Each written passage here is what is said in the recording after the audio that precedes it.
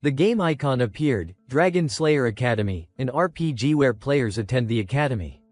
Of course, it would not be complete without monsters on the front lines. Kim Ho confidently asserted his place. I have been in this game for years, ranked number 1 on the leaderboard. The system also displayed his status, strongest support in the game. The monsters charged at the players like arrows fired from a bow. One of the creatures let out a ferocious roar, as if it wanted to devour the players whole. The main character swung his sword to protect everyone, Saint Lee Seo, S rank.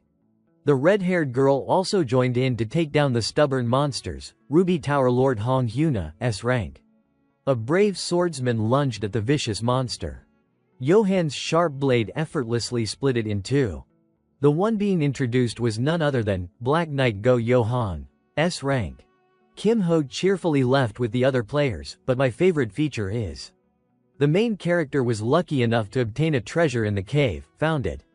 Its purpose was briefly stated, Bloodline Stone, used to upgrade vampires.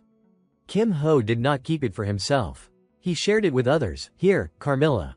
His goal was singular, to raise heroes.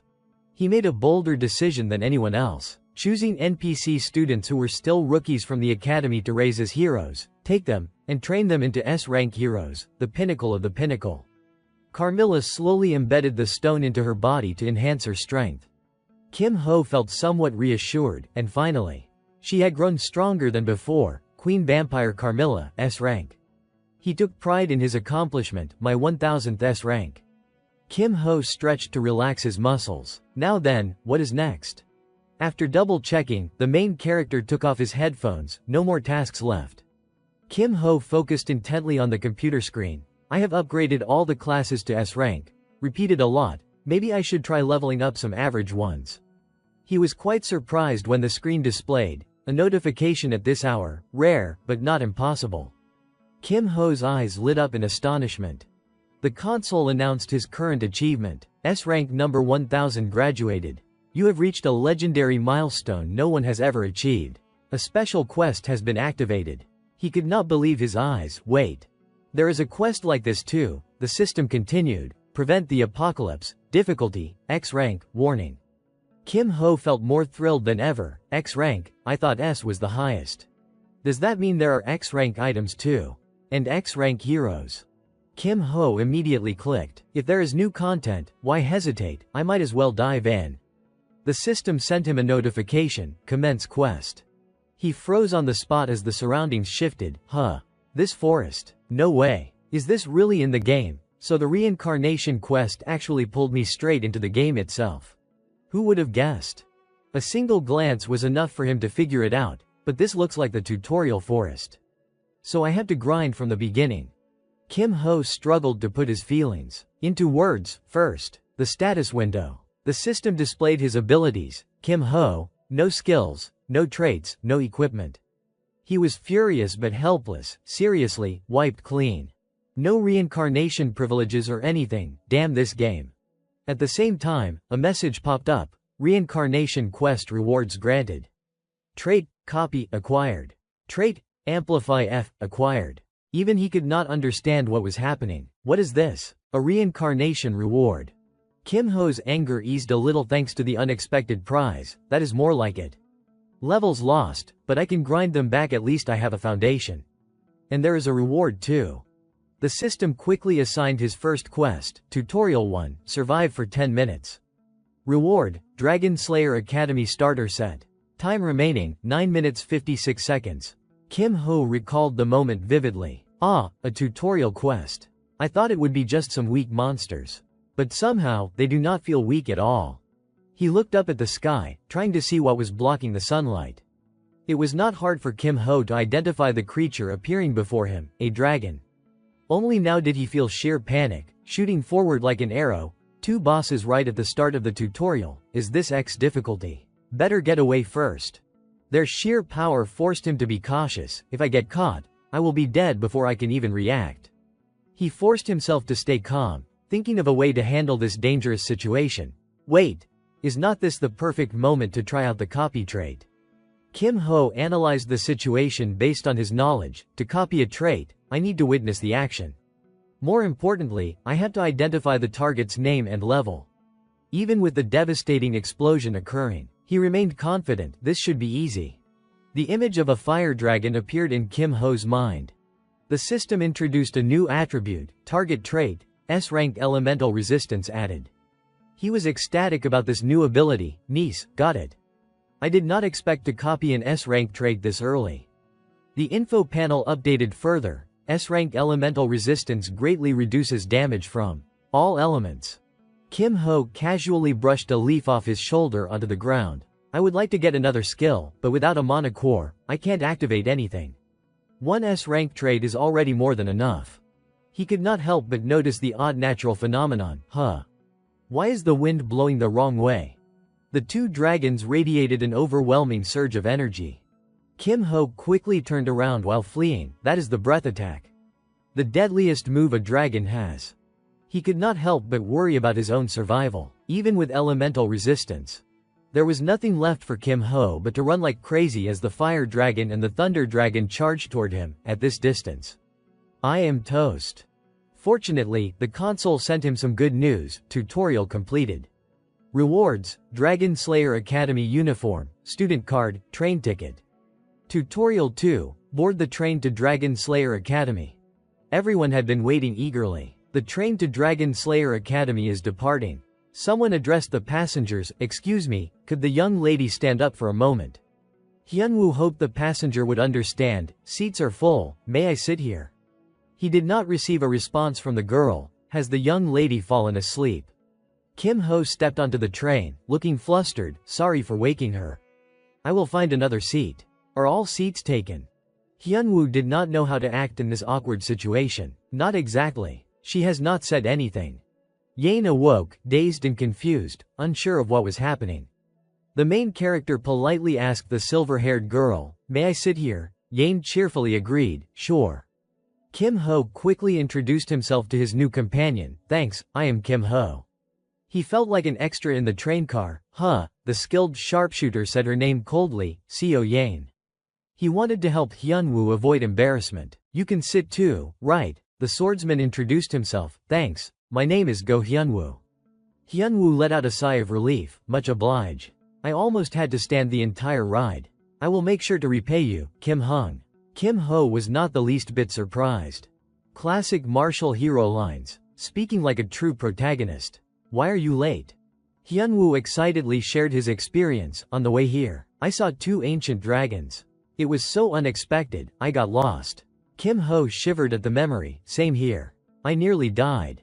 The engine's roar signaled the train's departure. We are moving. He could only keep his thoughts to himself, unable to share them. Dragon Slayer Academy. The place I have visited countless times whenever a new hero arrived. I know everything here inside out, familiar to the point of boredom, but this time, something's different. The two new companions he had just met, Go Hyunwoo, Seo Yane. He carefully observed his surroundings, every student and instructor. All faces I have never seen before. Kim Ho felt it was completely reasonable to prepare for a new situation. The setup may be familiar, but the characters have changed. That means upcoming events and quests could be different. I need to pay attention to what has changed. He felt slightly annoyed but did not voice it. And that girl, she has been staring at me this whole time. Kim Ho had already noticed. Seo Yane has a special eye. She converts everything she sees into stats. The main character pulled out a clear example. For instance, the guy in front of us has a familiar status window. The system transmitted the information. Skill status: Wind Heaven Blade Technique D, Sword Trait C, Core E. According to Yane's assessment, pretty average. She felt puzzled by Kim Ho's ability, but Kim Ho, he is different. Even the system could not update his information. Copy status, amplify. Yane thought to herself. He is special. I can't even count how many status windows like that I have seen. Suddenly, he asked bluntly, what are you staring at? The silver-haired girl remembered her teacher's advice. If you are interested in someone, do something kind for them. Yane reached for the suitcase under the desk. The sharpshooter focused her attention on the pack of cookies. Yane peeled one off and offered it to Kim Ho. Want one? He accepted the cookie from her hand. Thanks. Kim Ho tried to appear friendly. Homemade, not bad at all.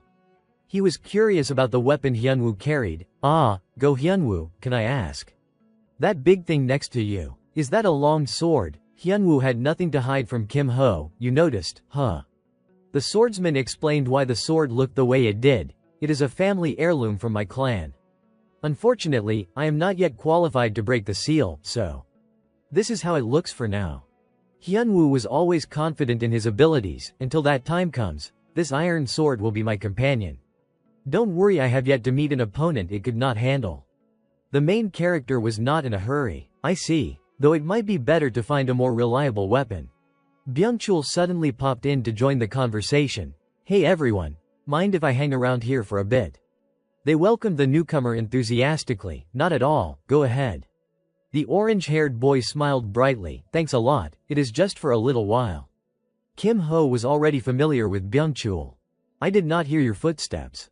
I think I know who you are. Why not just sit down instead of running around? Byung-chul kept scratching his head. You caught me. The truth is, it turned out Byung-chul had come to introduce his business. Call Shin Byung-chul for anything Dragon Slayer Academy delivery service. Just pay, and we will get whatever you want. Kim Ho was not fully convinced. Anything at all, Byung-chul confidently affirmed, of course. Kim Ho wanted to be sure before taking action, even if it goes against the school rules. The orange-haired boy remained bold. Exactly, just call me. The main character easily guessed, and now you are being chased because of your delivery service. Byung-chul admitted the truth. Yeah. That is right. He peeked outside, trying to ease his embarrassment. That obvious, huh? Kim Ho observed every move Byung-chul made. You keep looking out the window like someone's chasing you. The orange-haired boy hid behind the door, as if avoiding someone. I will explain later. Byung-chul pressed his face against the glass, startled as he noticed something approaching. Chun-yi searched through every train car. Come out quickly, we know where you are. The orange-haired boy panicked, unsure what to do. The disciplinary committee's here already, I am doomed. Byung-chul was well aware of their identities. The disciplinary committee maintains order around the academy. Members are first-year students who enroll early, then get assigned to manage the train. Like right now. She wanted to reclaim something that did not belong to him. Give back what is not yours. Byung-chul trembled from the electric shock, acting like the masters come to collect a debt. It was the first time the main character had witnessed this energy firsthand. A lightning mage, rare sight.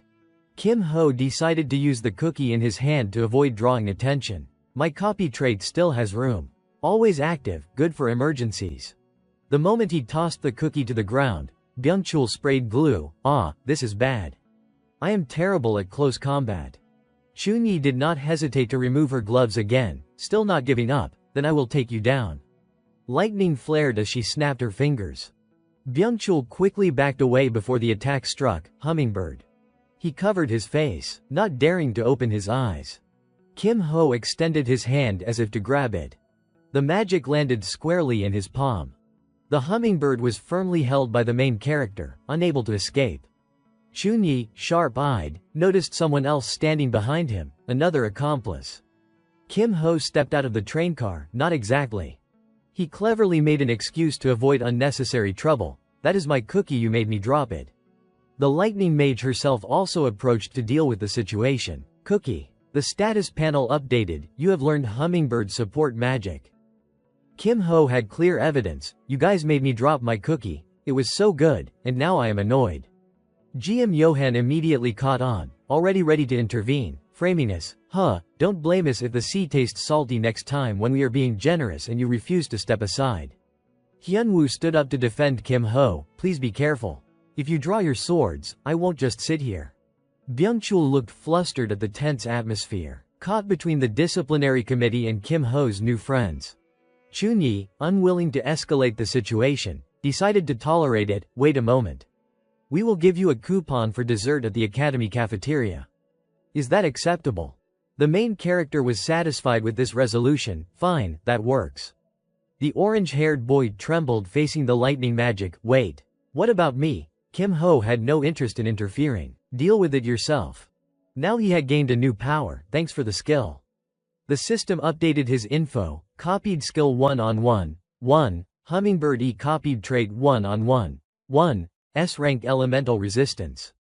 She retrieved the item that did not belong to Byungchul. You should steal the station worker's wig instead. This joke went too far. Kim Ho could not defend him, he really deserves a hit for that. Chunyi kindly advised him, I suggest staying out of Shin Byungchul's affairs. Kim Ho waved goodbye to the lightning mage, I will handle that myself. Have fun at work. GM Yohan did not forget to glance at the main character. I remember your face now. Hyunwoo was delighted to meet them, so this really is the disciplinary committee. Unexpectedly, Byungchul was still able to smile, yeah. Elite among elites. The one who just beat me with the hummingbird is Song Chunyi. The swordsman could not confirm. Is that Song from the Topaz Magic Tower? The orange-haired boy explained to Hyunwoo, yes, that is her. Song Chunyi is the granddaughter of the Lightning Emperor, Song Kyungwik. The other three are not to be underestimated either. Byungchul explained why he spoke that way. Jo Byuk is a disciple of the Fist King. Han Somi is a student of the Sword Empress, and the sole heir of the Golden Lotus Pavilion. GM Yohan, not exactly on the same level as the others, but still formidable. He bid them farewell before leaving. It was fun meeting you guys. Next time, remember to say hi. Bye-bye. The swordsman could hardly believe it, still full of spirit, as always. Hyunwoo was curious about the earlier remark, so Kim Hung really got involved over a cookie. Kim Ho calmly explained, it is because she is a rare lightning mage. I was just curious. Just by looking, Hyunwoo could tell, weren't you the one who blocked an attack from Miss Song just now? The main character asked directly, how well do you know the hummingbird move? Hyunwoo admitted honestly, this is the first time I have seen it. The swordsman analyzed it in surprising detail, it is so fast the eye can barely follow. Instead of causing damage, it is mainly used to neutralize or paralyze the target. Kim Ho agreed but still felt unsatisfied. That is only half of it. Hyunwoo asked back, what about the other half? Kim Ho easily replicated the newly copied magic. It is called hummingbird because it mimics how a hummingbird flies. Kim Ho, with his deep understanding, explained, the effectiveness varies depending on the user's skill. By observing the bird's movements, you can gauge the ability behind it. The main character recalled the scene vividly. If Song Chunyi were truly experienced, the moment I intervened, the hummingbird would have veered in a different direction. It seemed Kim Ho had already arrived at the answer, but it flew straight into my hands, which means her control or real combat experience is still lacking. He was suddenly absorbing new insights, just one move, and there is this much information. He did not reveal everything. Of course, there is more than that. Kim Ho was determined not to let talent slip away. She turned an E-rank spell into D-rank level power. Either that is a strong trait, or she naturally has a large mana pool. Either way, she is the Lightning Emperor's granddaughter, definitely a recruit for the list. Hyunwoo felt destiny had played its hand. We have just met, yet I have learned so much. This must be fate. He was eager to share his knowledge with others. Fate might be a bit much if you ask. I will guide you through it. He grew even more appreciative of Kim Ho. You are so generous. If you ever need help, just ask me, I will do my best. Kim Ho seemed to have something else in mind. Really? Then come over here with me. Oh, but first, may I borrow a coin? Hyunwoo could hardly believe his ears. Huh. Kim Ho yanked the dust cover off. The machine had not been operational. He seemed like he owned the place. Knowing everything about it, this train was originally a sightseeing train. This section used to be a casino. It is a bit messy here. Hyunwoo noticed Kim Ho slipping a coin into the machine, but, is not that broken? Kim Ho, fully aware, still went through with it, probably. The machine activated, much to his surprise. Maybe not. Kim Ho restarted it in the blink of an eye. Hidden event, this slot machine appeared to be broken. He gripped the lever tightly in his hand. Gotta make use of it immediately. A bottle rolled out from the machine. Both Kim Ho and Hyunwoo shared the same thought, missed it. We were not really expecting anything anyway. Hyunwoo felt anxious at Kim Ho's actions. Why are you even here? Kim Ho, aware of the consequences, stubbornly followed through. Technically, this goes against school rules. The issue is not using the machine, it is that an item came out. Hyunwoo hesitated. So, can I just watch? Kim Ho's confidence seemed unshakable. Missed again. Yeah, it is fine. The disciplinary committee does not patrol here much anyway, they're probably checking elsewhere. So no worries. Suddenly, Somi appeared behind them without making a sound. Hey, What are you two doing here? The speaker was Han So-mi, a first-year member of the disciplinary committee.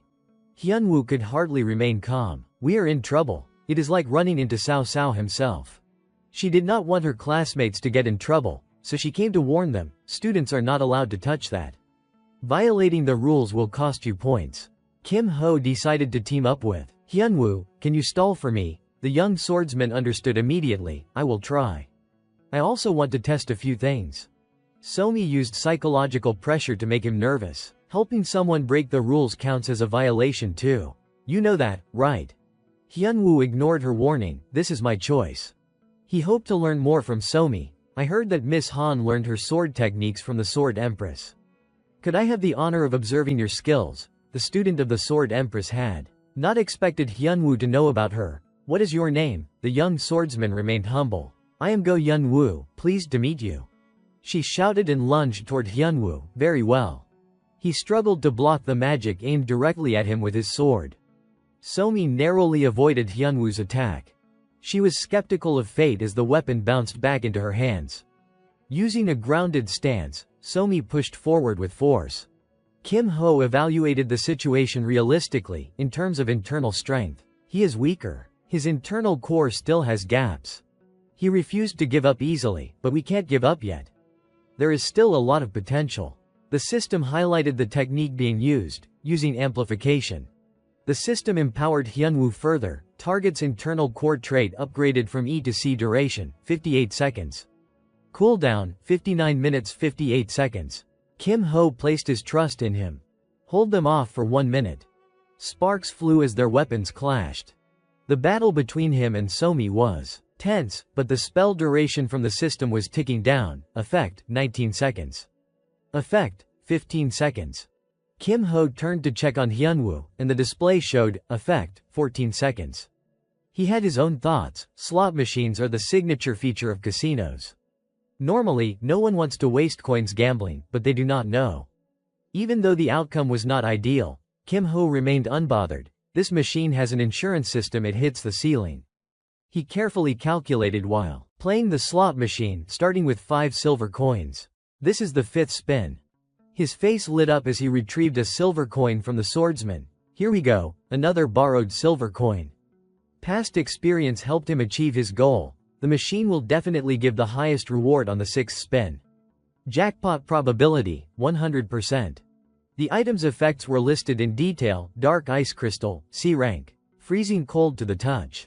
Handle with care. Warning, this item can be deadly.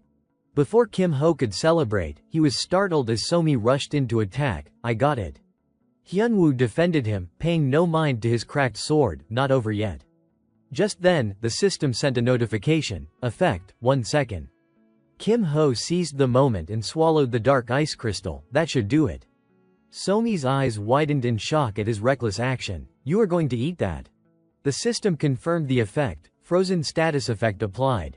He panicked slightly and called out, Kim.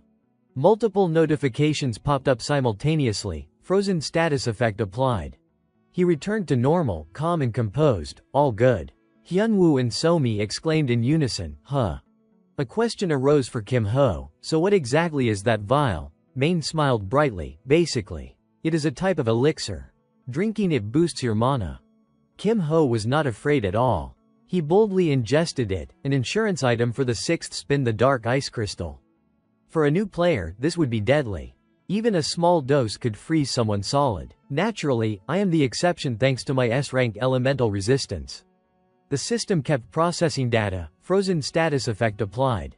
Frozen status effect removed. Main was satisfied with its effect. The cold dissipates, and the energy within the dark ice crystal gradually grows inside me. Hyunwoo gently asked So-mi, Miss Han, are you okay? The Sword Empress's student hesitated. Not exactly. Kim Ho did not trust her reaction. She sees everything. Only a fool would believe her. The young swordsman expressed his gratitude. Helping you, Kim Hung, makes me happy. Thanks to you, I got to spar with Miss Han and even got some good loot. Kim Ho felt he still owed Hyunwoo. You have helped me enough, but lend me 1 more silver coin. Hyunwoo eagerly wanted to learn more. If you do not mind, could you show me the technique again? Kim Ho skillfully declined to avoid disappointing him. Next time. It needs time to recharge, and I can't reveal everything yet. The cooldown is still an hour. Yane woke up while they were talking, understanding Kim Ho's reasoning. Got it. A technique that's strong must have its conditions. Main planned to share more when appropriate. The day's still long. There'll be a chance to use it again. A sound echoed through the train car, approaching destination. The scenery outside was breathtaking. Dungeon Island, the stop for this train. The name carried historical weight, named after the number of dungeons on the island. In the past, it was a lawless place crawling with criminals. The story unfolded with unexpected drama. One day, the first hero and dragon slayer set foot on the island. He cleared out the criminals, conquered every dungeon, built a city, and founded the academy. That is how the Dragon Slayer Academy came to be.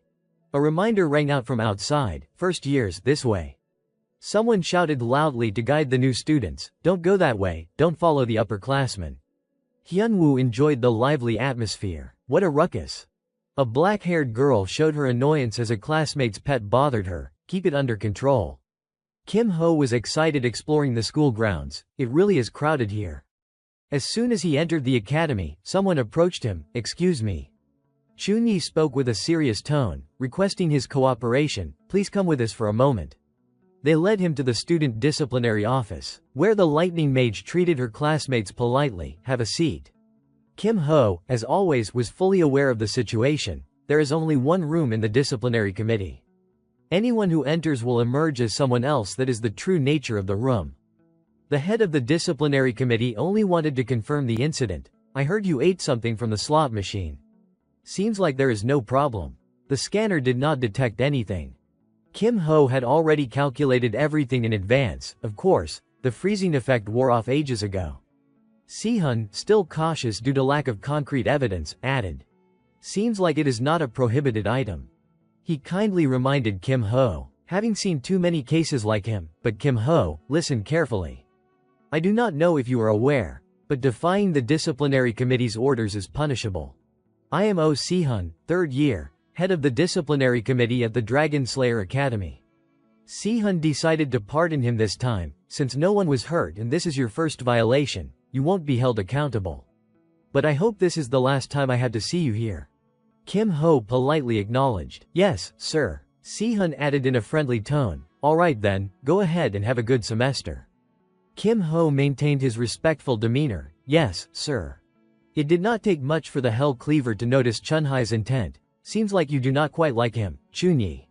She found it hard to trust Kim Ho. He looks suspicious no matter how you see it. If the target was not a banned item, there'd be no reason to use the machine. And no reason to destroy all evidence right on the spot. Sehun agreed with Chunhai's reasoning. We are thinking along the same lines. The lightning mage was determined to catch him. He has acquired an illicit skill at an advanced level. A proper investigation would surely expose him. Kim Ho nodded lightly. Yeah, maybe. Sehun questioned himself, but what if we find nothing? If we go as far as an investigation and still come up empty? What do we do next? Chunyi seemed unsure. That.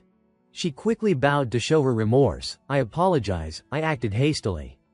Sehun reassured her without blame. Chunyi, I know you are very enthusiastic, but in situations like this, we need to take our time and assess the circumstances. He advised her not to overthink, just continue your work. You do not want to be late for the enrollment ceremony now. Kim Ho felt pleased that Hyunwoo remembered him. Thanks for saving me a seat. The system notified him. Guide 3 completed. You attended the enrollment ceremony on time. Reward, E-rank weapon selection ticket, 5 silver coins. Kim Ho valued the small reward. An E-rank weapon is better than nothing, and I even get back the silver I spent on the slot machine. Whispers filled the enrollment hall. There he is. Students murmured right in front of the senior. Is that the principal? He does not look impressive, but I heard he once led a Dragon Slayer team. Usually, the principal of Dragon Slayer Academy is a retired hero. Everyone knew the academy's rules. The title of hero is awarded to only one person among countless S-rank fighters. Just one. He may not look it, but inside him is immense power. Though has not the saint rejected him 4 times already? Someone added. No, 5 times. He was just rejected again. Kim Ho could only mutter to himself, wow. The principal awkwardly scratched his head. Welcome, new students. We sincerely congratulate all of you on joining Dragon Slayer Academy. The disciplinary committee listened attentively to his words. Dragon Slayer Academy was founded long ago, true to its name, to train students for battle against dragons and to become dragon slayers. Nari and Byungchul did not pay much attention to the principal's introduction. The first hero emphasized the word slayer in the academy's name. You need to truly understand what slayer means. If you have never slain an orge, you can't be called a dragon slayer. The principal elaborated to make it easier for the new students to understand what it means to slay. Anyone who has not killed a dragon cannot be called a dragon slayer. Kim Ho was already bored. Oh man, this is so long. It seemed the principal was speaking more to himself than anyone else. Taking a life is the destiny and essence of a slayer. Don't deny this truth. Ask yourself why you want to kill. Why you wish to take another being's life. I hope all of you find your answer before graduation. One more thing. The students groaned in unison. Enough already, oh man. This is giving us a headache. The principal jolted slightly, realizing he would gone over time. I hope all of you become true heroes here at Dragon Slayer Academy. That is all. Hyunwoo maintained his cheerful attitude. That was a really meaningful speech. But he could not hold back his impatience. Don't you get bored listening to this? The swordsman, too accustomed to lectures, replied without hesitation. Bored, every single word is priceless wisdom. My master used to preach these teachings every single day. Kim Ho froze at the reply. You had to listen to that every day. The teacher stepped up to make an important announcement. Attention, the list of banned items has been updated this year. Anyone caught possessing these items will face disciplinary action. And the items will be confiscated. Her words hit a nerve with many students below. Unless otherwise notified, all new students are only allowed to practice on the ground floor of the dungeon building. Be careful if you go to lower floors without permission. Your family, your magic tower, or your guild will face consequences. Follow the rules to avoid trouble. She reminded them of their responsibility. A moment of curiosity can bring disaster to everyone. Know the rules clearly and follow them properly to avoid punishment. The enrollment ceremony ends here. All students return to the dormitory in time for dinner. Yane, impatient with the long-winded explanation, muttered, finally. Straight to the point. A familiar voice rang out, startling Kim Ho and Hyunwoo. Come on, let us eat. Hyunwoo glanced at him, concerned about a mark on his face. Shin Hung, what happened to your cheek? Byungchul shrugged it off, even though the culprit was right behind him. Ah, just a small accident. Byungchul grinned, his eyes crinkling with amusement. Make sure to eat well and fill your stomach. Kim Ho, confused, asked, why? Byungchul's explanation did not clarify much. Tomorrow's the first day of classes. It is a big deal. That night, in the male dormitory, Hyunwoo waved at Kim Ho. Lucky us. Rooms next to each other. Coincidence or fate? Main did not get excited. I do not really care much. The swordsman sent a good night greeting to Kim Ho. Sleep well, Kim Hung. But Kim Ho was already thinking ahead. Sleep, there is no time for that yet. He neatly hung his clothes in the closet, while Main sat cross-legged on the bed, focusing his attention. Finally, some free time. The energy radiating from Kim Ho's palm. Then I have to form the core. The system explained the element as if it were the heart of the body. To use any skill, whether magic or internal energy, you need a source of power. That is the role of the core. Based on the information he had previously gathered, Main felt even more confident. This is my first time trying it outside the game, but I already knew what to do. I absorbed the ice crystal, so I have enough mana. Kim Ho encouraged himself, I can do this. Meanwhile, in Go Hyunwoo's room, the swordsman sat on the floor in quiet meditation, saying nothing. The memory of the previous battle still weighed heavily on his mind. Han Somi is the strongest opponent I have faced since leaving the mountains. Even though both of us held back during the duel, if we had gone all out, the outcome would have been unpredictable. Hyunwoo understood his own limits clearly. Without Kim Ho's support, I could have been defeated the moment my iron sword broke. The swordsman's assessment was entirely accurate. Master, that is the word I would use to describe Kim Ho. From the very first meeting, there is a calmness that only the truly strong possess, eyes that seem to see through everything. Hyunwoo's mind was occupied solely with the family sword resting in the corner of the room. Should I ask him for help? After a moment's thought, he shook his head. No, I can't. He is my first true friend. Determined to rely on himself, Hyunwoo resolved. I will give it my all on my own first. The next day, the classroom was already bustling with noise. The silver-haired girl, having just woken, hurried to class. Good morning. Hyunwoo, ever considerate of his friends, remarked, you are here. I was worried you would oversleep. Kim Ho's prediction proved accurate, she must have overslept. The whole class fell into a state of confusion. Where's the teacher? The bell rang, but no one's here yet. Who is the homeroom teacher? This is so careless. The blonde girl spotted the teacher's figure approaching. Here he comes. Immediately, the students were stunned as a man glided past the desks. Sudok made a formal introduction. Judging by your expressions, I must be fairly well known. Pleasure to meet you all. I will be your homeroom teacher this year. My name is Lee Sudok. He addressed the brown-haired girl, repeating his question. You there, what do you call me? Trembling, she stammered, why, Your Excellency, the crime hunter.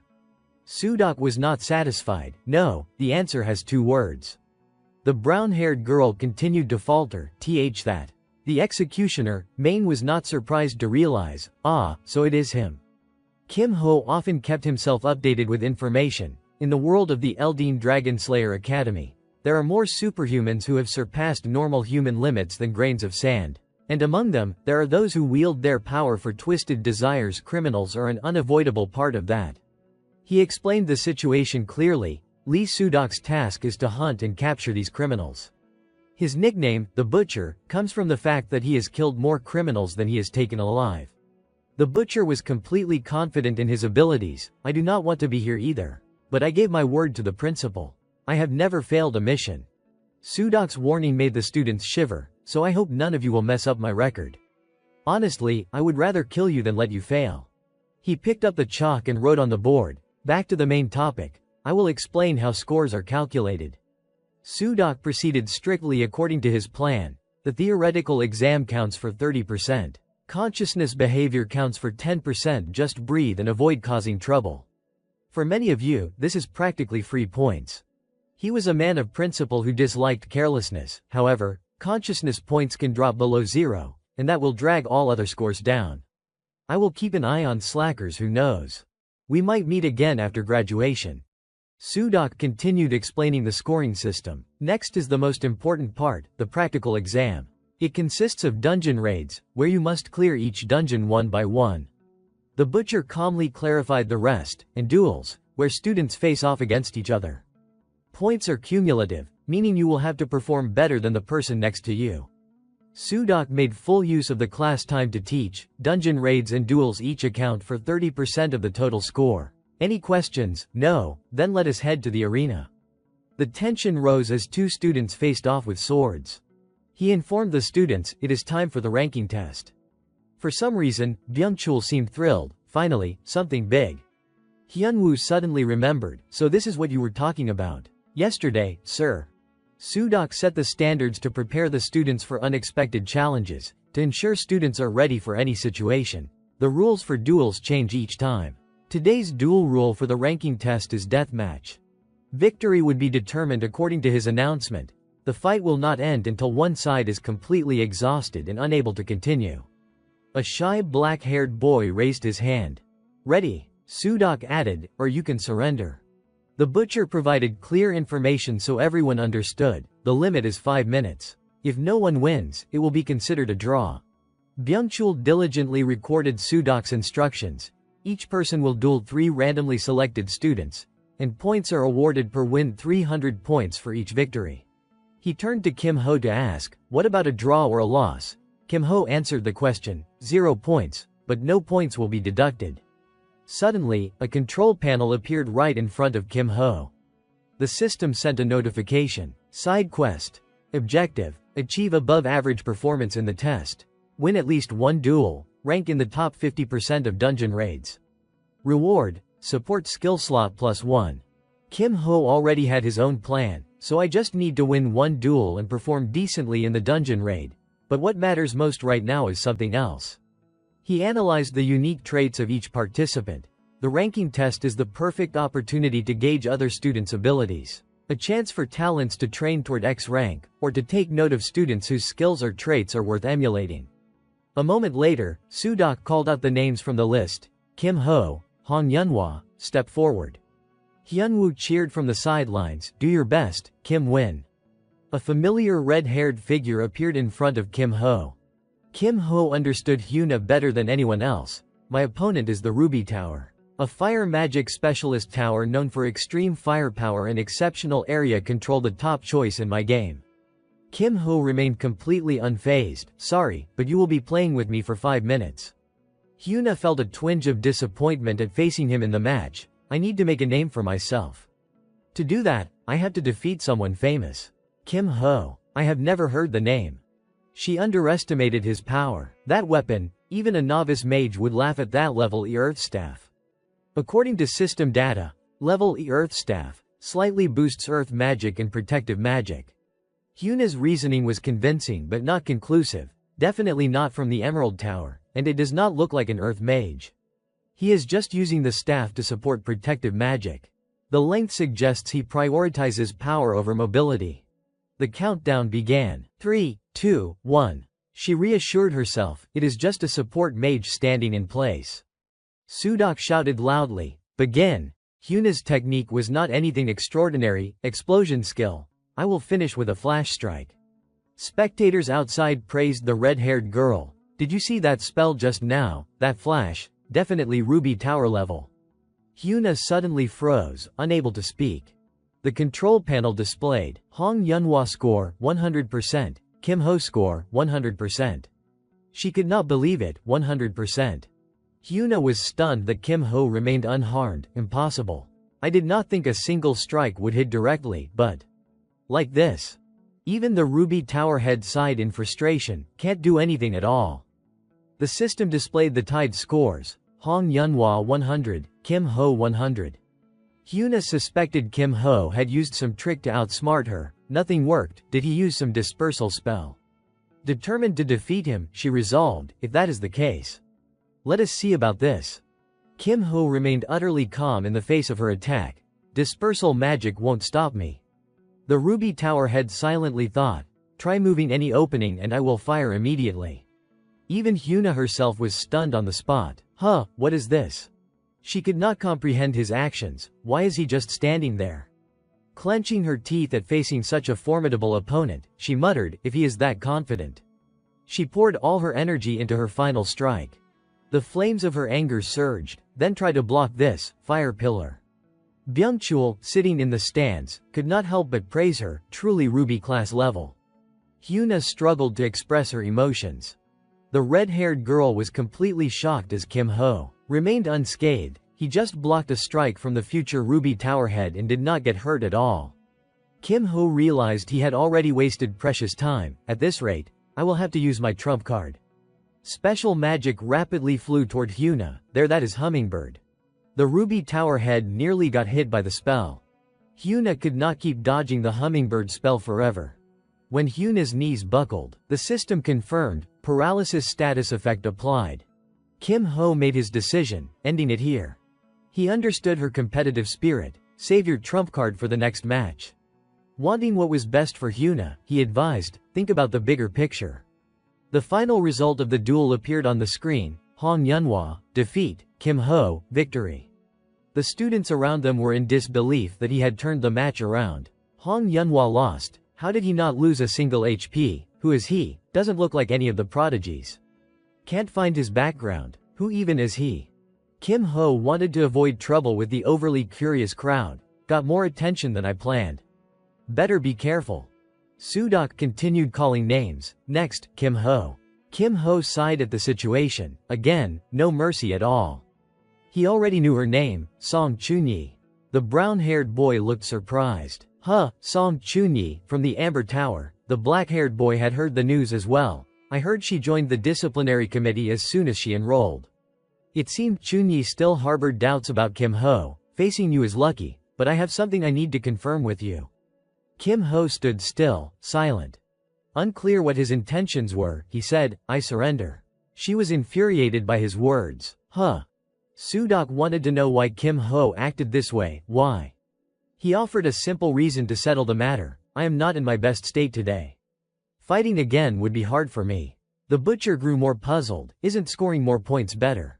Sudok urged Kim Ho to think carefully. So you truly want to give up? Kim Ho expressed his decision firmly. Yes, I won't do it. He did not hesitate at all. I will also forfeit the third match. Sudok respected the student's decision. Alright, I will count it as a loss. The lightning element mage scolded him harshly. Pathetic, always ready to back down. Chunyi had always pushed herself to improve. My grandfather always says never to hesitate, even when the situation is not ideal, and to fight to the very end to reach the top. Kim Ho calmly reflected. Now that I think about it, her grandfather must be a lightning emperor like grandparent, like grandchild. He did not concern himself with that matter. For a competitive hero, that makes sense, but it has nothing to do with me. Kim Ho was willing to let her claim the glory. Seems it is not for me. Consider it your victory. Chunyi deliberately taunted him, truly disappointing. I must be foolish to expect anything from you. Kim Ho suddenly remembered something. Ah, right. She turned to listen. What? He recalled Chunhai's promise on the train. Didn't you say you would give me a dessert voucher? Kim Ho's words only made her angrier, though she had to smile. I am still waiting. Sudok switched opponents for Chunyi. Next up, Song Chunyi, Yang Jihong. Jihong was thrilled to face the lightning mage. Amber Tower, amazing. He had not even finished speaking when he became flustered. You are ready, right? Chunyi unleashed a devastating attack the moment the butcher shouted, begin. The system's message confirmed her overwhelming power. Song Chunyi, 100, Yang Jihong, 0. Byungchul diligently took notes on the events. She is really paying attention to him, huh? Kim Ho had already anticipated the likely outcome of facing Chunyi, probably so. He felt relieved for Kim Ho. Good thing you surrendered before becoming barbecue. Song Chunyi loses, and Yang Jihong wins. Kim Ho exhaled in relief, told you so. Yet the anger still lingered in her heart. He did not dare respond to Byungchul. Did you see her expression just now? Some admired Chunhai's talent. No wonder she is the granddaughter of the Lightning Emperor. Incredible. Kim Ho's face lit up with joy. Alright, now I just need to win. The backstabber whispered behind him. Seriously, who gives up during a ranking test? The bob-haired girl bluntly criticized, probably scared because the opponent was Song Chunyi. The backstabber did not realize Kim Ho had overheard everything, so beating Hong Yunhua earlier was just luck. He must be a worthless coward. Kim Ho was satisfied with his own performance, not too flashy. But defeating Hong Yunhua from the Ruby Tower is exactly the kind of reputation I wanted. Sudok announced the next match. Next up, Song Chunyi. Kim Ho felt concerned for the other students. Here we go again. Poor opponent. The silver-haired girl stepped onto the arena at his call. Son Yain. Byungchul could not help but be puzzled. A royal guard, that is unexpected. Kim Ho also raised an eyebrow. Really, I just found out too. The orange-haired boy eagerly anticipated the outcome. This is interesting. Royal guard versus a mage. It would not be surprising if Song Chunyi loses this one. Kim Ho only trusted what he saw. Who knows, let us wait and see. Byungchul countered Kim Ho's opinion. No way a cautious royal guard won't lose. The thrill of betting surged through him, betting 5 silver coins. Then. This aligned with the orange-haired boy's sentiment. Yep. The system displayed the match info just before it began. Song Chunyi, 100, Seo Yain, 100. Yain wielded 2 guns simultaneously. The sound of gunfire erupted as the sharpshooter unleashed a barrage toward her opponent. Start.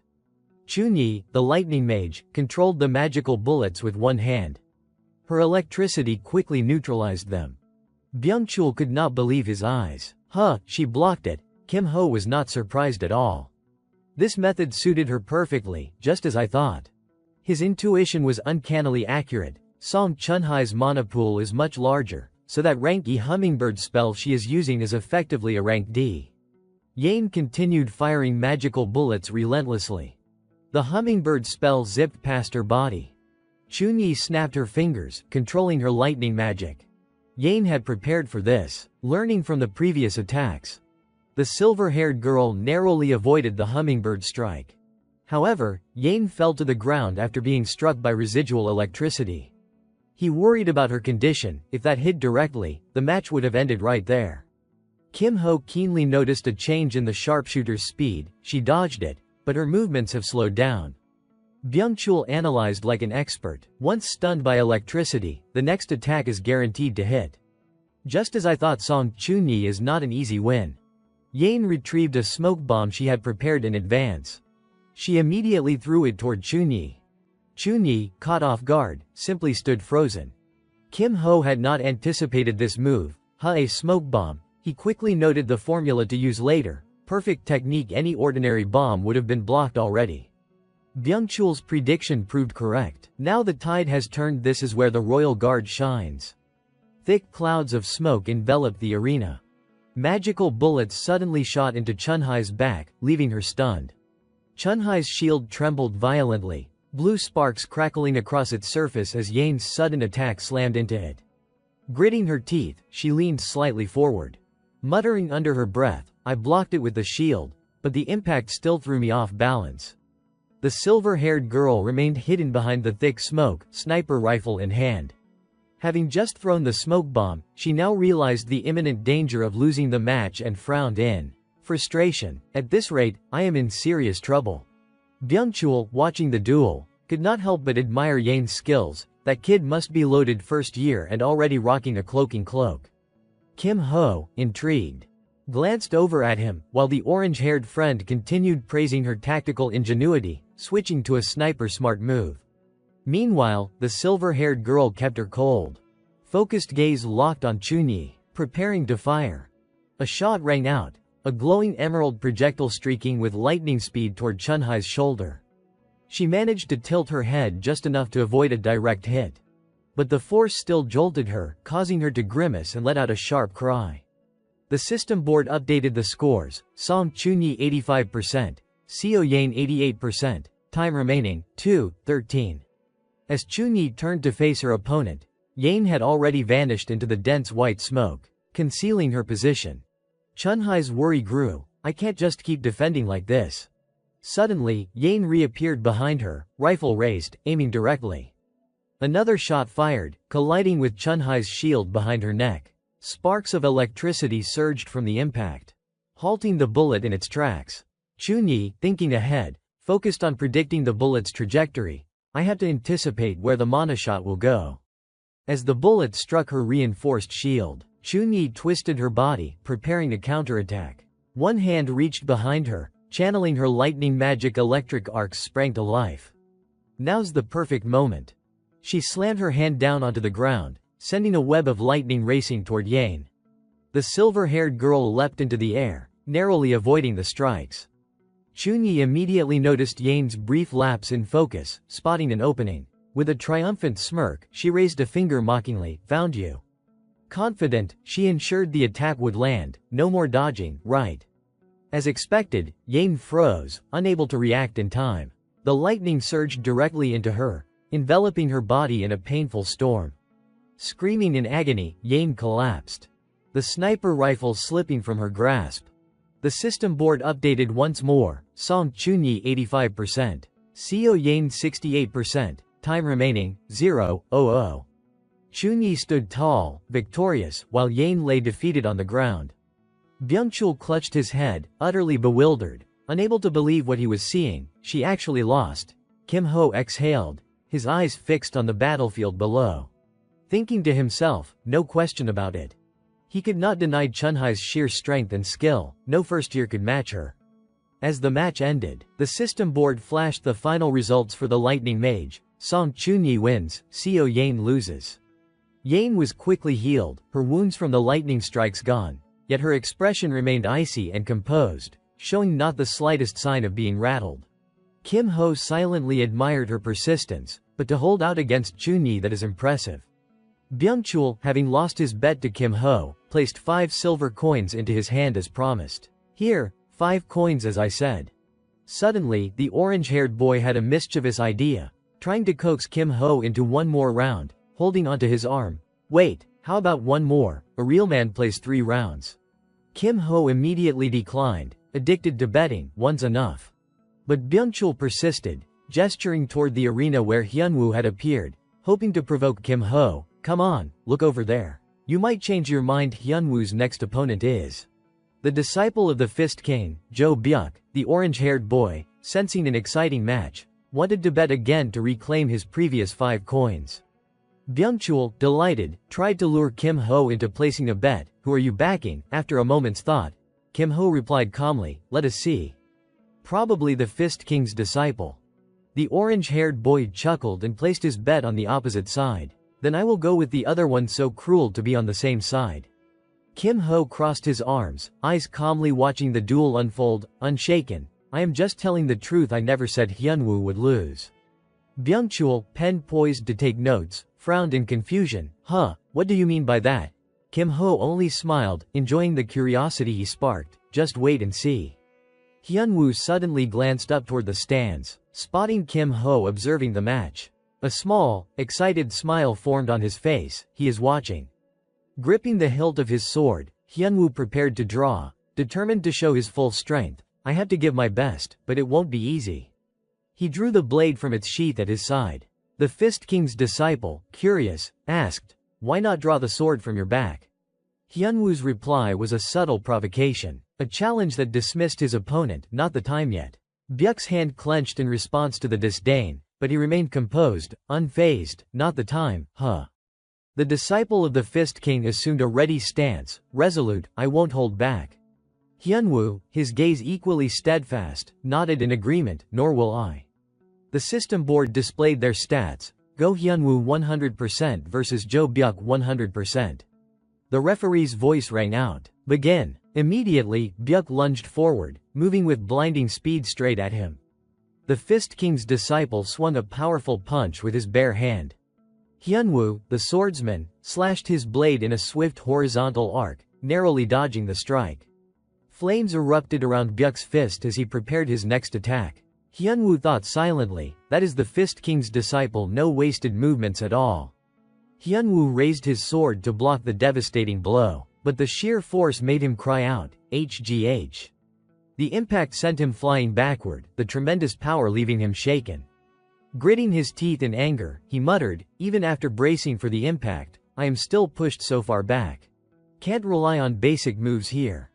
Byuk charged forward like a human torch, his fist blazing. Hyunwoo resolved to strike. "All right. Time to end this with one move." Calmly, he activated his technique. A faint, blue smoke curled along the blade azure slash. Fire and ice clashed between the two combatants. Byuk's powerful punch cut across Hyunwoo's body, and unexpectedly, Hyunwoo's sword shattered into pieces.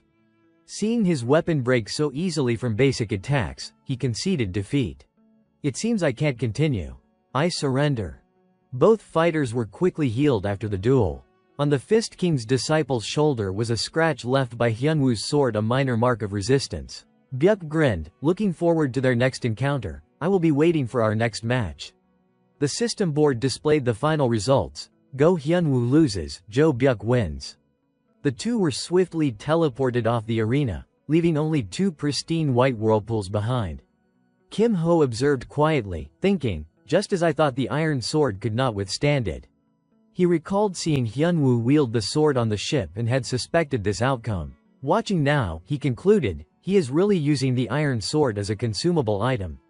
Byung-chul buried his face in his hands, frustrated and astonished. "No way. You predicted this too." Kim Ho patted him on the shoulder smugly, flattering, "Really?" The main character did not forget to collect the money owed from the orange-haired boy. Smiling brightly, so dazzling it made Byung-chul resentful, he held out his hand. "All right, 5 silver." Byung-chul stammered, flustered, "I do not have any more money." Kim Ho, seeing his friend unable to pay, offered another option. "It does not have to be money." Byung-chul's eyes lit up with excitement, surprised. "Really, then? What else?" The main character pointed directly at the notebook Byung-chul had been scribbling in and said bluntly, "Hand over the information you have got." Suddenly, a voice rang out, reminding the students, "After lunch, we will continue with the dungeon conquest test. Gather at the dungeon hall, do not be late." Dismissed. The students dispersed to relax in the campus's lush courtyard, where the grass was neatly trimmed daily. Everyone seemed excited, can't wait for the conquest. Some were eating a quick lunch after a busy morning. "Oh, this is good." Meanwhile, Kim Ho's group sat nearby, with Byung-chul devouring a sandwich with gusto. He mumbled something while eating, prompting Kim Ho to scold him, "Finish chewing first, gross." The blonde-haired boy quickly straightened up and asked politely, "Sorry, what info do you need?" He then began answering a few questions Kim Ho posed. "Tell me about the key figures of the four main factions." Byung-chul grinned, "Sure, this info's already been circulating anyway." The four main factions were the Disciplinary Committee, the Dragon Slaying Academy's top four, the Martial Alliance, the Guild Federation, the Demon Tower Society, and the Knights Order. At the head of these factions were Mo Ying-jun, grandson of the Sword Saint Mo Ying-hyunsung, representing the Martial Alliance. Hong Yunhua, heir to the Ruby Tower, led the Demon Tower Society. Druid Park Nari, always with a cat perched on her shoulder, headed the Guild Federation, alongside another promising member concealing their true power. Finally, Kim Hong-yun, son of the Grand Swordmaster, represented the Knights Order. Byung-chul flipped through his notebook, narrating the details for Kim Ho. These are the particularly powerful individuals. Kim Ho could not hide his excitement. Impressive, indeed. Byung-chul closed the notebook and glanced around curiously. Wait, where did Hyunwoo go? At that moment, the orange-haired boy's phone vibrated, startling him. The club president. Almost forgot, he muttered. He hurried off, leaving a quick farewell behind. I am heading off, sorry. Kim Ho watched him rush away and sighed helplessly. See you later. In such a hurry. His attention was drawn to a silver-haired girl sitting alone, eating her sandwich quietly without speaking to anyone. Yane looked somber, almost lonely, as if wanting to fade into the shadows, unseen by anyone. Kim Ho could not help but think, perhaps she is the first person I have truly connected with in this world. I can't just sit here and watch her spirit falter like this. He decided to start a conversation with her. Hey, the cookie I dropped on the ship yesterday. The silver-haired sharpshooter, already nibbling on her own food, glanced at him with a puzzled look. Kim Ho tapped a few buttons on his system interface and continued, wanting to share his dessert with her. Song Chunyi already sent the dessert ticket. Since it is your cookie, I will share it with you. A small, charming box of blueberry cookies appeared, and he did not forget to invite her. Eat together. The silver-haired girl responded calmly. Thanks. Suddenly, she spoke up, addressing him. Hey. Kim Ho, mid-bite, turned curiously, unsure what she was about to ask. Yeah. She spoke straightforwardly, seeking his opinion. Do you think I lost to Song Chunyi? Kim Ho sighed and decisively answered her question. If your mana bullets are not strong enough, they can't pierce a mana barrier. A mage with a larger mana pool naturally has the advantage. Then he held a mana bullet out in front of her and continued explaining. But if the mana bullets are enhanced, that changes everything. The silver-haired girl's eyes widened with curiosity, clearly astonished. Excited, yet still unsure how to proceed, she asked, mana training. How am I supposed to do that? Kim Ho was surprised she had never heard of mana training. Huh. Don't tell me. You have never tried, Yane admitted plainly, never. The protagonist, curious, asked again. Then how have you been creating mana bullets until now? The silver-haired girl looked even more confused, not understanding what he meant. Kim Ho was stunned by Yane's reaction. She truly had no knowledge of mana training. You have never created a mana bullet before? Yane replied nonchalantly, no, never. He stared at her as if she were an alien, thinking, a genius. Mana bullets should be a basic skill for every royal guard. Yane noticed him silently studying her and grew curious.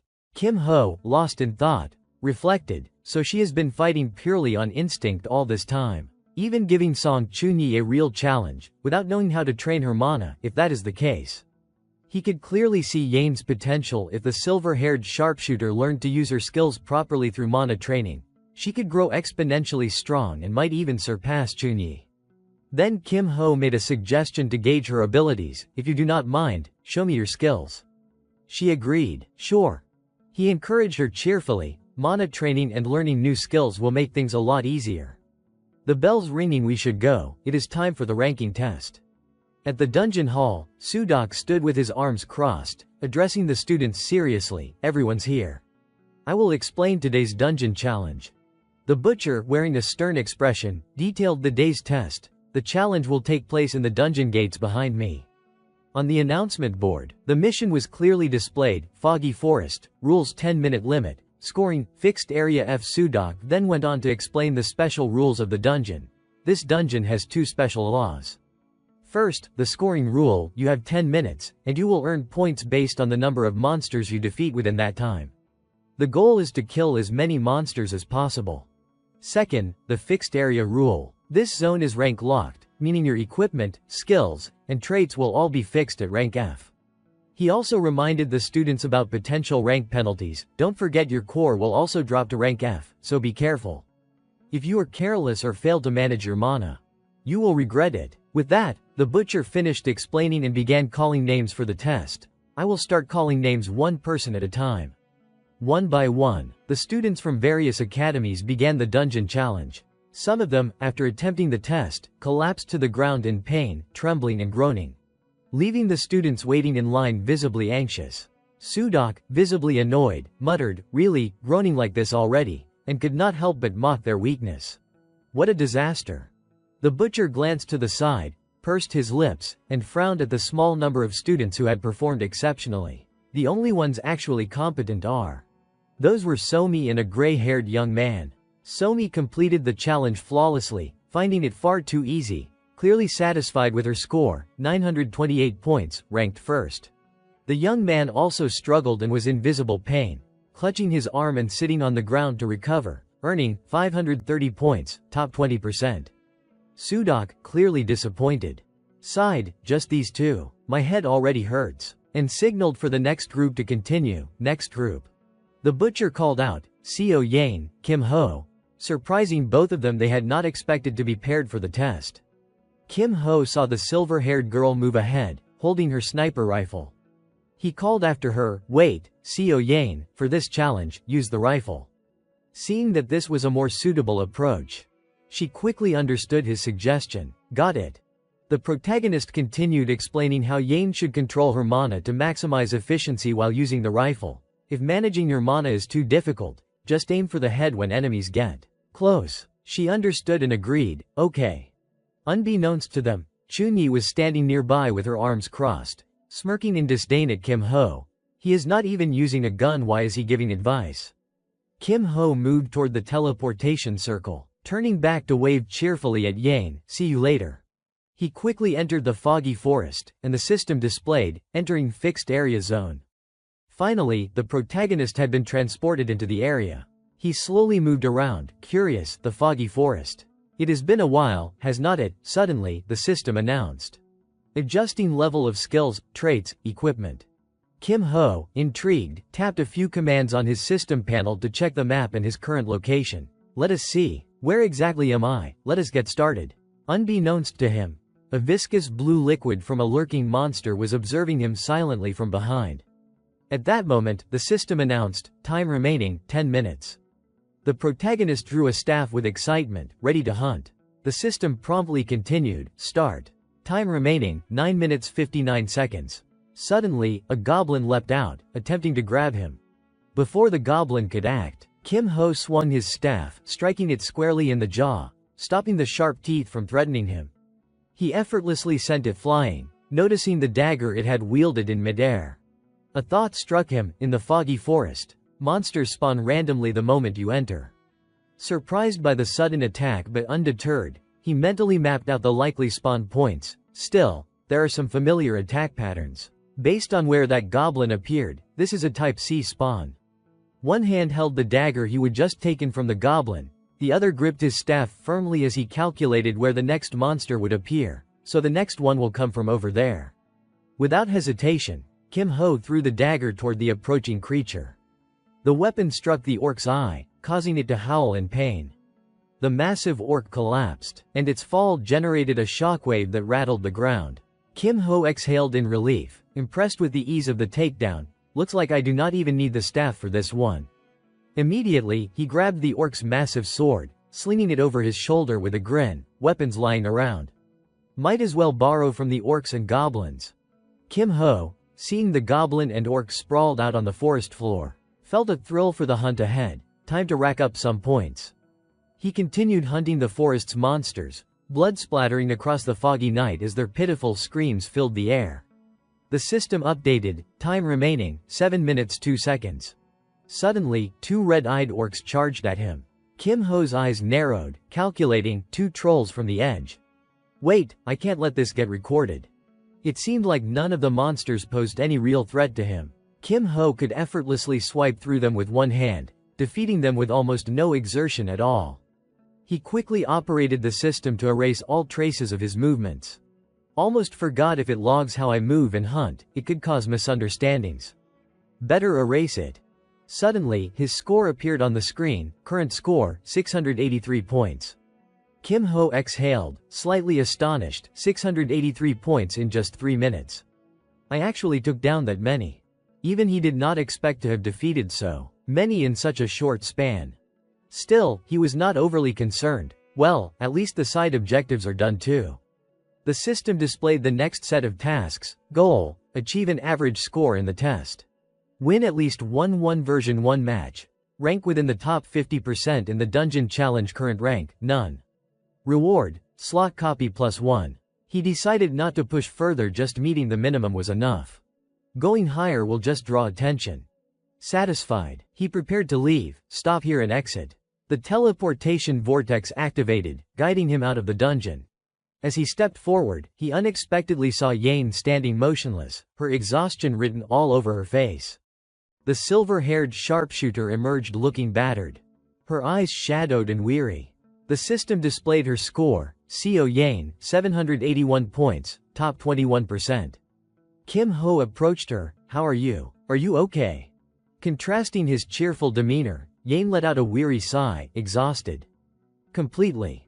Seeing her so drained, he complimented her to ease the fatigue from the challenge. Tired, your score is not bad at all.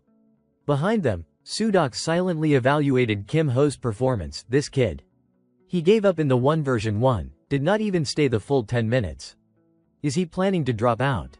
The executioner, initially dismissive of Kim Ho's potential, suddenly noticed something unusual. Average rank, he got that many points in such a short time. Kim Ho, 683 points, 38%. Has anything like this ever happened? Curious, he fixed his gaze on Kim Ho. I need to keep an eye on this one. Suddenly, Sudok called out the next student. Next, Go Hyunwoo. Kim Ho, standing nearby, offered a quick word of encouragement. Be careful. Hyunwoo responded briskly. I will be back soon, and the swordsman stepped toward the teleportation circle. Watching him leave, Kim Ho glanced at the current leaderboard and thought, that is Lee Sung-hyun, the son of the Grand Swordmaster. Lee Sung-hyun, 951 points, rank 1.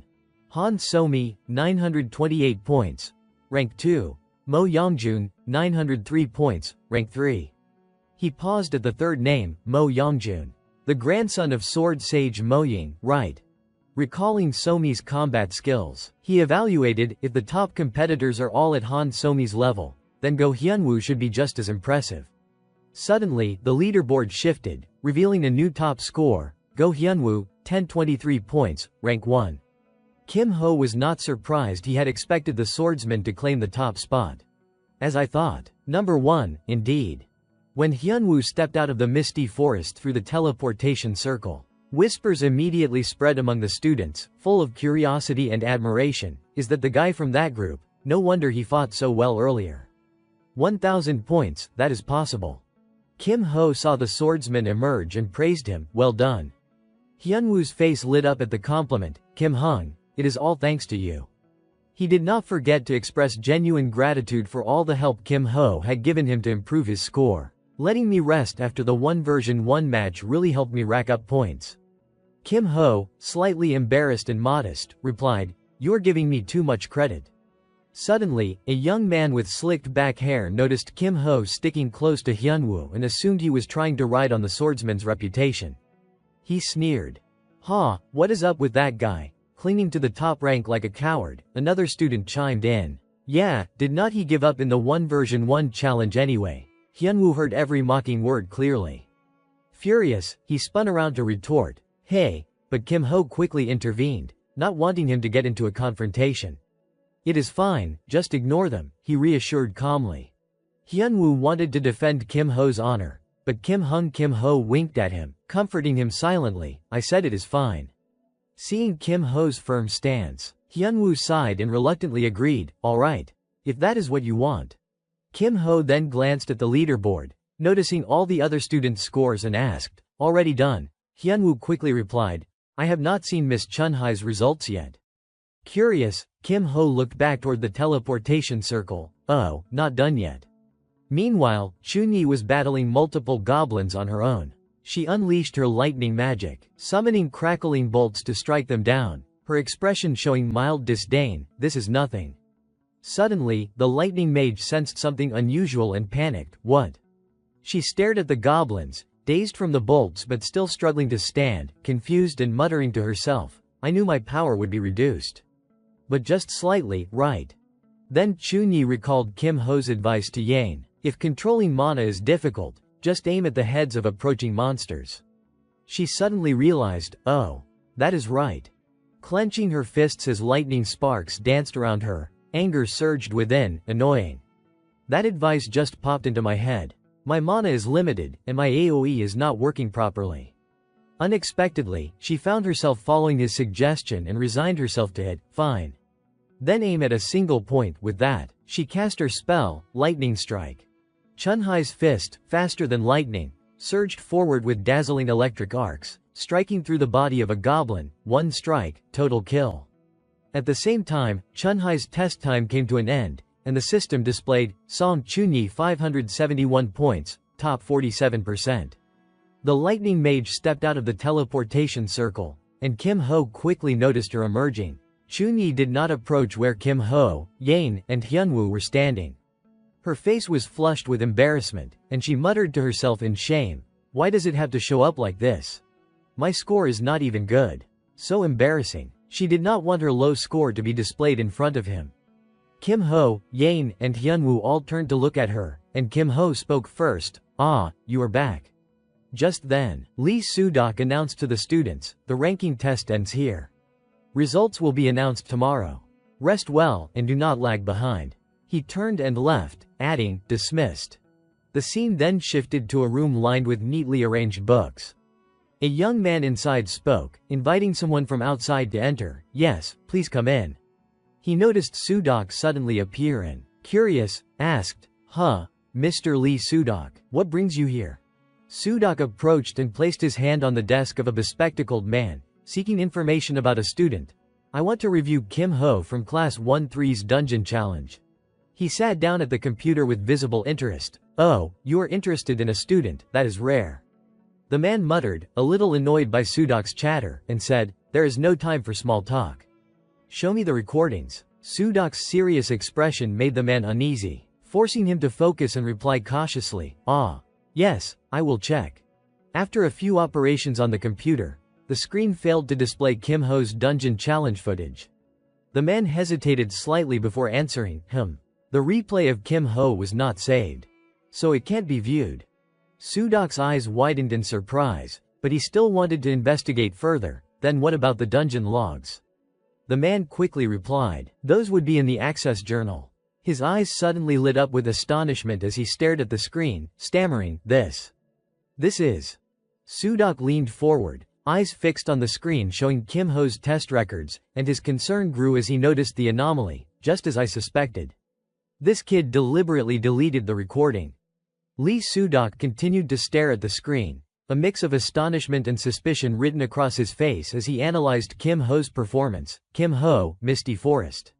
13 minutes 31.02 seconds, 13 minutes 34.28 seconds, 683 points, 38%. He could not understand why Kim Ho would delete the recording. At this pace, he could have easily scored 2,000 points in 10 minutes. So why hide his true strength? Don't tell me. Sudok immediately sensed the danger. In the Bloodfang Academy, the more powerful one is, the more attention they draw from enemies, dragon servants, cultists of dark gods. If even one of them infiltrates the academy, it is best to prepare countermeasures immediately. He realized a formidable force might have quietly entered the academy. So vigilance and preemptive planning were crucial before something disastrous occurred. The bespectacled man noticed Sudok's grim expression, and hesitantly voiced his concern. Should we report this to the principal? Sudok did not answer immediately, lost in thought. After a long sigh, he decided to keep it under wraps for the time being. Just monitor the situation. If the information leaks without evidence, they will become even more elusive. With lingering worry, Sudok left, thinking to himself, if he really is a threat, his fangs will reveal themselves soon enough. For now, just watch. He recalled Kim Ho's face and muttered his name under his breath, Kim Ho. At 3:27 p.m. in the Bloodfang Academy cafeteria, Kim Ho casually placed an order, I will have a cup of coffee. Hyunwoo, intrigued, followed suit, excitedly saying, I want to try this thing called coffee too. Yane, still exhausted from the lingering effects of the test, rubbed her eyes and excused herself. I will head back first. Kim Ho did not insist she stay, replying quickly, we will sit here a little longer then. The two of them got their coffee and sat at a nearby table. Kim Ho reminded Hyunwoo, check the booklet we were given at the end of class. Hyunwoo, seeking clarification, asked, you mean that thin book? He opened the small blue booklet, but still looked confused, I do not really understand what is written here. Kim Ho, calm and nonchalant, replied, that is exactly why we need coffee to see what today's important points are. Kim Ho then walked Hyunwoo through the process step by step. First, look at your student ID card. Following the instructions, Hyunwoo pulled out his card, and the system displayed his information. Go Hyunwoo, Class 1-3, points, 3069. Hyunwoo's eyes widened in shock. Whoa, these points were not there before. Kim Ho explained, those points represent the usable score you have accumulated. Think of it as the currency of Bloodfang Academy. He pointed to the booklet and continued, typically, you earn these from dungeon raids like the one you just completed. You can use them to purchase items or access academy facilities. But right now, there is one thing you need to focus on the most. Setting the booklet down, Kim Ho added, you probably noticed the recording notice right before leaving the dungeon. Hyunwoo, surprised that Kim Ho mentioned it, nodded in agreement, oh, that is true. Kim Ho smiled, holding a small orb he had just bought, and explained, right now, you can purchase the recordings of other people's battles. The system pinged, showing, item purchased, 100 points deducted. Inside the orb was a recording of Somi fighting goblins in the misty forest. Hyunwoo, curious, asked, this is? Kim Ho explained, it is Han Somi's dungeon raid process. Pointing to the orb, he added that, as the top-ranked student, Hyunwoo could purchase many more items. Since you are ranked first, your items probably sell like crazy. Excited, Hyunwoo immediately tried it out, and the system kept displaying, item sold, plus 100 points, plus 100 points, plus 100 points. He was amazed by the endless point accumulation. Whoa, it just keeps going up.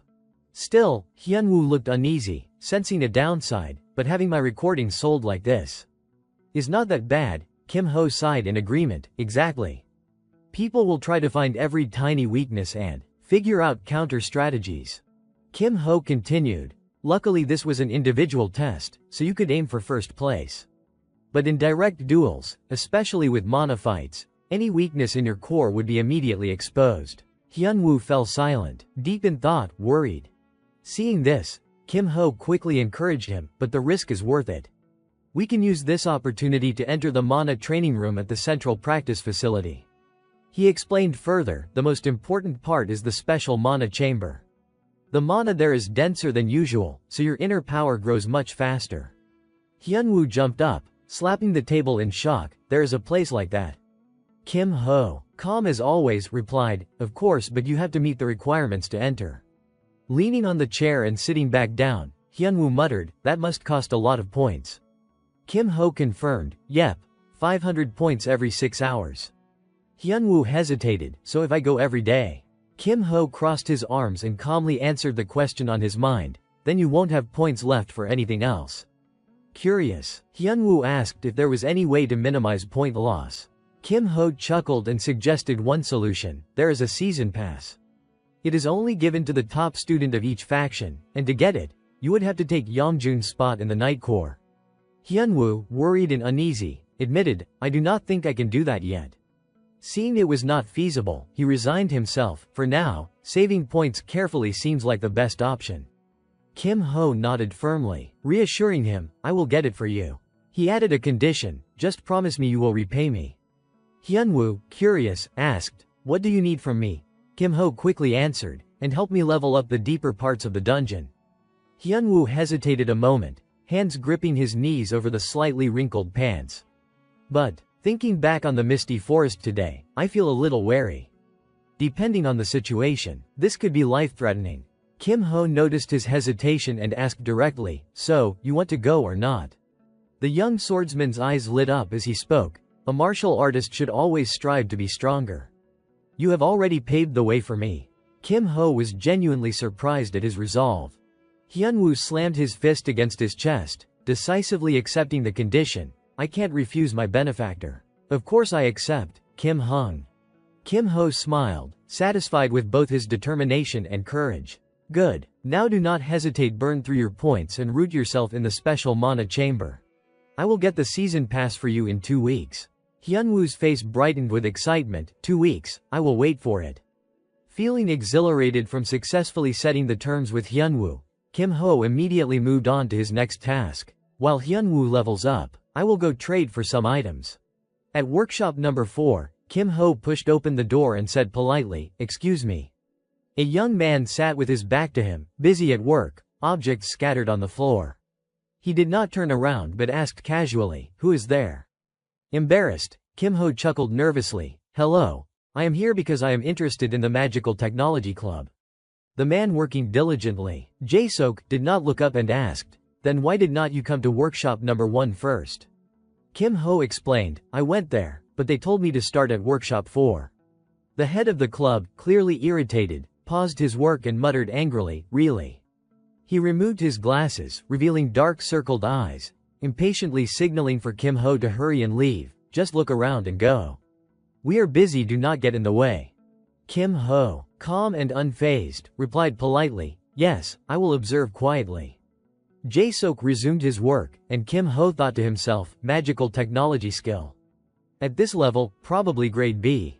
Silently, Kim Ho extended his hand, golden light flickering around his fingers. Using the copy function, he effortlessly completed the first part of his task. First objective complete. He noted casually.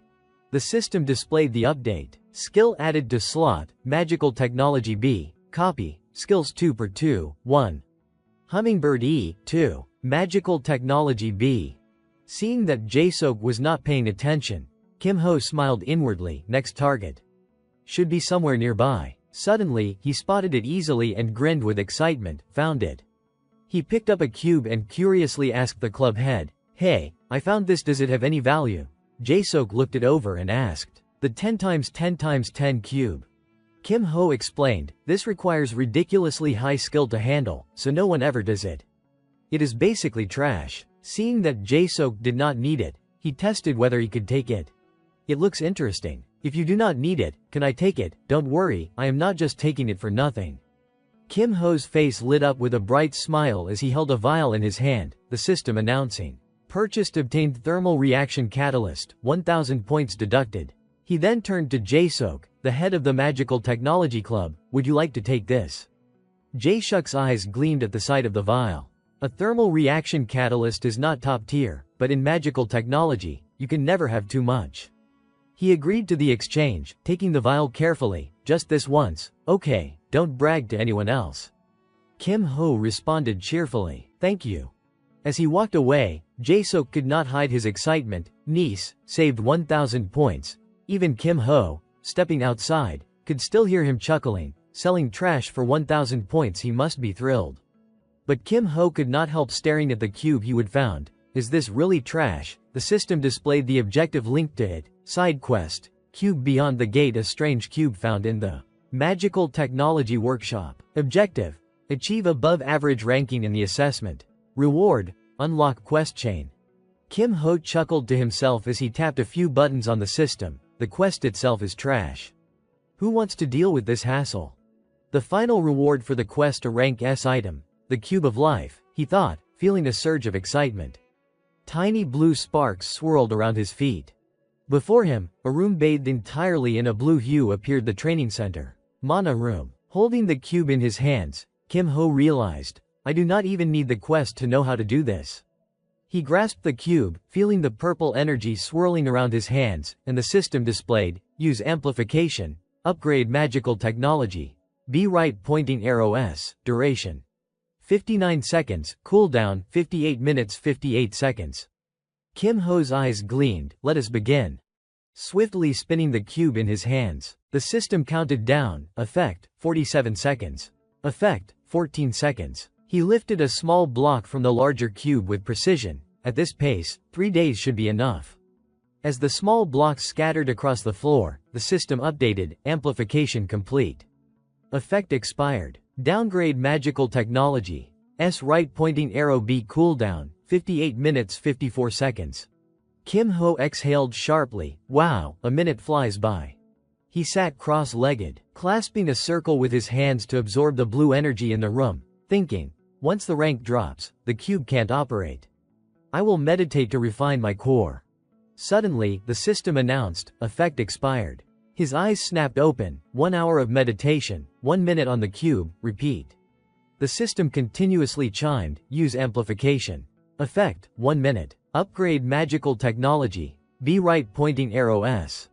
Kim Ho kept working diligently. I need to complete the cube of life before Friday. The event triggers on the first Friday.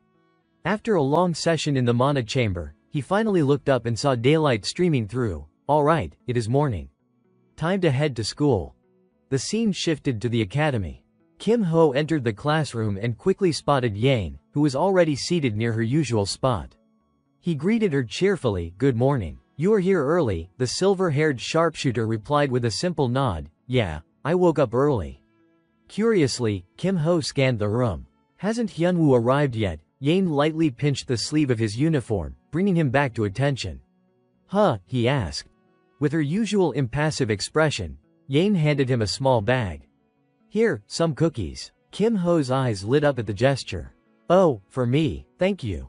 He opened the bag and pulled out a cookie shaped like a dinosaur, holding it up with excitement. A dinosaur cookie, awesome. Yang, noticing his childlike delight, felt a faint blush of embarrassment.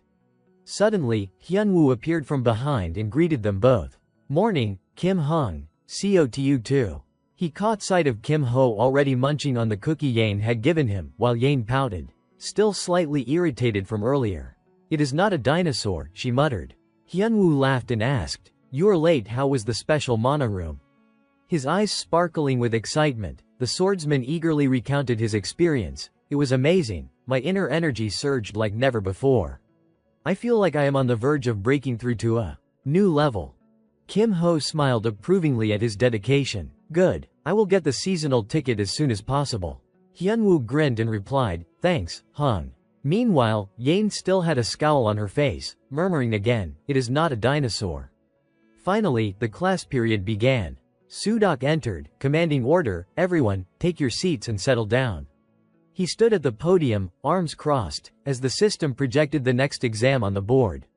Before we begin, a notice, starting today, we will hold one-on-one duels in the arena, he announced, 10-minute death matches. The map would be random, the rules simple, lethal combat, 10 minutes per match. Sudok continued to explain, time limit increased to 10 minutes, so adjust accordingly. First-year students must complete at least 3 duels this week. Skipping will result in point deductions. Consider this your warning. When the explanation concluded, Kim Ho grinned, a spark of determination in his eyes. So it begins. In this dueling round, I am going to win. Kim Ho stared at his system board with intense excitement. Here we go. The system displayed the detailed mission notice, side quest, week 1 duels, objective, complete 3 duels 0 per 3, deadline, Sunday midnight, reward, depends on number of wins. He clenched his fist. I have to win this match no matter what. He patted Hyunwoo on the shoulder, reminding him, let us head to the arena. The first few plays are the most crucial. The swordsman eagerly responded, Got it, let us go. Suddenly, a small hand tugged on Kim Ho's sleeve. Yang's silver hair brushed against his arm as she spoke hesitantly, I am free today. Kim Ho froze in surprise. Her words left everyone momentarily stunned, especially him. Flustered, he asked, what do you mean? Then he realized what she was referring to. He paused, thinking carefully. You mean practicing mana bullets like last time, right? Yang nodded in agreement, yes. Kim Ho smiled and accepted her suggestion. Alright, I will meet you later. Her expression remained calm and impassive as she nodded, okay. Later that afternoon, at the arena, Kim Ho led the way with Hyunwoo following behind. Suddenly, a voice called out, "That person is." Ji Young turned to Kim Ho and asked Junghwa, "Do you know him?" The leader of the Emerald Tower crossed his arms and replied, "He is the one who surrendered before facing Miss Song." A red-haired student sneered, clearly disdainful. "Ah, so it is that coward I have heard about recently." Hyunwoo's eyes blazed with anger. How dare they speak about him like that? He shouted, "Pathetic," but Kim Ho's hand shot out, stopping him from causing a scene. Still unwilling to let it slide, Hyunwoo called out, "Kim Hung." Meanwhile, Kim Ho calmly addressed them. "Did you take the ranking test? I got 300 points. How about you?" Ji Young's jaw tightened, sweat beading his forehead as he realized he had the same score as a swordsman. 300 points. I have the same as this kid. He shouted in disbelief, "You think I am on the same level as some brat like you, if it were not for meeting Song Chunyi in the second round." Mentioning the match against Chunyi, the red-haired student sneered, "Song Chunyi, oh right, the one who got struck by lightning and had to be carried out. That was you." His lips curled into a cold smirk, veins standing out on his face. Ji Young ground his teeth, furious. "What?" Ji Young added, startling Junghwa. "Well, at least we are tied in points." The red-haired student raised his spear in challenge, eyes blazing. "Get down here, you coward, I will show you the wall you can never cross." Kim Ho accepted the challenge, and a one-on-one duel between the two began. The system displayed, Yang Ji Young 100%, Kim Ho 100%. Ji Young gritted his teeth, spear poised, and shouted fiercely, "Just one strike is enough." Main summoned his staff with excitement and replied, "All right, one strike it is." The system signaled the start, begin. The red-haired student struck first, thrusting his spear straight at Kim Ho. As the spear neared his face, Kim Ho merely smiled lightly, making no effort to dodge. Suddenly, a small bird from his side delivered a hidden electric attack behind Ji Young. Kim Ho grinned, satisfied. "Fool, got hit again." The system announced, paralysis effect applied. Ji Young's jaw clenched in panic as he found himself immobilized. This. Without giving him a chance to react, Kim Ho raised his staff high, his expression cold. "Sorry, you are not getting a free hit like Song Chunyi." Ji Young tried to bargain, "Wait. Just 2 seconds," but before he could finish, a strike landed squarely on his head. The red-haired student screamed in pain and collapsed face first on the ground. The system displayed, Yang Ji Young defeated, Kim Ho victorious. Kim Ho stifled a chuckle, teasing, "The coward lost." Huh, 2 large bumps appeared on Ji Young's head, and his hands clenched helplessly on the ground as he muttered, Refusing to accept defeat, Ji Young lifted his head, trembling, and taunted, "I was careless. Rematch, I will win." Kim Ho remained calm. "Oh, alright, then let us fight again." Another duel began. The system showed, Yang Ji Young 100%, Kim Ho 100%.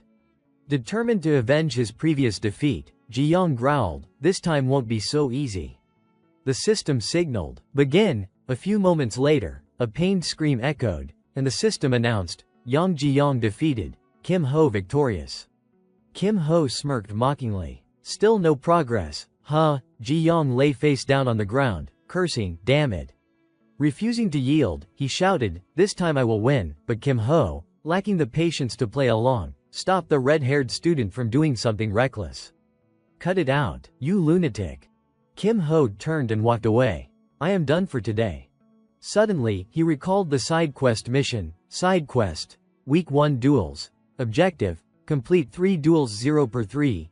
Deadline: Sunday midnight. Reward: depends on number of wins. He thought to himself, I need to complete 3 duels. But for now, I will treat it as if it is not urgent. Then Kim Ho made a proposition to Ji Young.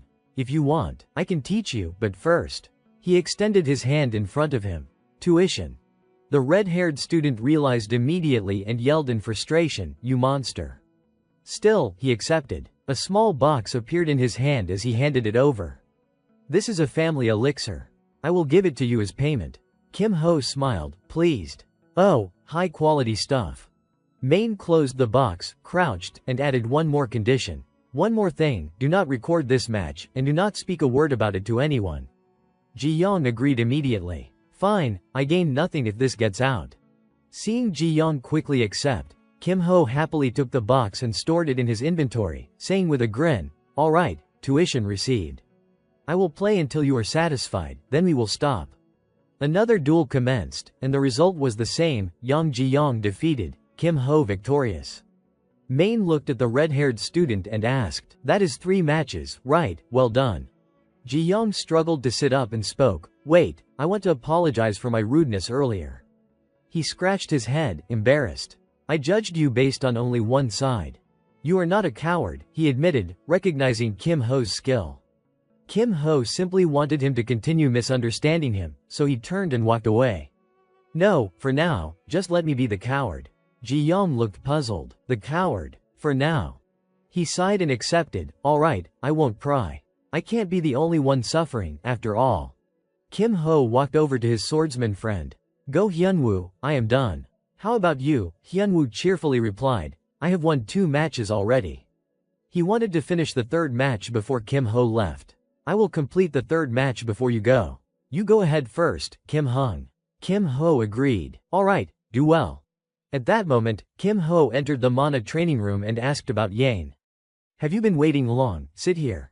The silver-haired girl replied nonchalantly, They sat across from each other, and he instructed, "Let us start with the first lesson on Mana bullets." Yane clapped her hands, excited for the day's training. Main directed her to try first. "Go ahead, make a Mana bullet." Yane complied, and a small sphere in her hands swirled with blue energy. Seeing her handle it so skillfully, Kim Ho marveled, impressive.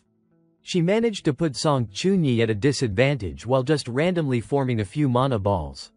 Satisfied that Yane could create mana bullets, he moved on to the next lesson. "Now, we will learn allocation. First, use the right amount of mana for a single bullet, then."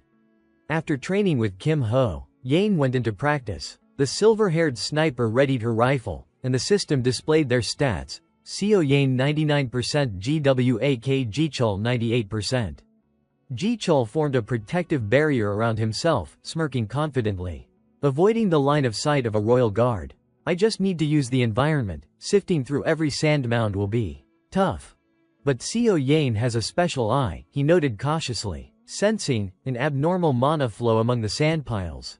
He smiled assuredly, certain of victory. "Even if she destroys all the sand piles, she won't break my barrier.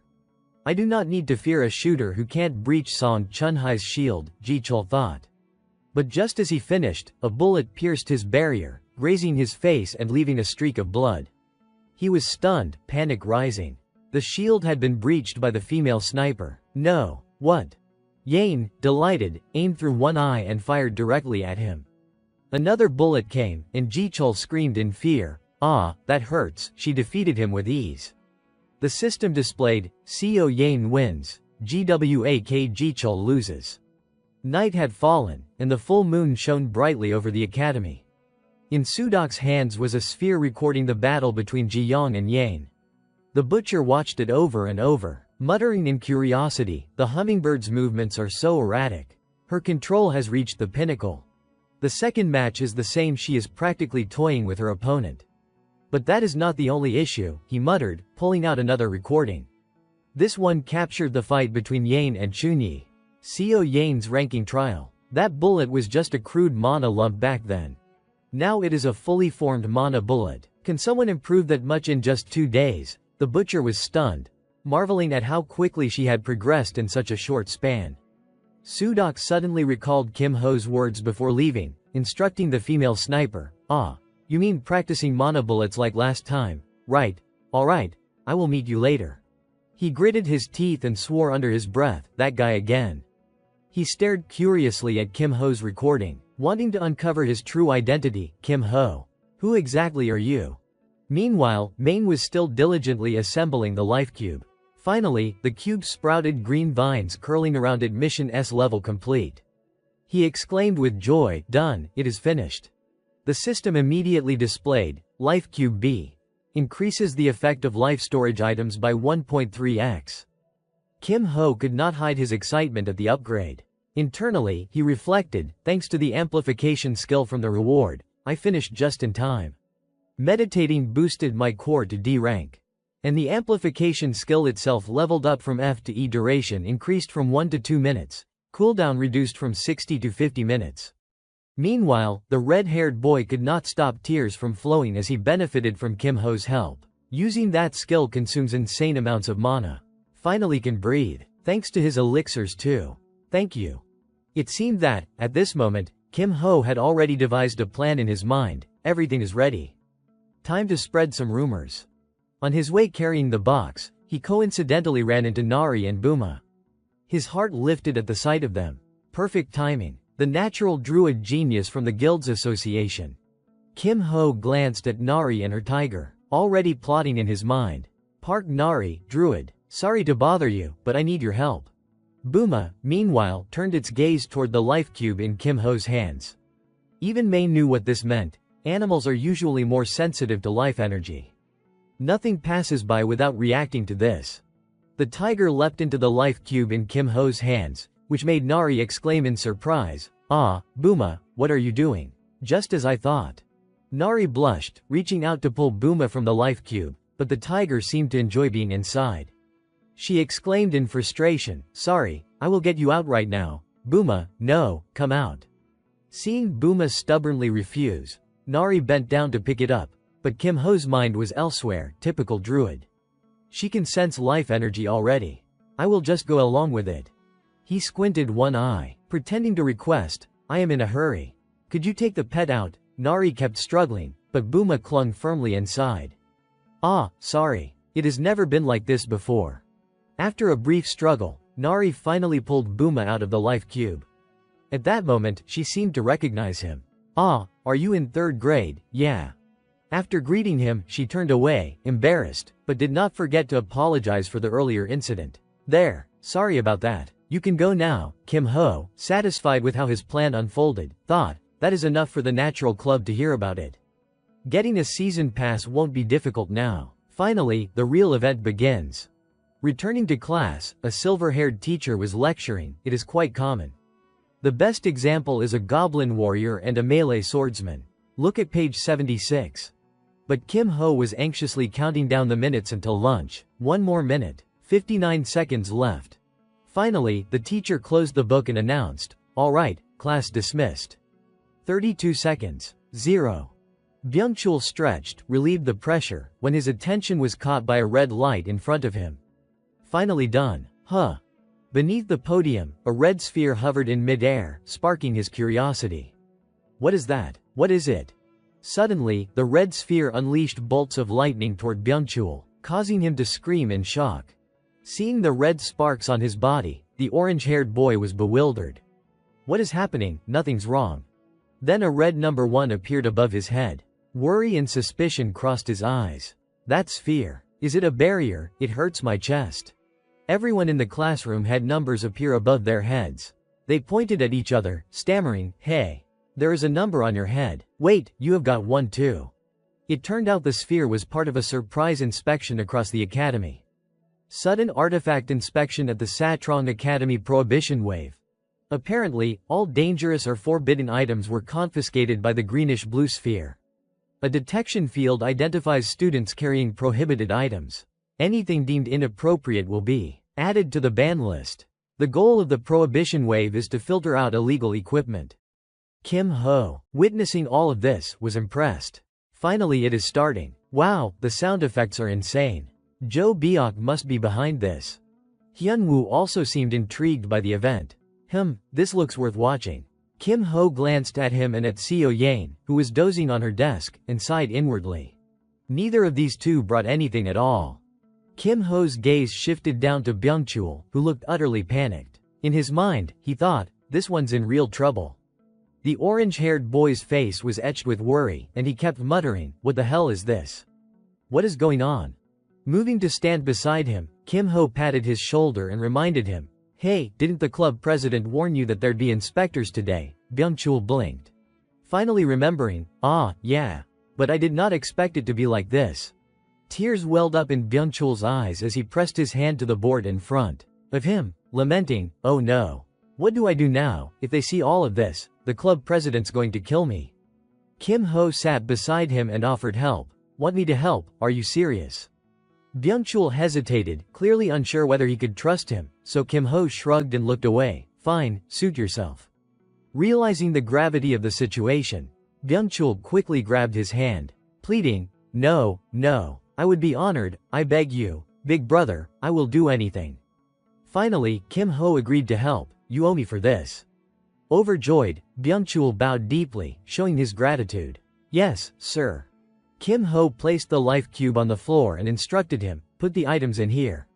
Only rare ones and compacted gear. Byung-chul pointed nervously at the box.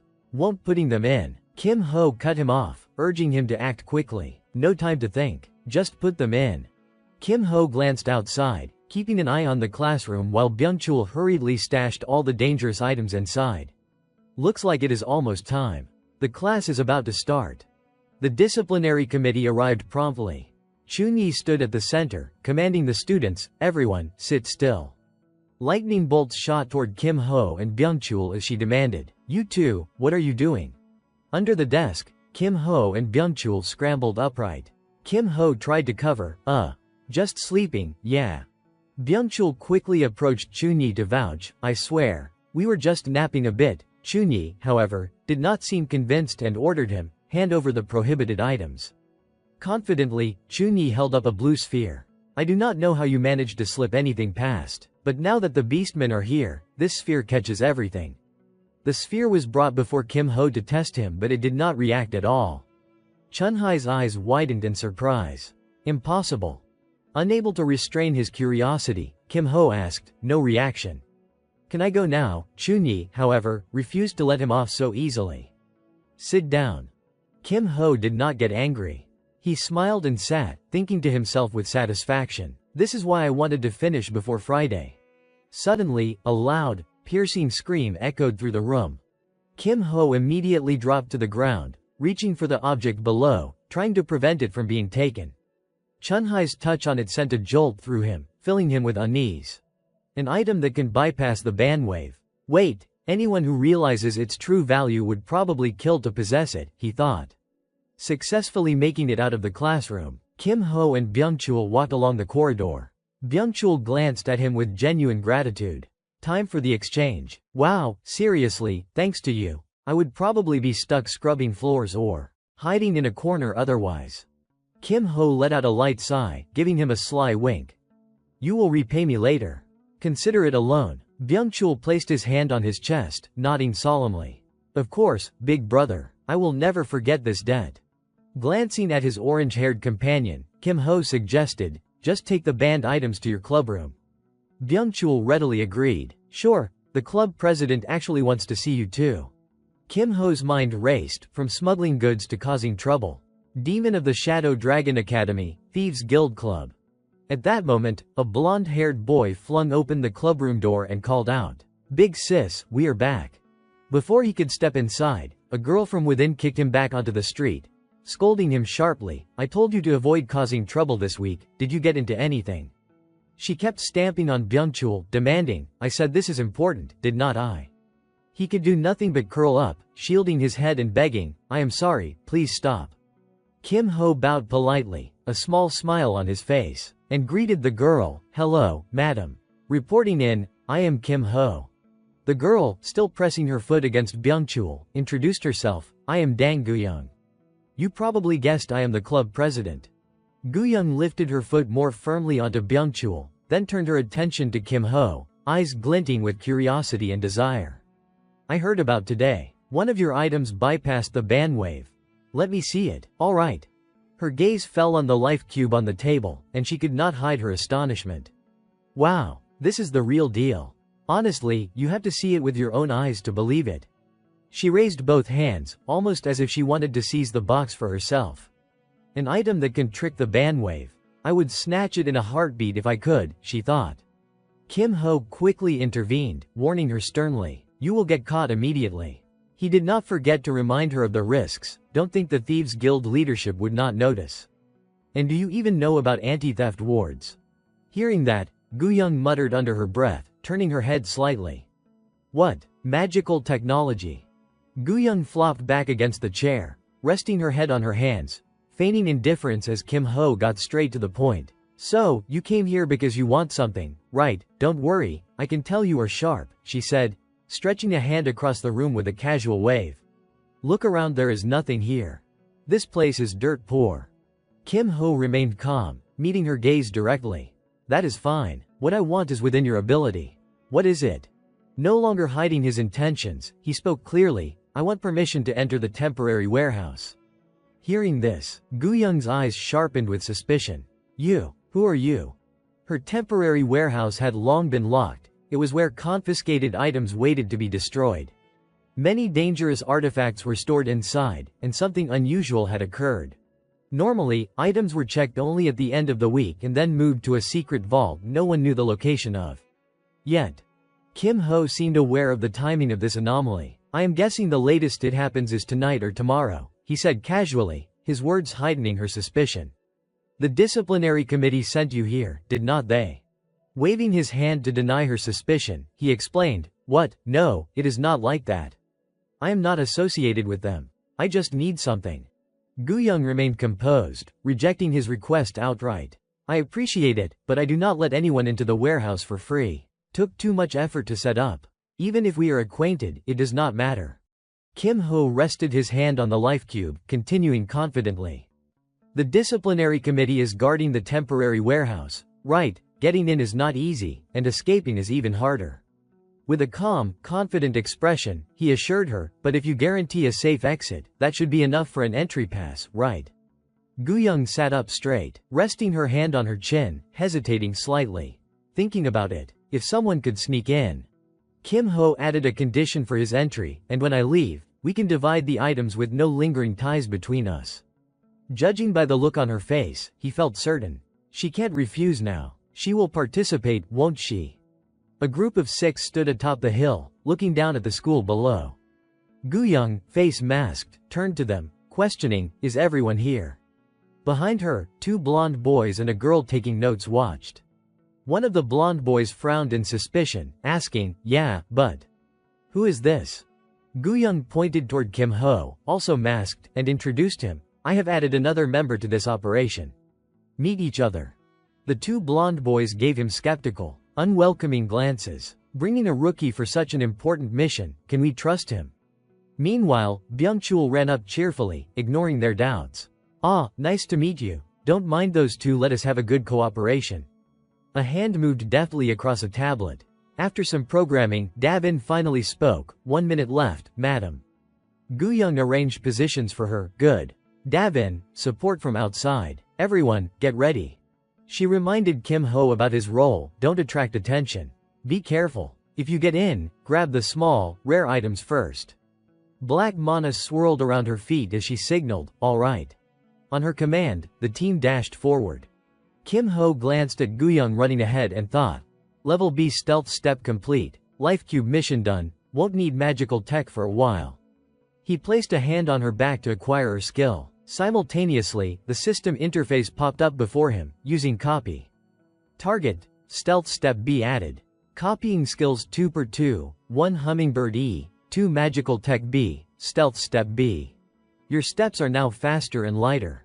Meanwhile, Yoan stood guard in front of the building, humming as he surveyed the area. Suddenly, purple butterflies appeared, landing on his shoulder, surprising him. Huh, butterflies. Then he realized what they truly were. Panic rising. Illusion drones, what? In an instant, ethereal cords bound his body and gagged him, leaving him helpless against the approaching figures. On the 3rd floor of the old building, a foot slipped through a window. The person muttered in annoyance, such a hassle. So many protective spells. Hearing the noise, a disciplinary committee member ran out and caught sight of Byung-chul rushing in. Who is there? Perfect timing. Gripping his weapon, the committee member panicked. An intruder. Luckily, the twin blonde brothers appeared simultaneously, subduing and restraining the committee member. The 4 left the restrained committee member behind as they continued moving deeper inside. Before heading off, Byung-chul reminded Kim Ho, just stay still, struggling will only make it worse. Gu Young ran ahead to scout, her hand gesturing for everyone to follow. The temporary storage is just around the corner. Wait a moment, check the situation, then we go in.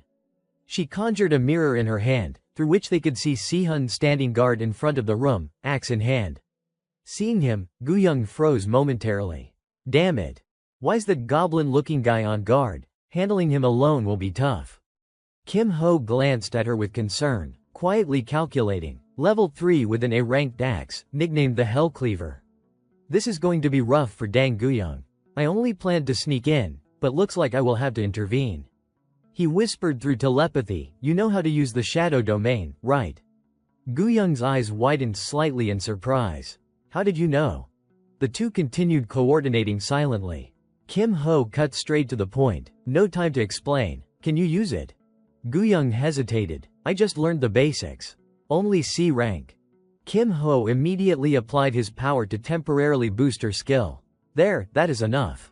Using amplification, shadow domain skill raised from C to A duration, 0 hours 1 minute 59s. Cooldown, 0 hours 49 minutes 59s. Guyang turned to him, astonished. What? How did you do that? No time. Let us go, he said, moving forward. Despite her suspicion who exactly is he, Guyang focused her energy and summoned the swarm of butterflies, her shadow domain. The butterflies swarmed toward Sihun, who scowled in anger. Damn it, starlight suckers. He swung his axe, attempting to strike them down. But alone, he could not handle the sheer number of butterflies and could only scream in frustration. A surge of purple light radiated from Sihun's position. Against the wall, Kim Ho and Guyang waited for the right moment. The butterflies quickly enveloped Sihun and his axe in a cocoon, immobilizing him completely. Seeing him trapped, Guyang could hardly believe her eyes. That brutish axe wielder taken down in a single strike must be equivalent to a rank. She glanced sharply at Kim Ho and commanded, we will talk later. Kim Ho merely replied calmly, covering for the moment, let us just finish the mission first. Guyang stood outside, directing everyone, grab the items and get out. Understood. Kim Ho held the life cube in his hands, quietly thrilled. Time to pick out what I need. He scanned the room, recalling, the prohibited item list at the Dragon Slaying Academy only restricts things. Based on side effects, anything that harms the body or mind is banned. He picked up a mana stone, examining it with satisfaction. So this is it. An item banned for elemental punishment, a stun and paralysis stone. But with my S-rank elemental resistance, I can nullify its effects. After collecting what he needed, he carefully stored the items in the life cube. That is enough items. Now to find some skill books. Skills with elemental punishment are usually quite strong. Kim Ho moved to the shelf with the books, picking up the first one, curiosity sparking in his mind. Let us see. There has to be something useful here, right? His attention landed on a glowing book. Holding it, he could not hide his excitement. Perfect. I do not have any combat skills yet. I need to learn this immediately. Suddenly, the door swung open. A disciplinary committee member appeared, standing outside with a mocking expression. Working late, huh, must be tough. Behind him, Chun Ki emerged just past Sung Jae. He seemed to have identified the intruders. Starting the semester with a theft, huh, Dang Guyang, the orange-haired man had just questioned them moments ago. He was introduced as Song Chun Ki, head of discipline. The blue-haired man was Gwak Sung Jae, a committee member. Guyang feigned casual interest as she turned toward them but inwardly thought, what could have brought the head of discipline down here himself? First Gwak Sung Jae, now Song Chun Ki. Chun Ki's face turned stern as he ordered everyone, enough. Drop the items and obediently follow us to the disciplinary office. Guyang rose, energy gathering along her arm in preparation for an attack. The longer we hesitate, the worse it will be. Then so be it. She raised her arm high, ready to strike, and called to her team, split up and run. Smashing her hand into the ground, she created a protective dome of white energy around her team. Shadow Shelter, a dark dome to conceal teammates inside. Duration, 0 hours 5 minutes zeros. Seizing the opportunity, Guyang and her teammates escaped from the room. Sung Jae held a communication orb, sending out orders, the intruders have just left the storage. Do not let a single one escape. Everyone scattered to escape. Kim Ho dashed into the hallway, moving swiftly but suddenly something shot straight toward him. Fortunately, with his reflexes, he dodged a flying wooden plank. From ahead, Sung Jae appeared unexpectedly. Kim Ho thought, when did he even get here? Half of his body was surrounded by a green aura. Looking at Kim Ho, he seemed unable to identify him. I have catalogued most of the Thieves Guild members, but I have never seen you before. First year, huh? Hearing the accusations, Kim Ho remained completely still, refusing to respond. Sung Jae, reading his intent, smirked. Not saying anything so I won't reveal your voice, huh, clever. Sung Jae then summoned sharp steel spikes from the ground, aiming to trap Kim Ho. He exuded confidence. Then surrender. You do not really have a choice. But with his lightning-fast reflexes, Kim Ho slipped effortlessly through the spikes. Seeing him evade so easily, Sung Jae activated 2 cannons at his feet, preparing another assault. Hummingbird, this won't help you. Wooden projectiles shot forward, but Kim Ho transformed into a hummingbird, weaving seamlessly between the flying bullets. With a sudden burst, he struck Sung Jae's shoulder with a solid punch. The orange-haired man's eyes widened in surprise at Kim Ho's strength. I have never seen control like this before. Without defensive magic, I would be done for. Kim Ho swiftly moved behind Sung Jae, who, begrudgingly impressed, muttered, not bad for a first year. But just as Kim Ho prepared his next move, he froze. Something unexpected appeared before him. Sung Jae slammed his hand onto the ground, instantly summoning cannons from all 4 directions, their barrels aimed squarely at Kim Ho. Escape was nearly impossible. Not so fast, he declared solemnly. It is over. The cannons unleashed a barrage of countless projectiles, each aimed with deadly precision. Kim Ho stared ahead, inwardly amused. Arrogant fool. Suddenly, a surge of light appeared before him, causing him to hesitate. No one should survive this. What is this heat? One of Kim Ho's arms ignited in flames as he clenched his fist, and Sung Jae's expression shifted, realization dawning. That skill. Do not tell me. At that moment, a solid wall materialized before Sung Jae, blocking his advance. His face twisted in anger, and he muttered under his breath, this has to be a forbidden skill. Tam thatch bitch. Only a madman would dare use this. Damn it. On the other side, Kim Ho clenched his fists, flames roaring along his arm. With a single punch, he shattered the wall, sending Sung Jae flying backward. Hellfire Fist. Watching his fiery hand, Kim Ho marveled inwardly, harder than I thought. Controlling this fire takes effort. Sung Jae lay sprawled on the ground, and Kim Ho's mind quickly ran through the possible consequences. No mortal wounds, so the school won't intervene. But GWAK Sung Jae's faction, the Emerald Tower, and the disciplinary committee will surely step in. Rubbing his temples, Kim Ho tried to calm himself. They will trace my tracks everywhere. Annoying, but they won't find me. From behind, he heard murmurs and realized the urgency of the situation. That noise. From over there. Damn, I need to move before we get caught. 2 disciplinary committee members approached quickly. Spotting Sung Jae, they called out, Senior, get him to the infirmary. Meanwhile, inside the disciplinary committee's truth room, Guyoung had been summoned for questioning. She seemed impatient, snapping, how long are you keeping me here? Just deduct the points and let me go. Chun Ki turned and left the room with a grim expression. My business here is done. I am heading out exhausted. Seeing him leave, Guyoung exhaled in relief, and even Sihun simply said, go ahead.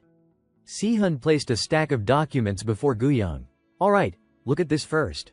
Cooperate, and it will be over quickly. Head of the disciplinary committee, Oh Se-hoon.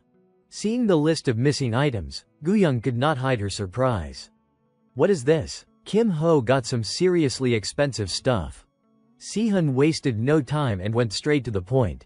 Guyoung, you understand, right? Somehow, a lot of items have disappeared. Guyoung calmly returned the documents, feigning innocence. I do not know. It is the first time I have seen this. Sihun's face tightened as he warned her, if you keep denying it, everyone will bear the responsibility. Finally, Guyoung accepted responsibility, stating firmly, fine, I will take it. Hearing her confession, Sihun exhaled in relief and forced a wry smile. Knew it. After taking full responsibility, Guyoung left cheerfully. Before she departed, Sihun did not forget to warn her, tomorrow, the disciplinary committee will act. Alright, I am heading out now. Meanwhile, the 4 others were still under Chunhai's watch. Seeing Guyoung return, they immediately asked about her situation. Sister, is everything alright? What will the committee do? She did not answer directly, instead offering encouragement. You have all worked hard. I will explain more back at the clubroom. Looking at the group before her, Guyoung sensed something was off. She raised her hand and began counting. Wait. Why are there only 4 of you? 1, 2, 3, 4. Where's the 5th? Chunyi, noticing Guyoung's reaction, sneered, bold as ever, still pretending at this point. Her words confused Guyoung. Huh, what do you mean? Chunyi did not hold back, revealing Kim Ho's actions right there. A member of your group used the Hellfire Fist. Senior GWAK Sung Jae is in the infirmary could have been a huge problem. Hearing this, Guyoung's expression soured, and she thought inwardly, huh. GWAK Sung Jae ended up in the infirmary, and with the Hellfire Fist. That kid's impressive. Suddenly, a voice echoed from a room. Hey, Kim Ho, is your hand alright? Seeing Kim Ho's hand unharmed, Guyoung looked surprised. Huh, it is fine, you said you used the Hellfire Fist. Kim Ho shook his arm slightly, explaining, I would not use it without a countermeasure. Her worry eased. Indeed, he prepared carefully. Guyoung immediately thought of the items he had taken and asked, alright, the items are safe, right? Kim Ho quickly placed the living cube before her. Yes, here you go. Seeing the stolen items made her mouth water in admiration. Wow, so beautiful, how can they be so vivid? Kim Ho promptly set the items down on the table, returning them to Guyoung. The deal's done. There, consider it more than fair. Carrying the large box, Kim Ho prepared to leave. I am heading out now. But Guyoung called him back, offering, wait, Kim Ho, why do not you join our club? She lightly nudged his arm, suggesting, I will treat you well. Kim Ho wanted confirmation. You are recruiting me. Guyoung pointed at him, evaluating, I have been watching you. Proud, ambitious, a true thief. Kim Ho could only smile wryly, not sure if that is an insult or an invitation. He quickly clarified for her, no, I will pass. Hearing his flat refusal, she looked surprised. Huh, why? Kim Ho revealed his reasoning, it is about the living cube, is not it? You're planning to sell it. He also wanted to exchange it for something else. I need 4 seasonal passes to the special training room. 4 passes, that is all. Hearing this condition, Guyoung frowned. 4 passes just to bypass the anti-magic waves, isn't that a bit steep? Kim Ho disclosed the truth behind the living cube, the anti-magic waves are secondary. It has another main power. Its primary ability. Well, I will show you. But to make her fully understand, he added a condition. I will show you its description, so do me a favor first. Hearing this, her expression darkened. So stingy. What favor? Actually, the request Kim Ho wanted her to carry out was very simple. He just wanted her to deliver a message. Just pass along a message to the head of the Arcane Technology Club. It is from a first year who has completed the 10x10x10 block. Upon hearing this, Guyoung immediately agreed without hesitation. Alright, not too difficult. Fine, show me the description. Once the final agreement was reached, Kim Ho revealed the living cube's main ability to Guyoung, leaving her utterly surprised. What? The living cube's effect increases 1.3 times. Block B, no way. Something like this actually exists. Seeing the full information panel on the living cube, Guyoung finally understood why Kim Ho had asked for such a high price in exchange. No wonder it is so expensive. Kim Ho placed the cube before her and asked, all set, I am heading out. After turning and leaving, Guyoung expressed her genuine thoughts to him. Kim Ho, even so, I still want to recruit you. She smiled, hoping he would reconsider her offer, think it over carefully. Kim Ho let out a gentle sigh and replied respectfully, yes, madam. A few days later, in the courtyard of the Dragon Slaying Academy, Kim Ho and Yane were walking together. Seeing her look exhausted, he asked with concern, did you rest enough over the weekend? Seeing her drooping posture, he worried, really, it is only Monday morning and you already look worn out. What happened? Kim Ho noticed 2 people trailing behind them and guessed their intentions. Following us. Planning to confront me directly, perhaps from the Emerald Tower or the Nature Club. With conflicting thoughts in his mind, he ultimately decided, forget them for now. But it is annoying, maybe I should deal with this. Co Yane, you go ahead. He turned to the 2 behind them and explained to Yane, I have urgent business. I will handle it and get to class immediately. Yane, noticing the 2 trailing them, did not ask further and quickly agreed, all right. Turning back to face the two followers, Kim Ho questioned them directly. What are you two following me for? If you have business, speak up. Ji-chul, no longer hiding, revealed their affiliation, making Suyeon next to him slightly anxious. You have exposed yourself, which makes it easy for us. Really? We are members of the Emerald Tower, got it. Suyeon, slightly embarrassed, added, our club president wants you to come. Can you come with us?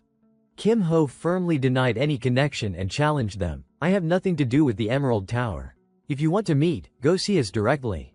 Seeing that negotiation was not working, Ji-chul put on his gloves, preparing to take action. Talking does not work, no drinks accepted. Now it is time for punishment by force. At that moment, Kim Ho transformed into the hummingbird, darting straight toward Ji-chul while agreeing with his words, I agree. Using his ability, he struck Ji-chul directly, making him yelp in pain. Suyeon, standing nearby, immediately recognized the technique Kim Ho had used, hummingbird. Surrounded by a surge of energy, Kim Ho announced firmly, if you want another hit, come at me. I do not have time for this. Seeing her teammate in such a state, Suyeon quickly raised her hands in surrender, forcing a smile while thinking internally, No, sorry for bothering you. The hummingbird's movements are too erratic. There is no need to take unnecessary hits. She knelt down and supported Ji-chul, explaining, I will take him back, so you can go ahead. Receiving a satisfied nod from Kim Ho, he immediately turned and left. Good, at least someone can assess the situation. Suyeon helped Ji-chul to his feet and questioned the rumors she would heard. So, the talk that he is a coward is not true. Ji-chul, still unafraid and boastful, shouted, nothing like that, just lucky this time, next time, I will make sure to. Before he could finish, a bullet whizzed past his head from behind. Another one struck near Suyeon as she tried to question, sniper. From where, the bullet hit her, forcing her to jerk back, complaining, why me too? Both Suyeon and Ji-chul ended up sprawled on the ground, incapacitated. Meanwhile, in the classroom, as the teacher lectured from the podium, Yang quietly took a seat beside Kim Ho. The reason the dungeon's layout is so complex is to drain as much energy as possible before reaching the core. If you run out of resources before getting there, the conquest fails. Seeing her sit behind him, he asked, but she did not answer, why are you later than me? Where have you been? She remained silent, bowing her head to continue listening. Kim Ho noted, this dungeon raid is timed. The teacher spoke enthusiastically about the surface dungeon to the class. The surface dungeon can be conquered multiple times in practice mode, but points are only awarded once. For the Goblin Swamp map, to complete the raid, you must reach the totem and destroy it within 5 minutes. It is best to practice finding the most efficient route before attempting the actual challenge. That is it for today. After class, Byung-chul nudged Hyunwoo on the shoulder. Hey, Ho Hyunwoo, come to the dungeon with me, just the two of us. Hyunwoo seemed surprised at the invitation, with me. Kim Ho encouraged him, don't hesitate, just go with him. With Kim Ho's approval, Hyunwoo smiled and accepted, if Kim Hung says so, alright. I will go with you, Shin Hung. Byung-chul winked at him from behind, making Hyunwoo blush and chuckle, smart move. Kim Ho glanced over, already realizing, I guess he has already got someone to go with him. Yain gently placed her hand on Kim Ho's and said, come with me. A hand gripped Ji-chul tightly against the bookshelf, scolding him, pathetic. The man taunted Ji-chul's incompetence further, your brother's in the disciplinary committee, and yet you got handled by a thief, damn it. And with 2 more people, you have really stained my name too. Ji-chul struggled under the grip while Suyeon was forced to kneel, her hands pressed to the floor. The man continued to berate them. What is this, a famed swordsman, and you still can't handle a couple of people? Finally, the man turned and walked away, releasing Ji-chul, muttering under his breath, pathetic. Looking at the piles of books scattered on the floor, he sighed heavily, muttering to himself, I knew this would turn into a disaster, but I still need to meet him directly. The blue-haired girl standing beside him was Ha Suyeon, the head of the nature club, while Jung-hwa, sitting nearby, announced firmly, yes, an official meeting. The Emerald Tower's reputation has hit rock bottom. Jung-hwa added with conviction, that strange box of his won't make up for this. If he dares insult the Emerald Tower, he better be prepared to pay. Ji-chul crawled toward Jung-hwa, pleading for a chance, I will make amends, I won't make the same mistake again. But Zhenghua only mocked him. Do you think you have the right to speak now? Jichul, desperate, tried again. It was my negligence, please give me one more chance. Zhenghua showed no leniency and warned him sharply, mess up again, and you are expelled from the tower. Still want to try? Determined to regain his dignity, Jichul had no choice but to agree. Yes, I won't disappoint you. Zhenghua then summoned a golem and handed it to Jichul, instructing him, I will lend you this golem. Use it to dominate. Jichul bowed deeply, swearing, I swear I will win. At the goblin swamp, Kim Ho and Yane were training. The monsters in the trees screeched continuously, and Kim Ho reminded her, no rush, this is just practice. Noticing the system panel beside him, Kim Ho mentally calculated, to get the highest rewards from both single and duo dungeons. Side Quest. Tactical Challenge Week 2. Objective. Conquer either single or duo dungeon. Deadline, Sunday evening. Reward depends on remaining time out of 5 minutes. Looks like it needs to be completed in under 1 minute. 2 monsters quickly appeared, rushing toward Kim Ho and Yane, preparing to attack. Single dungeon is easy, but duo dungeon is the real challenge. Yane quickly aimed her gun at the 2 monsters and fired. Kim Ho observed her, thinking, I could teach Seo Yane their attack trajectories, but it would not help her growth. He smiled subtly, thinking, she needs to figure it out on her own during practice mode. At that moment, the lead monster appeared, Elite Goblin, waterlogged. Kim Ho immediately charged forward to confront it. Kim Ho glanced at Yane, wanting to gauge her thoughts. Do you want to dodge it like before or take it down? Will killing it give points? Yane stared at the monster in front of them and instructed firmly. You will earn an extra 120 points if you take down the boss. Go for it. Kim Ho immediately summoned his hummingbird, agreeing to her request. Got it, I will support you. His hummingbird struck the goblin in the stomach and arms, staggering it. Yane positioned herself beside the monster, aiming her gun steadily. The silver-haired girl fired a shot that struck the goblin's head.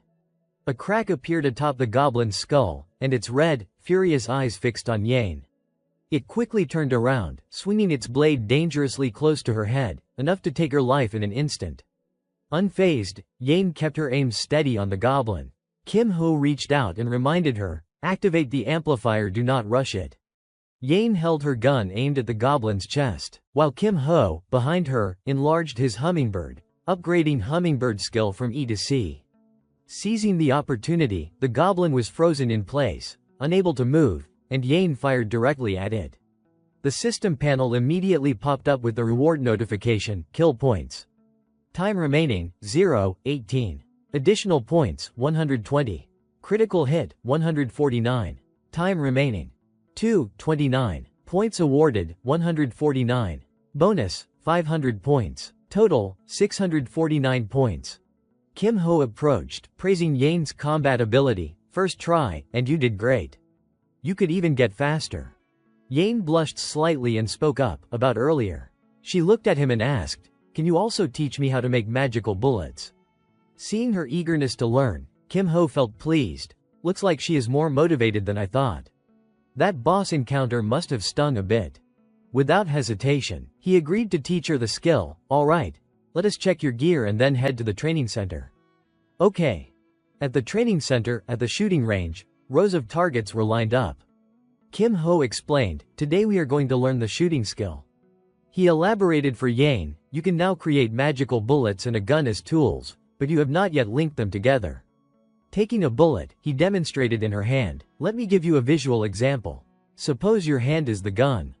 He quickly shot the bullet at the target ahead, illustrating for Yane, focus your mana and release it with a flick of your hand. That is basically how shooting works. He shook his hand to show the bullet had vanished and added, it is similar to creating bullets. Do you want to try using your hand first? Yane quickly followed Kim Ho's instructions. Alright, focus the mana at the tip of your finger.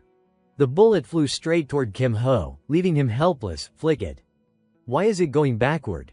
Seeing she could not get it right immediately, he switched tactics. Forget creating the bullet for now. Just try shooting mana first. Kim Ho stepped aside and told Yane, keep practicing. I am going to grab something for dinner. But she called him back, rummaging through her coat pocket. Wait a sec. She pulled out a black card and held it out to him. Here, take it. Kim Ho was briefly surprised, thinking to himself, a black card. Rich. He went to the cafeteria counter to order, where two girls from the disciplinary committee were chatting. Limited edition, totally worth the wait. Suddenly, the green-haired girl from the committee waved at Kim Ho. Hey, you there. Chunyi, eating nearby, looked over curiously. Who is that? Kim Ho waved back cheerfully, causing Chunyi to flinch and break her spoon in surprise. Oh. It is you. She got up, fuming internally. No, this is actually good. I need to check something. Sorry. She extended her hand toward Kim Ho. Let me see your hand. He looked slightly suspicious. Why all of a sudden? Chunyi mentally pieced together everything she would observed about Kim Ho. The mysterious thief used Hellfire Fist in the temporary storage, mastered the hummingbird skill like a toy, knows the thief club. He is the prime suspect.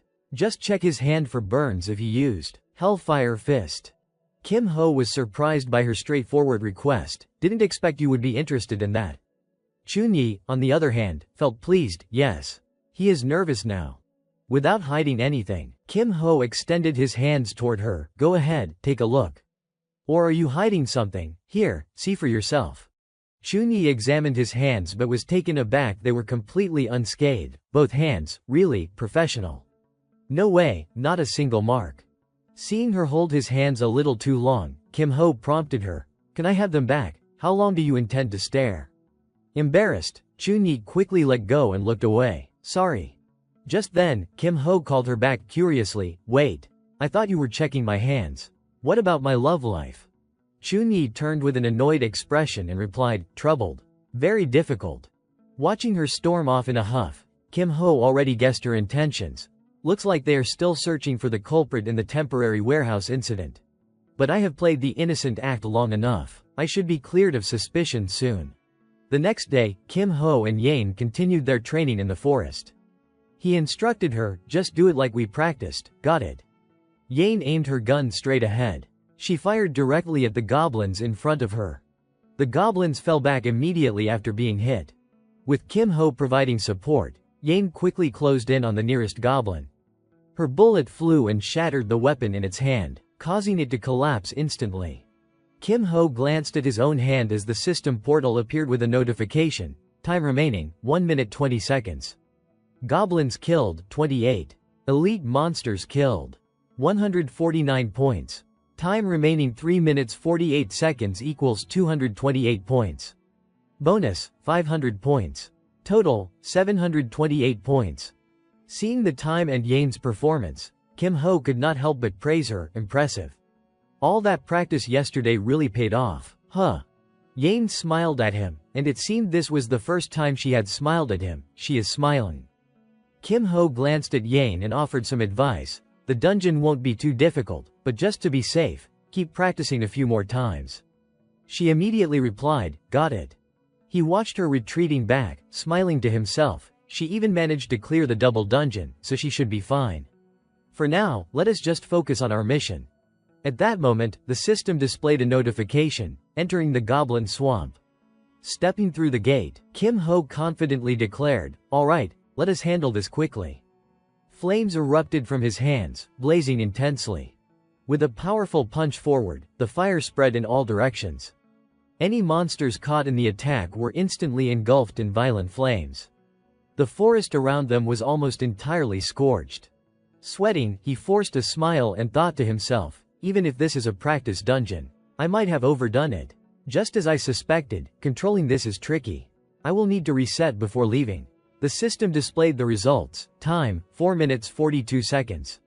Elite monsters defeated, 120. Remaining time, 7 minutes 28 seconds equals 448 points. Bonus, 500 points. Total, 948 points. He continued thinking, I even got the bonus for defeating the boss. Maximum reward secured. Simultaneously, the system notified, weekly tactical challenge, side quest complete. Dungeon challenge objectives, single dungeon. Remaining 7 minutes 28 seconds over 5 minutes. Double dungeon. Remaining 3 hours 48 minutes over 5 minutes. Rewards increased. No need to overthink it. I targeted this attribute from the start, perfect fit for my path. The system prompted him to choose his reward. Select your reward. Prosperity Seed enhances reinforcement skills and recovery. Illusionary Eye enhances illusion type skills and debuff effects. Western Wind's Blessing enhances wind type skills. Choosing a versatile support that could both deal damage and provide aid, the system confirmed. Western Wind's Blessing acquired. Kim Ho thought, a wind element support class. After finishing the battle, he stepped out, only to hear a voice call, "Are you Kim Ho?" Zhenghua approached and introduced herself, "I am Zhenghua, master of the Emerald Tower." Suyan, standing beside her, added, "I am Suyan, head of the Nature Club. Shall we talk somewhere else?" They moved to a private spot. Suyan bowed slightly and said, "First, I apologize for what happened. I was rude in my haste. I am sorry." Hearing this, Kim Ho asked, "I heard you are here because of a special item. Is that right?" Suyan then requested, "May I see it directly?" Kim Ho happily retrieved the box and agreed, "Of course." Nearby, Buma immediately caught the scent from the box and leapt straight into it. Nari panicked, shouting, "Buma, no."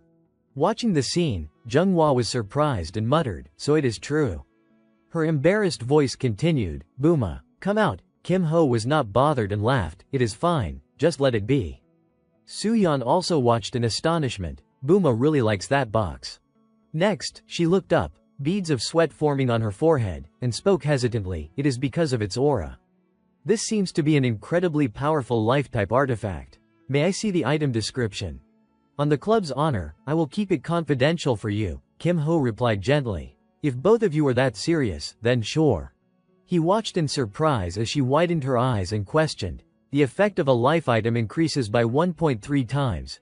Suyan frowned slightly, pausing before commenting, "Truly an unimaginable artifact." Kim Ho crossed his arms, pondering briefly before responding nonchalantly, "I am not sure if I would sell it. Simply possessing it is already highly valuable." Suddenly, Zhenghua spoke up in a serious tone, "An item shines brightest in the hands of someone who knows how to use it. Don't waste it, let us have it." Kim Ho, feeling a little pleased, rubbed his nose and smirked to himself. "They are being so proactive, it is a bit embarrassing." Then he pretended to deliberate aloud. "I understand your intentions, but I still need to think it over." She immediately offered, "What do you want in exchange? I can give you something of equal value." Kim Ho's expression turned pleased, "Now we are talking." Behind them, Nari was quietly watching the interaction. Casually, he made his request, 4 tickets to the special training season. Specifically, 1 season ticket plus something equivalent in value to 3 more tickets. "I want a blank skill book." Both Suyan and Zhenghua's eyes widened in surprise at his condition. Zhenghua slammed her hand on the table and shouted angrily, "This is outrageous, aren't you being a little greedy?" Suyan crossed her arms and said sternly, "The season tickets are fine, but a blank skill book is far too expensive." Kim Ho did not want to waste time arguing and calmly replied, "Then forget it. I am leaving." He began to walk away when suddenly someone shouted urgently, "Wait." It was Nari. She stood up and walked over slowly, speaking nervously, "I heard what was being discussed. I have a blank skill book." She turned back anxiously and asked, "Nari, really, is that okay?" She shyly continued, "I have not found a good skill to use it on yet. Otherwise, it would just sit in the storage gathering dust. And besides," her expression showed slight helplessness, but she continued, "Buma clearly likes it." Kim Ho glanced down and smiled. Buma inside the box was visibly delighted. Seeing this, Suyan exhaled and said lightly, "Fine, if you want it, go ahead, Nari." Nari's face brightened, "Thank you, sis." Then Suyan added, "All conditions are met, so there is no need to waste time." Kim Ho, pleased, replied, "Quick and efficient, that is how it should be." Both sides exchanged items smoothly. He picked up what he needed and smiled lightly, trade completed. Matter settled. Suddenly, from another table, Jichul slammed his hand down, stood up, and shouted, "Hold on, I still have business with you. Kim Ho, I challenge you." Kim Ho, uninterested, immediately declined, "No need." Jichul was stunned and exclaimed, "What?" Then Kim Ho raised his voice, questioning, "So you want to fight? Does that mean I have to fight you?" Jichul immediately clenched his fists, grinding his teeth as he shot back. "Don't you have any sense of honor? Kim Ho was not about to back down either and barked in return. Bringing someone to another council and still talking about honor, really? Ji-chul froze, stammering, that is. Kim Ho turned and walked away, declaring nonchalantly, I do not want to waste time on pointless punching. Go ahead, act like you have already won and show off. Ji-chul, unwilling to accept this, called after him, wait.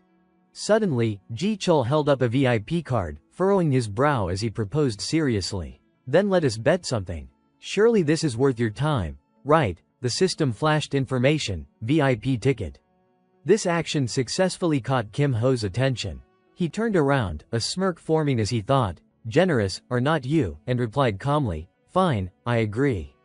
Ji-chul then pointed at Kim Ho and irritably said, I will let you choose the day. Kim Ho tapped his chin, thinking for a moment before answering. 2 days will do. Curious, Ji-chul asked. Why 2 days? Kim Ho took out a book and honestly replied, I need time to master this. Manhwa immediately shook his head, snickering with contempt. 2 days and you expect to learn and master a skill? Fine, let us see what you can do. Kim Ho paid no attention to the sarcasm, confidently asserting, you won't be disappointed. The scene shifts to the morning 2 days later. At the arena, Gu-young stood high in the stands, frowning in confusion. Kim Ho. Why would he accept the challenge? That Manhwa guy is surely planning something.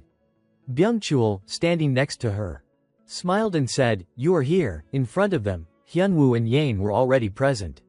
Since Kim Ho accepted, he is probably going to win, Gu-young muttered, exhaling and frowning. Yeah, but something still feels off. She furrowed her brow further, sweating slightly, thinking to herself, I need to stay alert just in case. Meanwhile, on the arena floor, Ji-chul put on his gloves and praised, already showing up without running, that is commendable.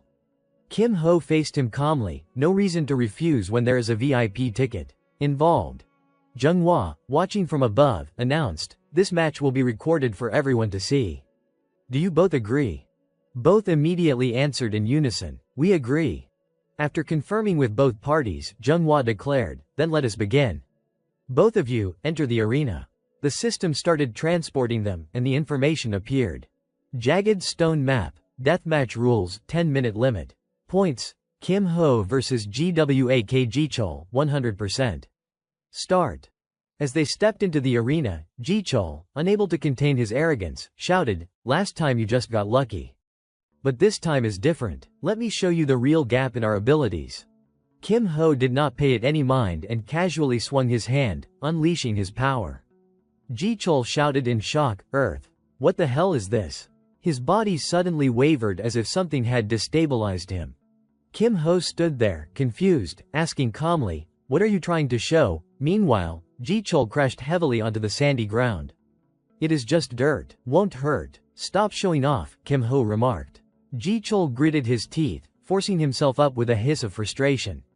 Then, with a surge of anger, Ji-chul formed a massive sphere of earth, yelling, let us see if you can stay calm now. The name of the skill appeared above him, Earth Cluster. He hurled the massive chunk of earth directly at Kim Ho. Kim Ho, unfazed, simply extended his hand and lightly deflected the attack to the side. He then smiled faintly, redirecting the force back toward Ji-chul. Seeing the attack rebound toward him, Ji-chul panicked, sweat pouring down his face. What? How is this happening? What did you just do? A loud explosion rang out as Kim Ho's counterattack connected. He curved the corner of his mouth into a smug, victorious smile. Ji-chul was struck by his own attack, teeth gritted in anger as he cursed under his breath. Damn it, this can't end like this. Suddenly, he forced himself to his feet and declared, fine, I admit you are no coward. Inside, he thought, I do not want to use this. But I have to win this fight. With determination, he slammed both hands into the ground, furrowing his brows and shouting, let us see how you deal with this. A massive wooden figure suddenly emerged. The system immediately displayed Wood Golem, a golem refined by borrowing the power of the green forest and imparting life to an ancient log. From the stands, Gu-young was watching the fight live, her anger boiling over as she shouted, cheeky bastard, how can this be allowed? Why is a third-year's golem even here? Manhwa, that shameless jerk, Sung Jae, observing from afar, flinched at the outburst. Zhenghua, sitting nearby with arms crossed, frowned and spoke, I did not think it was necessary to bring out a golem. But if it manages to take him down, then there is no issue. Kim Ho, hearing this, furrowed his brow slightly, a hint of dissatisfaction crossing his face. Guyang, still on edge, gritted her teeth and thought worriedly, with so many eyes watching, he can't use fire. Should I try to stop him?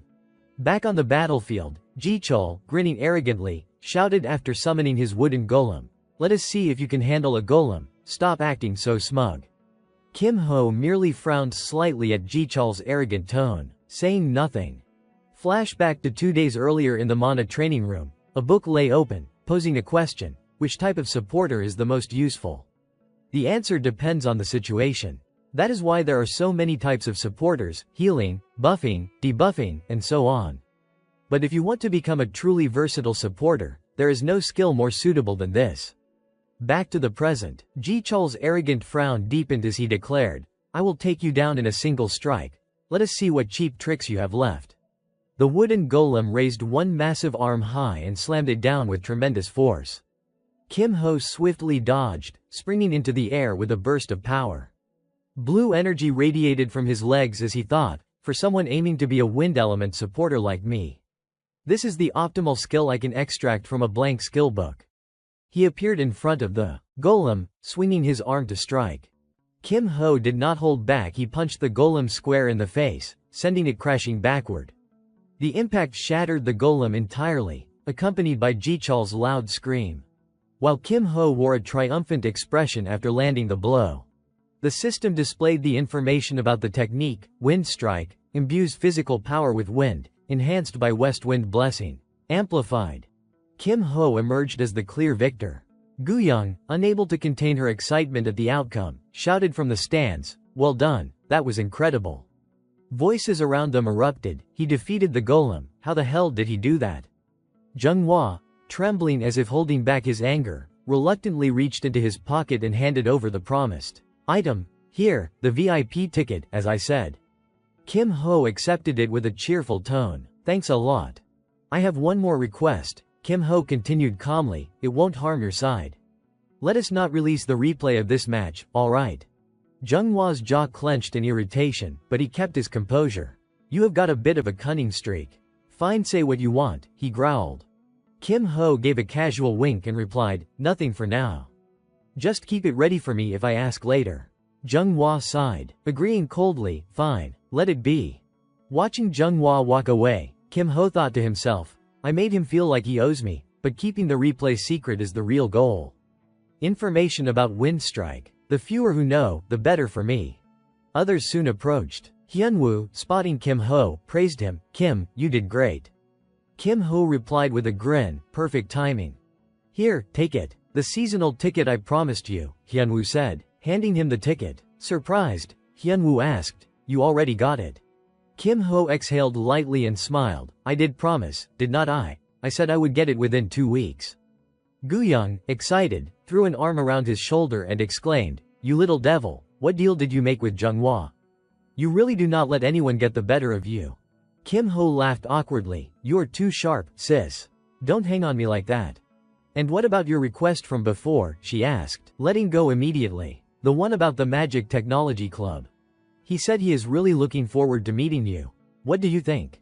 Kim Ho placed his hands on his hips and smiled, perfect. Let us go meet him. Scene shifted to the #1 Magic Technology Workshop. Kim Ho opened the door, impressed internally. No wonder it is the top workshop. Totally different from workshop number 4 where I got that cube. He spoke aloud politely, excuse me. Someone turned to him immediately, you are Kim Ho, right? He nodded respectfully, yes, good. The person cut him off, I am Jae-seok. Guyang already told me about you. Come inside and let us talk. Follow me. Kim Ho noted Jae-seok's hurried demeanor, in quite a rush. Jae-seok pressed on, I heard you completed that 10x10x10 cube, let us get straight to the point. That cube design belongs to our club. I do not want any unnecessary trouble, Kim Ho explained. No one else could have done it anyway. I just want to see it. Show me the completed work. Kim Ho calmly spoke up, sorry, but I no longer have that cube. Jae-seok's eyes widened in shock as he yelled, what? Where did it go? I already handed it over to the Nature Club, Kim Ho replied honestly. Seeing his plans foiled, Jae-sok let out an exasperated sigh and muttered, "Damn it, what a waste of time. I am leaving then." Suddenly, Kim Ho held out a sheet of paper and said with a sly tone, "You think I came here empty-handed?" Jae-suk's eyes narrowed in confusion as he stared at it. "What is this? No way. The 10x10x10 cube design." His expression was one of complete astonishment. "I did not expect someone crazy enough to meticulously record every single row. Wait, why is half of it missing?"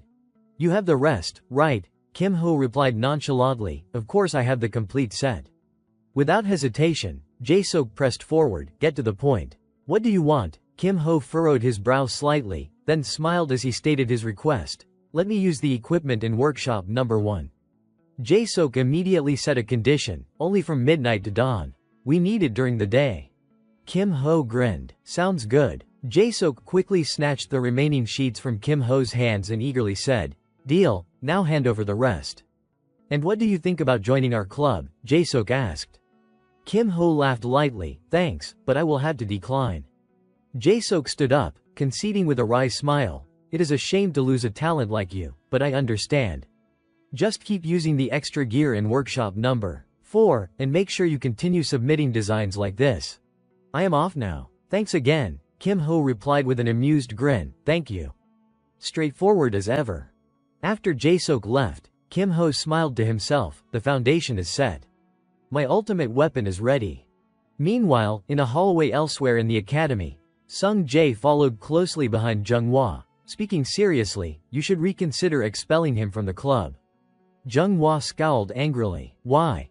Sung Jae quickly explained, "How many first years can summon a golem, especially a third-year golem?" But Jung-hwa dismissed him, stating firmly, "That does not change the fact that the honor of the Emerald Tower has been tarnished." Sung Jae frowned deeply. "Yes, my younger sibling went too far. But still.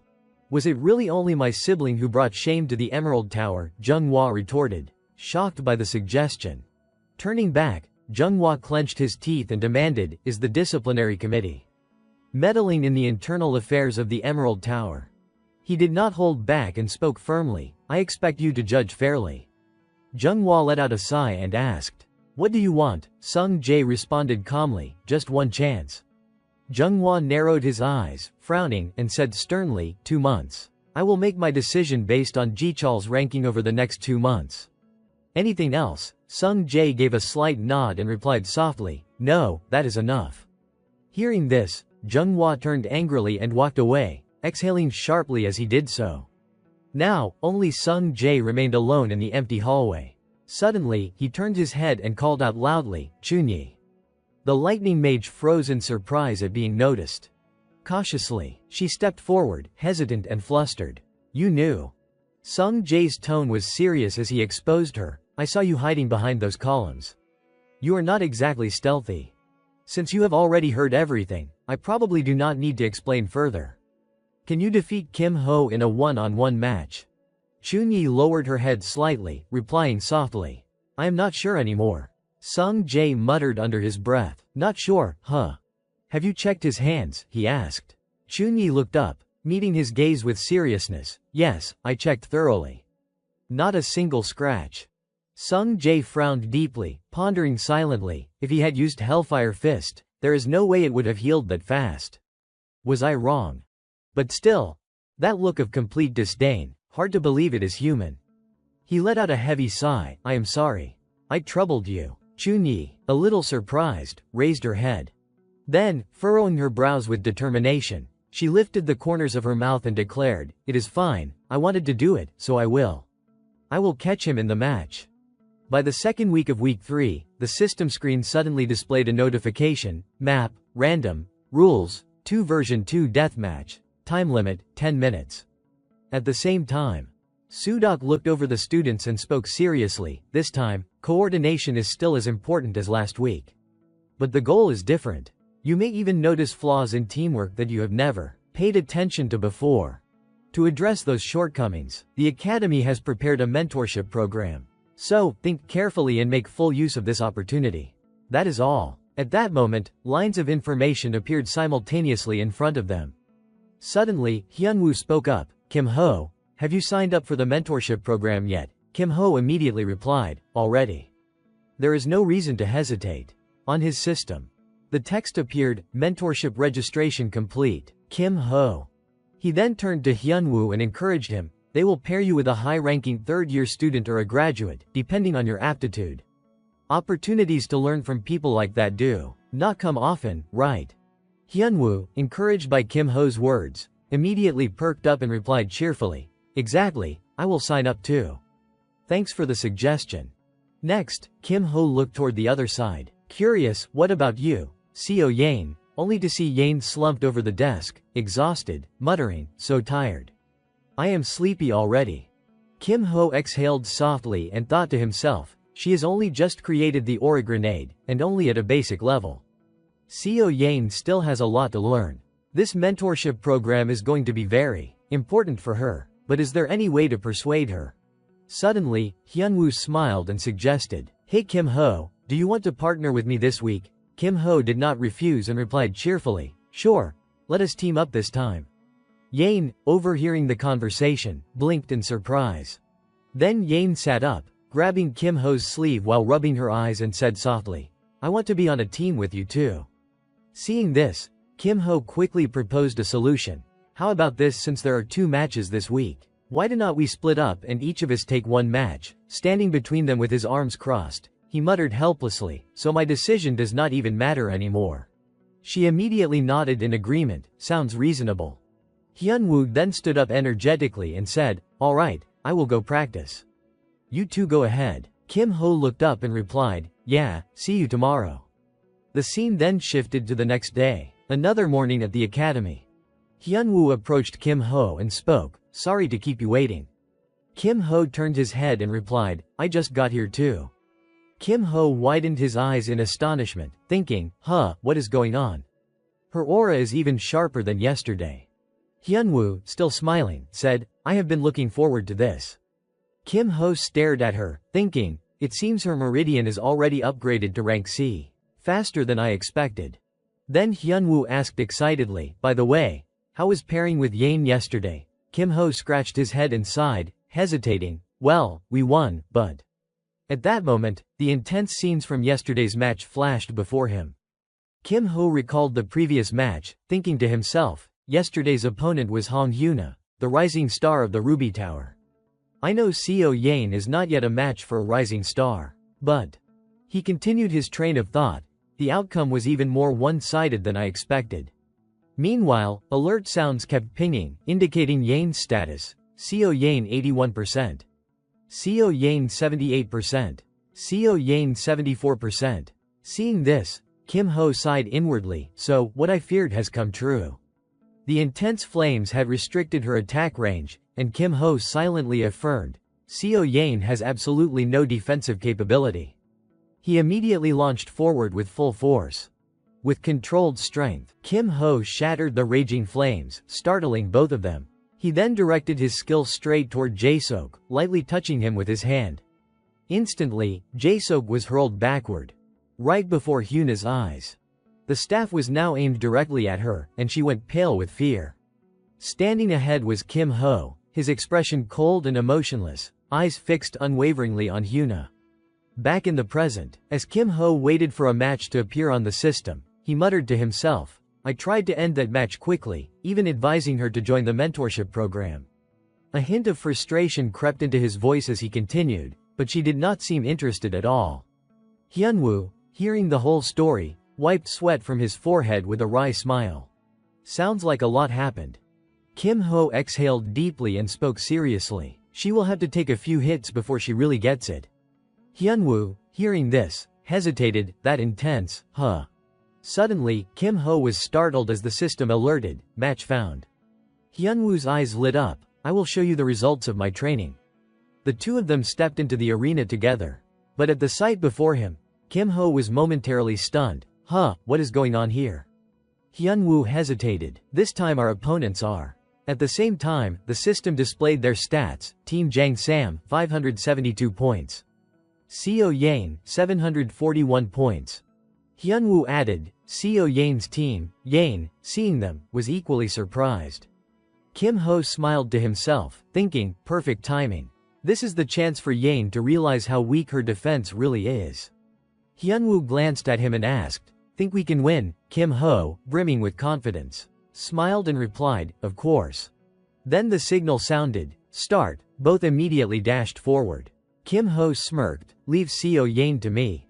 Hyunwoo nodded seriously, "Got it." Yane, noticing the situation, immediately sprang into action. Kim Ho thought, "She is throwing smoke bombs. Just as I predicted." But that did not slow them down. Looking at the pair, he called out arrogantly, "Sorry, but it won't do you any good." She did not just stand there to take it. Yane immediately drew her gun and fired 2 shots toward the pair. Kim Ho casually raised his hand, effortlessly dodging the attack. He then closed the distance, standing directly in front of Yane's barrel. Without a hint of hesitation, he struck her hand with his staff. Then, with a flicker of excitement, he prepared to launch a counterattack. But as his punch neared Yane's face, he suddenly paused. Instantly, he tapped her forehead with a finger, making her flinch and let out a small yelp. After the tap, Kim Ho smirked lightly.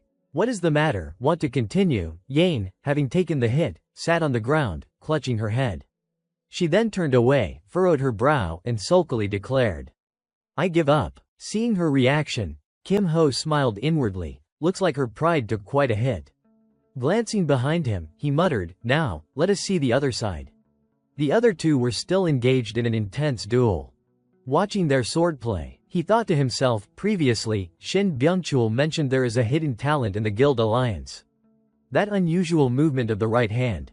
I found it suspicious from the start, but... Suddenly, he called out loudly, "Wait, both of you, stop." The two turned in confusion to look at him. Furrowing his brows, he spoke seriously, "I know you are holding back. Can you fight seriously?" Jang Sam shook his head resolutely. "I do not know what you are basing that on, but I am fighting seriously." Kim Ho winked and offered, "If you are worried about the replay, we can set it to private. And I can give you a little incentive." He then spoke in a deep tone, presenting his condition, the Shadowless Spirit. "If you win, I will give you the information." Jang Sam's eyes widened in astonishment. Kim Ho thought smugly to himself, if he values it enough to hide his true strength, he certainly won't pass up this clue. Jang Sam, sweating, stammered, "How do you know about that?" Kim Ho arched an eyebrow, smiling, "I already said if you win, you get the information." Hearing this, Jang Sam gripped his sword and said, "If you dare take it that far, then I will play along, just as you want." He got into a ready stance, preparing for the fight. Hyunwoo furrowed his brow as he took in the scene before him. In an instant, his gaze has completely changed, he thought, and then squared his shoulders, firmly declaring, "I will give it my all too." Jang Sam exhaled slightly at those words but did not hesitate for a moment. He immediately thrust his razor-sharp sword straight toward Hyunwoo. Hyunwoo took the hit, grimacing and letting out a sharp exclamation while the system registered, "Go Hyunwoo 87%. Still relentless, Jang Sam swung again and shouted fiercely, "It is not over yet." Hyunwoo's health continued to drop under the onslaught. Go Hyunwoo 73%. Go Hyunwoo 68%. Despite the relentless attacks, he gritted his teeth and held his ground. Meanwhile, Jang Sam's eyes glinted with deadly intent. "I will finish this with this move," he resolved, aligning the tip of his sword directly toward Hyunwoo. The sharp point aimed straight at Hyunwoo's eyes, the tension in the air thickening with every heartbeat.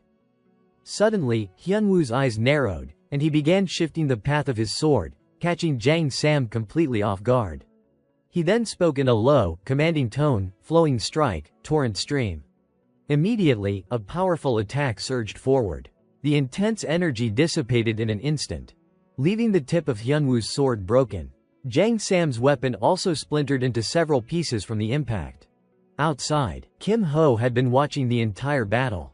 Stepping forward, he calmly spoke, "Enough.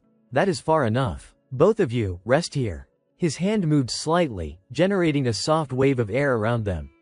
The system then announced the final result. Score, Kim Ho, Go Hyunwoo win.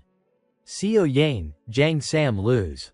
Both opponents inhaled the mist Kim Ho had created and collapsed to the ground. Looking down at Hyunwoo, Kim Ho muttered to himself, "According to the system, since I am still standing, we win." But in truth, this is more like a loss. The moment Jang Sam unleashed his full strength, I could not defend. It was already decided then. Clearly, I am still a bit short of reaching the perspective peak. But this is just the beginning. After a brief period of unconsciousness, Jang Sam finally opened his eyes in shock. Glancing at the system screen, he hesitated before asking, "So, I lost?" Kim Ho responded calmly, "As you can see." Sitting upright, Jang Sam commented, "It is a bit regrettable, but let it be known it was a good match." Kim Ho nodded in agreement. Yes, Go Hyunwoo would say the same. Jang Sam then rubbed his shoulder curiously, asking, "Before leaving, I want to know, did my skill show too much?" Kim Ho smiled lightly and answered honestly, "Yeah, a little. Your sword hand seems slightly stiff." And, looking too ordinary also contributed, Kim Ho added. Jang Sam, sweating, frowned and asked, "Too ordinary makes it obvious, what do you mean?" Pointing directly at him with a grin, Kim Ho explained, "Think about it, what kind of place is the Dragon Slayer Academy?" Jang Sam pondered for a moment, stroking his chin, then nodded slowly, "It is true. This is where masters from all over the world gather. In a place like that, being ordinary actually stands out. That is useful. I will remember it. And one more thing about the Yulin Vo An," Kim Ho continued. Jang Sam's eyes flicked up, anticipating something. Kim Ho crossed his arms and said, "I wanted to win first before asking." Then, with a grin, he added, "Yes, that is right. So how about a rematch sometime?" Jang Sam, cheerful, responded, "Sure, anytime." After the battle, they all returned together. Hyunwoo spoke hesitantly, "I feel like I just made a fool of myself. I have no face left to show." Kim Ho glanced at him and sincerely commented, "You opened a gap with your probing move, and the final decisive play was very succinct."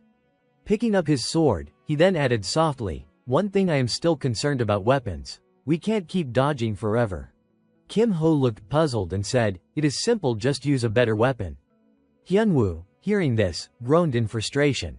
"Embarrassing. My finances are not exactly abundant." Kim Ho then held up a book and said, "Weapons are not only bought with money." Hyunwoo immediately quieted down and glanced down at it. "How many points do you have?" Hyunwoo quickly checked the system and replied, "I think around 5,000 points." Kim Ho nodded appreciatively. "That is more than enough." Following Kim Ho's guidance, Hyunwoo proceeded with the purchase. Kim Ho next instructed, "Get an E-rank longsword and a D-rank longsword." The system confirmed the transactions. Item purchased, D-rank longsword, 1200 points. Item purchased, E-rank longsword, 700 points. Item purchased, heat catalyst, X3, 3000 points. Kim Ho continued, "With the remaining points, buy 3 more heat catalyst vials. Hand them over to me first." After buying the items, Hyunwoo handed the 3 vials to Kim Ho, curiosity written on his face. "What is this catalyst for?" Kim Ho accepted the vials and explained, "It is a crafting material. I will make some useful items for you. That is it for today, focus on recovery." Hyunwoo smiled and nodded. "Thanks, Kim Ho, for everything." That night, Kim Ho walked down the hallway, thinking to himself, "This week's sparring matches are done. Maybe I should prepare materials in the workshop. Might as well make the items I will give to Go Hyunwoo too." He pushed open a door and greeted, "Hello there." The blue-haired boy inside jumped slightly. Sure." The boy quickly returned to his work while Kim Ho leaned back slightly. Reflecting, he got scolded by Bong Jae-sok last time over the cube design. Probably does not like me poking around everywhere. So I feel a bit guilty. But this time, I will just take the liberty. Kim Ho then used his abilities on the boy. The system simultaneously announced, "Target skill registered, Magic Technique B, Copying skill, 2 version 2, Magic Technique B, Theft B." Kim Ho thought to himself, "Now that we have World Force, Hummingbird can take a break. The cube design luck might be gone, but this place is perfect for gathering usable materials. These are unfinished items, failed for some reason. In other words, the crafting is still intact. Normally, it is easier to get new materials than dismantle items. I mean, usually." Kim Ho glanced at the items in his hands and smiled faintly. He then sat down at the table and busied himself with the task, catching the attention of the Magic Technology Club member nearby. The boy removed his glasses and asked hesitantly, What are you doing? Kim Ho replied while working, I am dismantling them. Collecting some materials. The boy, sweating with curiosity, asked, if you do not mind. Can I watch? Kim Ho responded cheerfully, sure, go ahead. The blue-haired boy picked up an item and marveled in surprise. You dismantled it and all the materials came out perfectly. Looks like it is brand new. He wondered to himself, maybe I should try crafting a batch myself. Kim Ho, glancing at him, let a small, confident smile curve his lips. Suddenly, he spoke up, Senior, do you want to trade for these materials? The boy's eyes lit up with excitement. Really, I would love that. What do you need? Without hesitation, Kim Ho listed several items he needed. A cooling set with a central axle, reinforced steel wire, and... The boy quickly interjected, but this. What if Bong Jae-seok starts nagging again? Seeing the worried expression, Kim Ho reassured him, just trading the materials should be fine. If you are still concerned, this time I will ask for permission directly. The Magic Technology Club member immediately pulled out his phone and said, really, should I send a message then?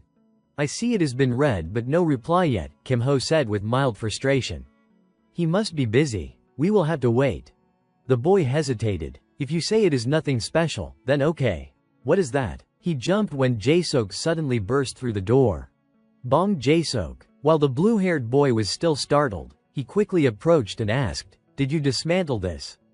Perfect timing. Take a look at this. It is a failed item, but it cost quite a lot in materials. A few items immediately appeared on the table. Jae-seok then looked at Kim Ho. So, you managed to take it apart, Kim Ho, arms crossed, observed calmly. This will take quite a bit of time. The blue-haired boy fidgeted behind them. Curiosity written all over his face. I know it will take time. I will pay accordingly, Jae-seok said plainly. Kim Ho seized the opportunity and smiled lightly. I also need the materials, so let me receive my pay in items.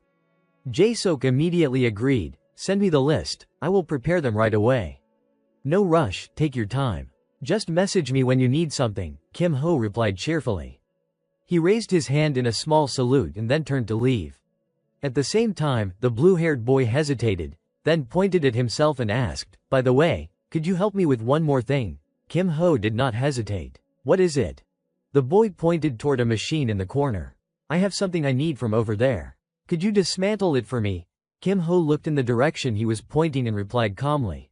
No problem. The club member smiled and promised, thanks, I will do my best to give you everything you need.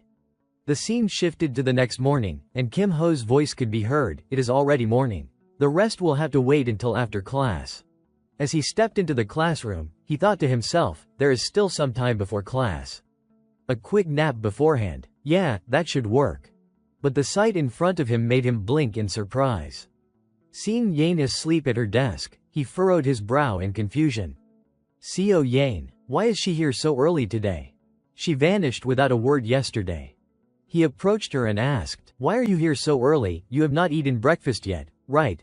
Want something to eat? Yane flinched slightly at the sound of his voice, but did not lift her head. Kim Ho raised an eyebrow, thinking to himself, as expected, she has not fully recovered yet. He continued, explaining gently, yesterday's match was a bit one-sided, right? I only did it to show you your weaknesses. Yane stayed silent, keeping her head down. Maybe you are starting to realize how vulnerable your combat style is when your position is exposed. Now that your mana foundation is stable, why not try investing in some support skills? At this, Yane finally lifted her head, asking curiously. You will be tutoring me personally. Kim Ho placed a bag of bread on the desk and smiled lightly. I would like to tutor you myself, but for this part, learning from another marksman will be more effective. Even if it is a bit troublesome, you should accept the mentorship. Yane picked up a piece of bread and replied, all right, I will do it. At that moment, Hyunwoo arrived, eyes lighting up as he exclaimed, Miss Seo signed up too, good decision. Kim Ho looked up and asked after him, go Hyunwoo, are you feeling better? Hyunwoo replied enthusiastically. Thanks to you, Kim Ho, I am back to my best state. My body's fine, but I am worried about the weapon I bought yesterday. I plan to test it in the remaining matches. Kim Ho handed him an item with a smile and suggested, alright then, go ahead and use this as well. Hyunwoo eyed the item in Kim Ho's hand, puzzled. Is not this just a paperclip? Kim Ho immediately clarified, "It looks like an ordinary paperclip, but it is actually an item that protects a weapon's durability." At the same time, the system displayed the item's details. Durable clip, D, automatically restores weapon durability. He quickly attached it to the inside of his shirt and said, "For the remaining duels, try using it together with your newly acquired weapon." Hyunwoo and the others then stepped into the match arena, and the system displayed, score, Go Hyunwoo, Bak Kung Han Tuyat vs Young Suji, Park Nari, 100%, 100%. Looking at their opponents, Hyunwoo mentally noted, "Miss Park Nari, the hope of the natural club. Kim Ho warned me to be careful of that familiar beast." Nari patted Buma on the head and said softly, "Buma, get ready." At the signal, it leapt off her shoulder, immediately transforming into a fierce tiger. Nari thrust her hand forward and shouted, "Go!" Buma obeyed, slashing its claws toward Hyunwoo. He raised his sword to block, frowning as he yelled, "Miss Bak Kung, now." Bak Kung responded instantly, unleashing her technique. She struck forcefully, snow soul palm, her hand collided with Buma. And sweat beading on her brow, she gritted her teeth at the beast. Buma glared back with sharp eyes, and the system reported, Park Nari 87%. In a sudden swipe, Buma's claws struck Bak Kung, causing her to cry out in pain. On Hyunwoo's side, he struggled to defend, shouting in alarm, "Miss Bak Kung." With a single blow, Buma destroyed the sword in his hands. Hyunwoo groaned, thinking, with an E-rank weapon, this is the limit. He quickly stepped back, sweating nervously. "At this rate, we do not stand a chance." Bak Kung nodded in agreement. "I agree. Let us try a different approach." The system then updated, Park Nari 100%. Hyunwoo realized the strategy. It seems she is letting the familiar take the front line to recover continuously. Meanwhile, the caster is completely exposed, a tactic relying entirely on the familiar. He shared a glance with Bak Kung. If that is the case, strike directly at the source. The two of them ignored Buma and dashed straight toward Nari. At the same time, Suji raised a pendant and declared grimly, "No chance of winning." "I anticipated a situation like this." Nari immediately swung her hand and unleashed Gaia Barrier. A thick wall of vines erupted, blocking the path of the two attackers. Bak Kung refused to back down, frowning as she cast her technique, Glacial Soul Palm. At the same time, Hyunwoo slashed with his sword, shouting, "Rapid flow." After attacking, he furrowed his brow, calculating quickly in his mind, it is really tough to penetrate. The next strike has to deal damage beyond magical defense. In a single blow. Suddenly, Buma lunged out of nowhere and bit into Bak Kung. Her scream of pain echoed throughout the arena. The system then displayed the final result. Score, Go Hyunwoo, Bak Kung Han Tuyat vs Young Suji, Park Nari, lose, win. The scene shifted to the next morning. Hyunwoo's voice rang out, "I let you see such an embarrassing performance." Kim Ho, reviewing the match, reassured him, "Not at all. Facing a rising star and performing this well is already impressive." Hyunwoo asked seriously, "Kim Ho, if you were in my situation, what would you do?" Kim Ho responded thoughtfully, "It is not really about strategy or technique. The difference in stats is just too large. Especially regarding equipment." He reflected privately, Park Nari is a rising star fully supported by the Natural Club. Her skill range and attributes are extensive. Even her life force recently underwent enhancements through transactions with me. She is equipped with all sorts of items from head to toe. Hyunwoo wiped sweat from his brow and said solemnly, "Hearing that, losing makes sense. The opponent is not only strong but also meticulously prepared." In his mind, he wondered, maybe I should discuss this. Kim Ho then spoke with a serious tone. "You can't raise your stats to match Park Nari, but that does not mean there is no countermeasure." Hyunwoo's eyes brightened, and he asked, "So, there is a way?" Kim Ho grinned and said, "Magic sword. For top-tier swordsmen, this is a mandatory debuff item." Hyunwoo, sweating, murmured with furrowed brows, "Magic sword. I did not even know such an item existed." Another lesson from Kim Ho. Kim Ho then pointed to the clip on Hyunwoo's chest and said, "Forget the magic sword for now. The priority is preventing your weapon from breaking. Focus on collecting artifacts that enhance durability for B-rank weapons and above." Hyunwoo lowered his head, hesitating, "B rank? That won't be easy to find." Kim Ho gave a thumbs up and smiled encouragingly. You might farm them in the underground dungeon of Dungeon Dong. But since it is the week of duels, it is not like you can't go down there. Hyunwoo looked at Kim Ho and reported, anyway, next week we won't be allowed into the dungeon levels. Kim Ho frowned in confusion. Why's that? Hyunwoo replied frankly, because we do not have the qualifications yet. Kim Ho nodded thoughtfully. The underground levels of Dungeon Dong are different from the surface, they are real combat. They can't just throw first-year freshmen into life or death battles. So, right now, there really is not a way. Hyunwoo let out a low whistle. Yeah, that sounds tough for now. Kim Ho set his cup down and added calmly, I mean officially. Officially. Hyunwoo hesitated, then seeing Kim Ho's slight pause, he immediately guessed, you mean sneaking in is fine. Kim Ho pulled out his phone with a smile. There is a courier service for moments like this. Hyunwoo's eyes lit up. You mean, Shin? Kim Ho sent a message and confirmed, yeah, he will be here soon. Just then, a voice rang out, you two here. Byung-chul appeared, grinning. So, how can I help? Kim Ho answered promptly, we plan to enter the dungeon for a bit. Byung-chul nodded. I was thinking of going Monday night. Kim Ho glanced at him with a faint smile. Monday night, perfect timing. Byung-chul then asked, which dungeon number? Kim Ho quickly replied, number 388. Byung-chul pulled out a notebook and pen and began flipping through the pages. Let us see. Number 388. Feathered Serpent Shrine, D rank, right, 4-person dungeon. Who is going in? Hyunwoo and Kim Ho exchanged a silent look. Kim Ho pointed to Hyunwoo. It will just be the two of us. Byung-chul wiped sweat from his brow, hesitating. Are you sure? Anything that goes wrong, I am responsible. Kim Ho's gaze was firm. We won't die. If anything goes wrong, we will pull out immediately. Hyunwoo nodded, trusting completely. And I trust Kim Ho. Byung-chul quickly jotted down their names. Alright, then it is settled. I will prep for Monday night. Kim Ho asked smoothly, what about payment for this favor? Byung-chul looked down, smiling. Between us, no need for payment. Plus, we still have that debt from the Ben Wave incident. Consider it settled with this. Kim Ho's eyes widened slightly, thinking, I did not expect him to offer repayment on his own. Byung-chul added honestly, to be frank. I have only been to the dungeon once myself. Kim Ho crossed his arms, frowning in exasperation, so that is why he is not familiar yet. Then Kim Ho spoke reassuringly, it is fine. Even if it is your first time, just do not be careless.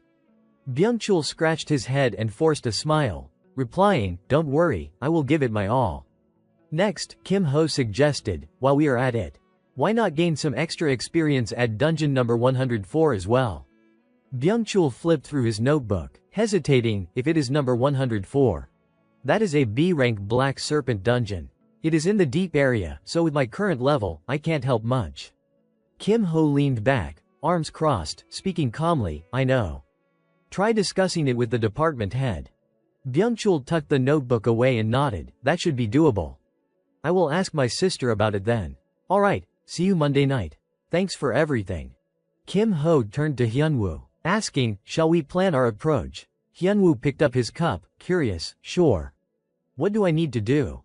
Kim Ho immediately laid out the plan. First, we enter the scheduled D-rank dungeon, the Feathered Serpent Shrine. We will look for a weapon for you there, and I will gather some loot for myself.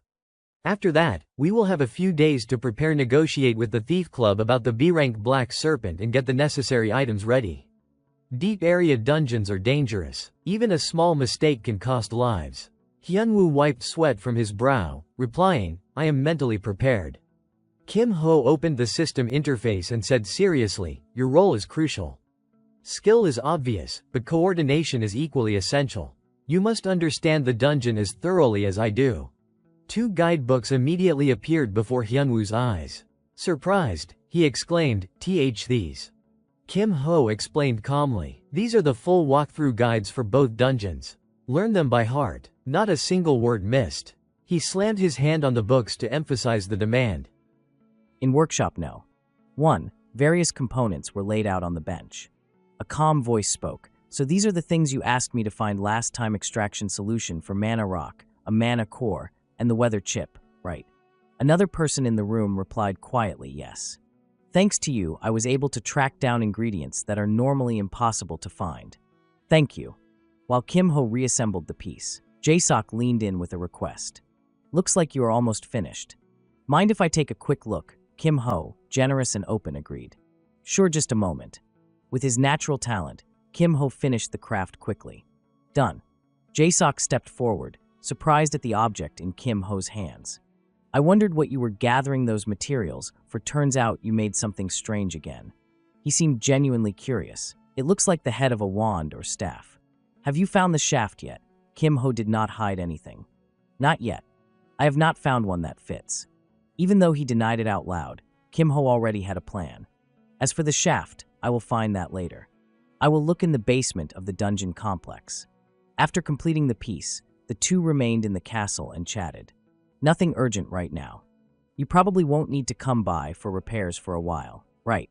Yes. I know I have been bothering you lately, but I will keep dropping by. A little later, in classroom 1-3, the teacher stepped up and began the day's lecture. This week's raid assignment will be a sweep of the compressed stone map. Raid rules: the dungeon teams will be formed randomly. If you clear all the monsters, anyone can score highly. There is no time limit, so pay attention to where enemies are hiding. He continued with specifics about the upcoming sweep. Importantly, both the terrain and teammates will be randomly assigned. That means you will be fighting alongside strangers in a new area. Having announced the raid, he closed his book and gave parting instructions. Coordinate smoothly and clear the area step by step. That is all for today. See you next class. Hyunwoo turned to Kim Ho, sounding regretful. Teams are random this week, so we won't be able to go together. Everyone's on their own this time. At that moment, Seo Yain woke up and added, we should postpone the mana ammo lecture for now. Next week is mentoring week anyway, you will learn new skills then. Because he cared for them both, Kim Ho reminded them carefully, focus on shoring up your strength this week. Fine, you must test things in training mode before going into real combat. Even as he talked about training, Kim Ho's mind was elsewhere. Testing in training mode would be a waste of time, he thought. Random dungeon, random teammates. He stepped toward a new spatial gate, his resolve hardening inwardly. I will go straight into real combat. Looking at the glowing system panel before him, Kim Ho silently wished, hopefully I get a decent partner this time. Still, no matter who it is, I will make sure we hit 100% completion. He calculated each step in his head, reaching out and touching the screen. In this situation, the most useful teammate will be someone whose skills I can copy. I won't need magic techniques for now, so I will switch over to combat skills. Just then, another portal opened beside him. Kim Ho turned his head, waiting expectantly.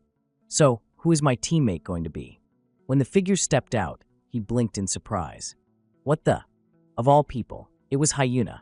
His voice came sharp with disbelief. You again, Hong Hyuna. She looked equally unsettled when she realized he was her partner. Kim Ho.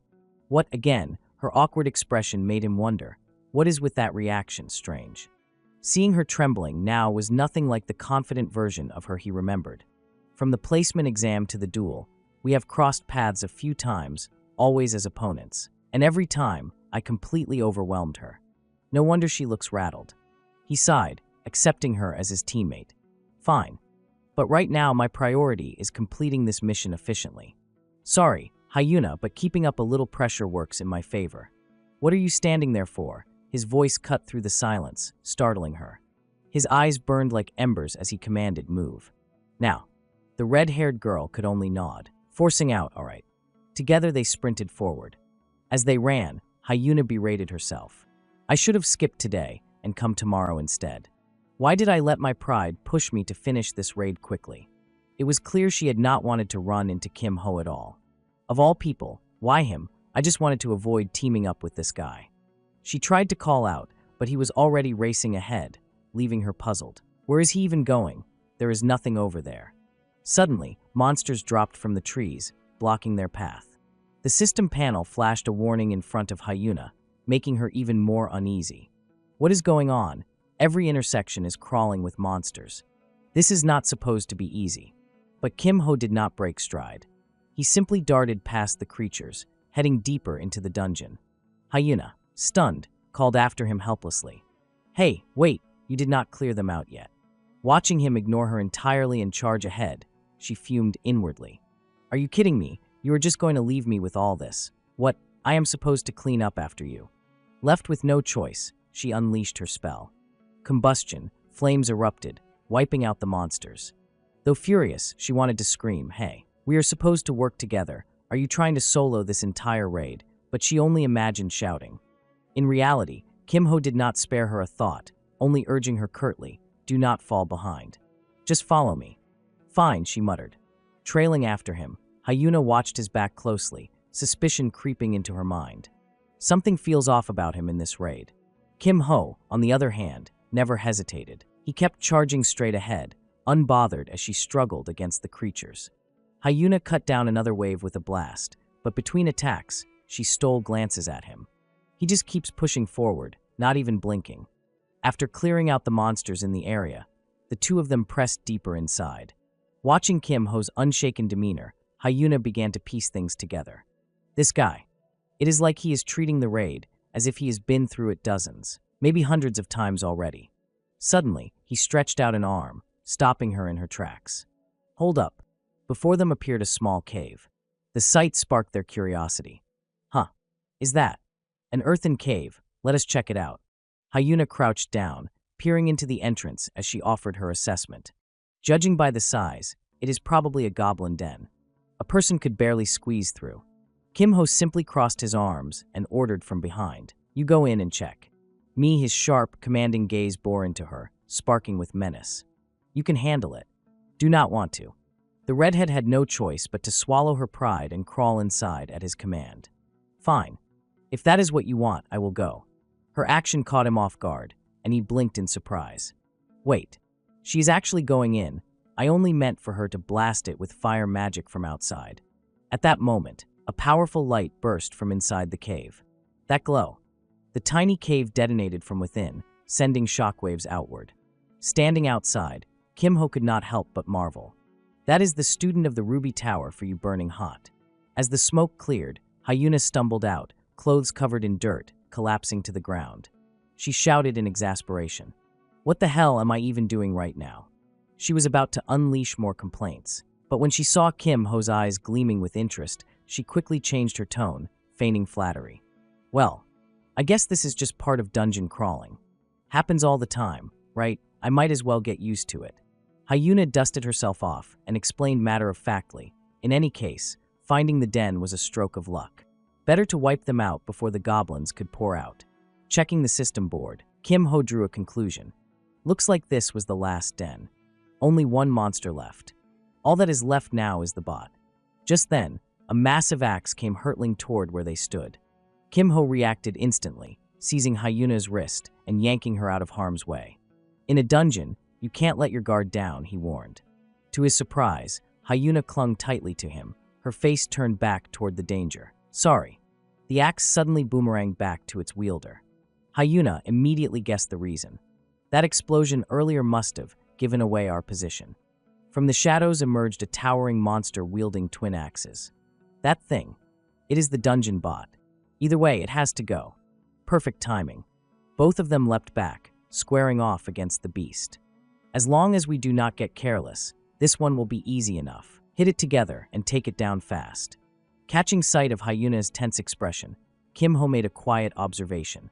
She still has not loosened up completely. Seeing her shaken demeanor, he gave a faint smile, inwardly chiding himself. Some of that is on me.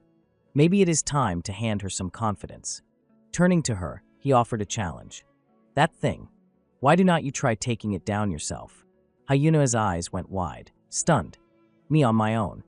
To give her that extra push, he stood firm at her side, his voice steady and encouraging. You can handle it. Damn right you can. Hyuna summoned every ounce of confidence within herself and strode forward with firm resolve. All right then, I will give it a try. Watch closely, I will prove it to you. She channeled energy into her weapon, preparing to unleash her strike. The fire in her chest reignited, and she reaffirmed to herself, time to show just how strong I really am. But then, inexplicably, the power she had gathered flickered out, vanishing without a trace. The dungeon bot let out a booming laugh, as if mocking her futile effort. Seizing the opening, it lunged at her with terrifying speed, catching her off guard. When did it move? The monster raised one of its massive axes high overhead, ready to bring it crashing down. But Hyuna's reflexes kicked in swift and precise. She leapt into the air, dodging the brutal strike with ease. Did you really think I would lose that easily? It had been a feint all along. She would tricked it, creating the perfect chance to strike back with her full force. Flame orb. Eyes locked on her target, Hyuna hurled the blazing sphere forward, her heartbeat racing. Direct hit. I have got you this time. Hyuna's attack had no effect at all on the dungeon bot. Her eyes widened in disbelief. What? It did not take any damage. Narrowing her gaze, she tried to piece it together. Could this dungeon have some kind of damage reduction trait? Cuts incoming power in half. Maybe. What were they even thinking when they designed a place like this? The monster gave her no time to ponder. It roared, hefted its axes, and launched another attack. One blade came hurtling toward her. Hyuna clenched her jaw. I have to finish this before the overload effect wears off. She dodged the first, but the second followed immediately. Two at once. She was not ready. Her stance had dropped too low, and she realized too late that she could not avoid it. I can't move in time. But before the blow could land, Kim Ho darted in, intercepting. Now, put up a barrier, or else. With just a flick of his wrist, both axes were flung aside as if they weighed nothing. He did not stop there, his voice carried a biting edge. I told you not to let your guard down. Hyuna staggered back, her heart still racing from the near-death moment. She finally managed to whisper, thanks. You saved me. Kim Ho shot her a sidelong glance, his tone sharp but laced with meaning. Stop hesitating. Use that. Her expression faltered. That, you mean? She knew exactly what he was referring to. The flame pillar. The very mention made her chest tighten with unease. I do not want to remember. That. She tried to brush it off, waving a hand nervously. Sure, it is powerful, but the range is way too narrow. But Kim Ho cut her off, laying out the plan without hesitation. I will hold him in place. You just focus everything on unleashing its full force. Before she could argue, he charged straight at the bot. Wait, Kim Ho, Hyuna shouted, but he did not stop. Clenching her fists, she swallowed her doubts. No. Do not overthink it. Just focus. Do your part. Together, they attacked, but the dungeon bot seemed impervious, thrashing violently against the spell circle. He is resisting, he has figured out the magic circle, Hyuna cried out, her voice trembling. Do not let it shake you. Keep going, Kim Ho answered firmly, steadying her. Then he revealed his own strength. Sorry, but his strike looked effortless, but the sheer force behind it drove the monster crashing to the ground, pinned within the circle Hyuna had cast. You are not done playing with us yet. The beast writhed, but the spell held. The circle's ready, Hyuna called, urgency in her voice. Get out of range, now. The monster surged back to its feet, swinging down another axe at Kim Ho, but he barely flinched. Thanks to elemental resistance, I do not need to dodge. Still, I will follow through with the plan. Just as the weapon fell, he vaulted away at the last second, landing safely behind Hyuna. All right, I am clear. That is good enough, right? Her tense shoulders eased slightly. Yes.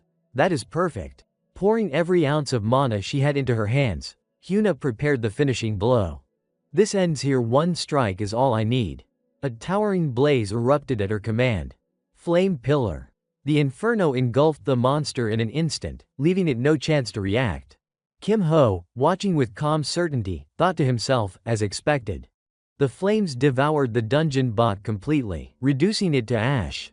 At that moment, the system screen blinked into view, remaining monsters, 0. Completion, 100%. Base score, 800. Dungeon clear bonus, 200. Total, 1000. Final multiplier 0.8. Total points awarded, 800. Hyuna, chest heaving as sweat and soot clung to her, let out a heavy breath. It is over. Kim Ho looked at the small figure of the girl standing before him and could not help but admire her silently. That was over pretty fast. For someone going toe-to-toe with a bot, she actually fought quite well. Hyuna, having drained too much stamina, was left gasping for breath. Meanwhile, the protagonist behind her chuckled inwardly. Even if it was a bit forced. Then, the red-haired girl suddenly spoke, as though she had something she wanted to say to Kim Ho. Wiping the sweat off her face, she made her request. There is something I would like to ask of you. Her polite tone caught him off guard. What is it? Why do you sound so hesitant? Hyuna remembered the humiliating moment when she had crawled into the cave like a small dog, right in front of Kim Ho's eyes. She also recalled how he had been the one to save her from that flying axe. That was why she finally spoke up. It is. Could you set the replay to private? At last, Kim Ho understood her intent. You want me to make the replay unlisted? She quickly added an offer in exchange. I will make up for the points you lost, so. Then, all of a sudden, Hyuna placed something into his hand. This is definitely more valuable than the replay.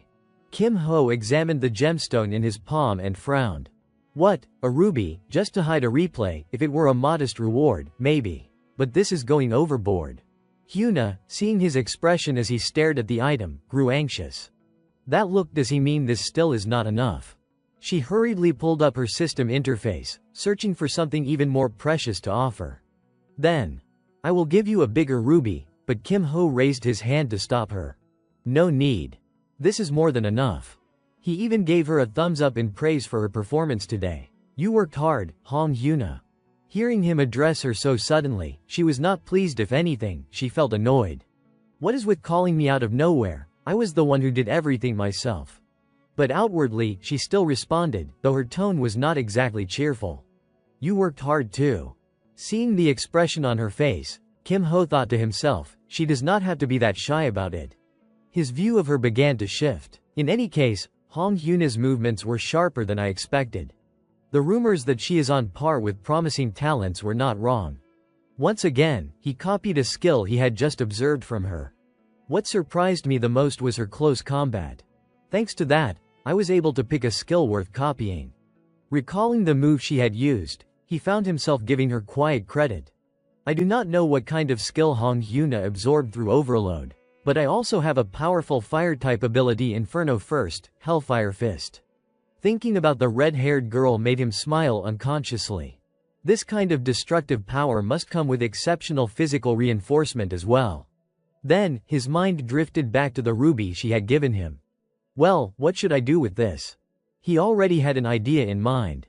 Tonight, I need to head down to the dungeon's basement. I will take this to the Ruby Tower later and have it appraised. At the ground floor of the dungeon, Kim Ho stepped back out through the dimensional gate. He glanced around the area. Looks like Go Hyunwoo and Shin Byungchul are not here yet. While waiting, I might as well check my quest rewards. The system window popped up with a new notification. Side quest, Week 4 conquest complete. Objective, clear dungeon conquest. Completion rate, 100%. Reward, copy trait slot 1. The announcement immediately piqued Kim Ho's interest. Finally, I can copy a new trait. If I manage to find something useful in the dungeon's basement, that would be ideal. But before he could dwell on it, a voice called out near his ear. Hey, what are you doing? The sound of footsteps echoed along the corridor as two figures approached. They teased him along the way. If you were going to go first, you should have said something. I was waiting upstairs, you know. So, Kim, you got here ahead of us, huh? It was Hyunwoo and Byungchul. They both arrived with a casual confidence, Hyunwoo declaring, anyway, it is late already. Let us move out. I won't let you down, Kim. Byungchul fished around in his pocket, then pulled something out for them. Oh, right. There is something I wanted to give you guys. Holding two items in his hand, he presented them to Kim Ho. Here, you too. Wear these second-year student tie clips and anonymity badges. The orange-haired boy quickly pinned them onto Kim Ho's jacket and explained their function. They will make the wearer's face look ordinary and unremarkable. Thanks to these, even if we run into upperclassmen, it won't matter. Once Kim Ho put them on, he could not help but marvel at the effect. Huh, my face really does look faded.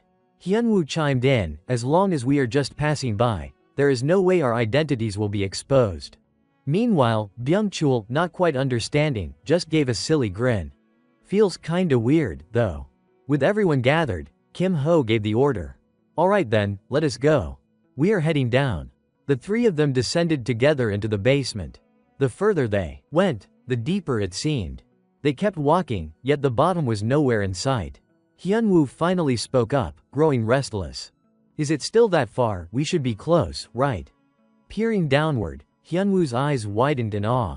I have heard this dungeon was massive, but I did not think it would be like this. Just reaching the D rank level has already taken so much time. If this is the shallow part, then the so-called deep levels must be. Kim Ho turned back to explain. Actually, there are teleportation devices normally, but since we snuck in, we can't use them. He let out a sigh, throwing in a jab at Byung-chul. Honestly, if the guide were good enough, even that could be hacked. Byung-chul gave a dry laugh, brushing it off. Well, we are almost there anyway. At that moment, a mechanical voice suddenly rang out. Dear guests, apologies for the wait. Please proceed this way. The three of them exchanged a look. This is it. Dungeon No. 388. Right before their eyes, a dimensional gate appeared, its name glowing across the threshold, Temple of the Feathered Serpent. Hyunwoo looked at the gate before him and finally felt at ease. Lucky we did not get spotted. We have made it to a safe zone. Kim Ho, however, wanted to double-check with the others. You have all memorized the Conquest guidebook, right? Then let us begin. Just then, a voice rose from behind him. So, what exactly do you think you are doing? Two other figures emerged from the same dimensional gate, bickering as they walked. What the hell kind of skill was that? If it were not for that screw-up, we would have cleared it already. The green-haired guy among them noticed the three standing there, though none of them paid much attention and kept walking. Huh, so they are here to clear this dungeon too. Kim Ho let out a sigh and thought to himself, their team formation is impressively efficient, I will give them that. To keep things running according to plan, Hyunwoo reminded everyone, before we run into anyone else, it is best we head inside quickly. But Byung-chul placed a hand on his shoulder, stopping him. Wait. Just a second. Holding a glowing artifact in his hand, Byung-chul explained carefully, I still need to disable the last defense system. He set the relic on the ground and confirmed, done. All the defensive wards around here are shut down. For now, there is nothing to worry about. Kim Ho and Hyunwoo pressed forward while Byung-chul stayed outside, keeping watch. Still, I will monitor from out here, just in case something unexpected happens. Before going, Kim Ho left him with a quick note. I will finish this fast. Just wait a little. Stepping through the gate, Kim Ho issued his command without hesitation. No more stalling. Let us move. Before them rose a grand structure with towering stairways. Kim Ho immediately delegated. See that? That is the heart of this dungeon, the Temple of the Feathered Serpent. You will handle that part. As the two discussed their plan, a shadow appeared behind them. That area is crawling with barbarians. Be careful. I remember reading that in the guidebook you gave me, Kim. The shadowed figure lunged forward, weapon in hand, hurling a spear straight at Kim Ho's back. But his sharp instincts kicked in. With a swift twist, he dodged the attack effortlessly. Without even turning, he recognized them. Speak of the devil. Barbarians. A full group of them emerged, one raising his spear and shouting, sacrifices. He looked to be their leader and barked his order. Take them alive. Almost instantly, more barbarians poured in, encircling Kim Ho and Hyunwoo. One of them snapped at the spear thrower. He said, alive. Why are you throwing spears? The barbarians closed in, muttering under their breath, sacrifices. Sacrifices. Hyunwoo shot Kim Ho a sidelong glance. We are sticking to the plan, right? Kim Ho gave a short nod. Let us begin. A swirl of blue energy gathered in his palm. With just a single release, the force knocked the barbarians back. Sword in hand, Kim Ho swept his piercing gaze across them. With only a few swift strikes, he not only severed the spears they carried but also left several of them wounded. Hyunwoo stayed behind to deal with the barbarians while Kim Ho turned and ran to carry out the next phase of their plan. The barbarians muttered among themselves, who are these? Big specimens, grab them at all costs. Hyunwoo planted himself and pointed his sword at them with deadly calm. Your opponents are me. This blade will end you. Kim Ho sprinted off, his mind replaying the arrangement he would work out with Hyunwoo. From now on, everyone sticks to the plan. Go. Hyunwoo goes straight toward the altar. I will take the jungle route and avoid the main path. Inside the fortress ahead was the final objective Kim Ho had marked. The usual condition to clear the Temple of the Feathered Serpent is a raid break through the barbarians, enter the altar, and the serpent ritualist bot appears. Only by disrupting the ritual and defeating the ritualist with his barbarians at the same time can you purge the dungeon. If you follow the main route, a standard clear is straightforward enough. But something caught Kim Ho's attention. You won't find the hidden shard by doing a normal clear in this dungeon. 2 barbarians were posted as sentries nearby.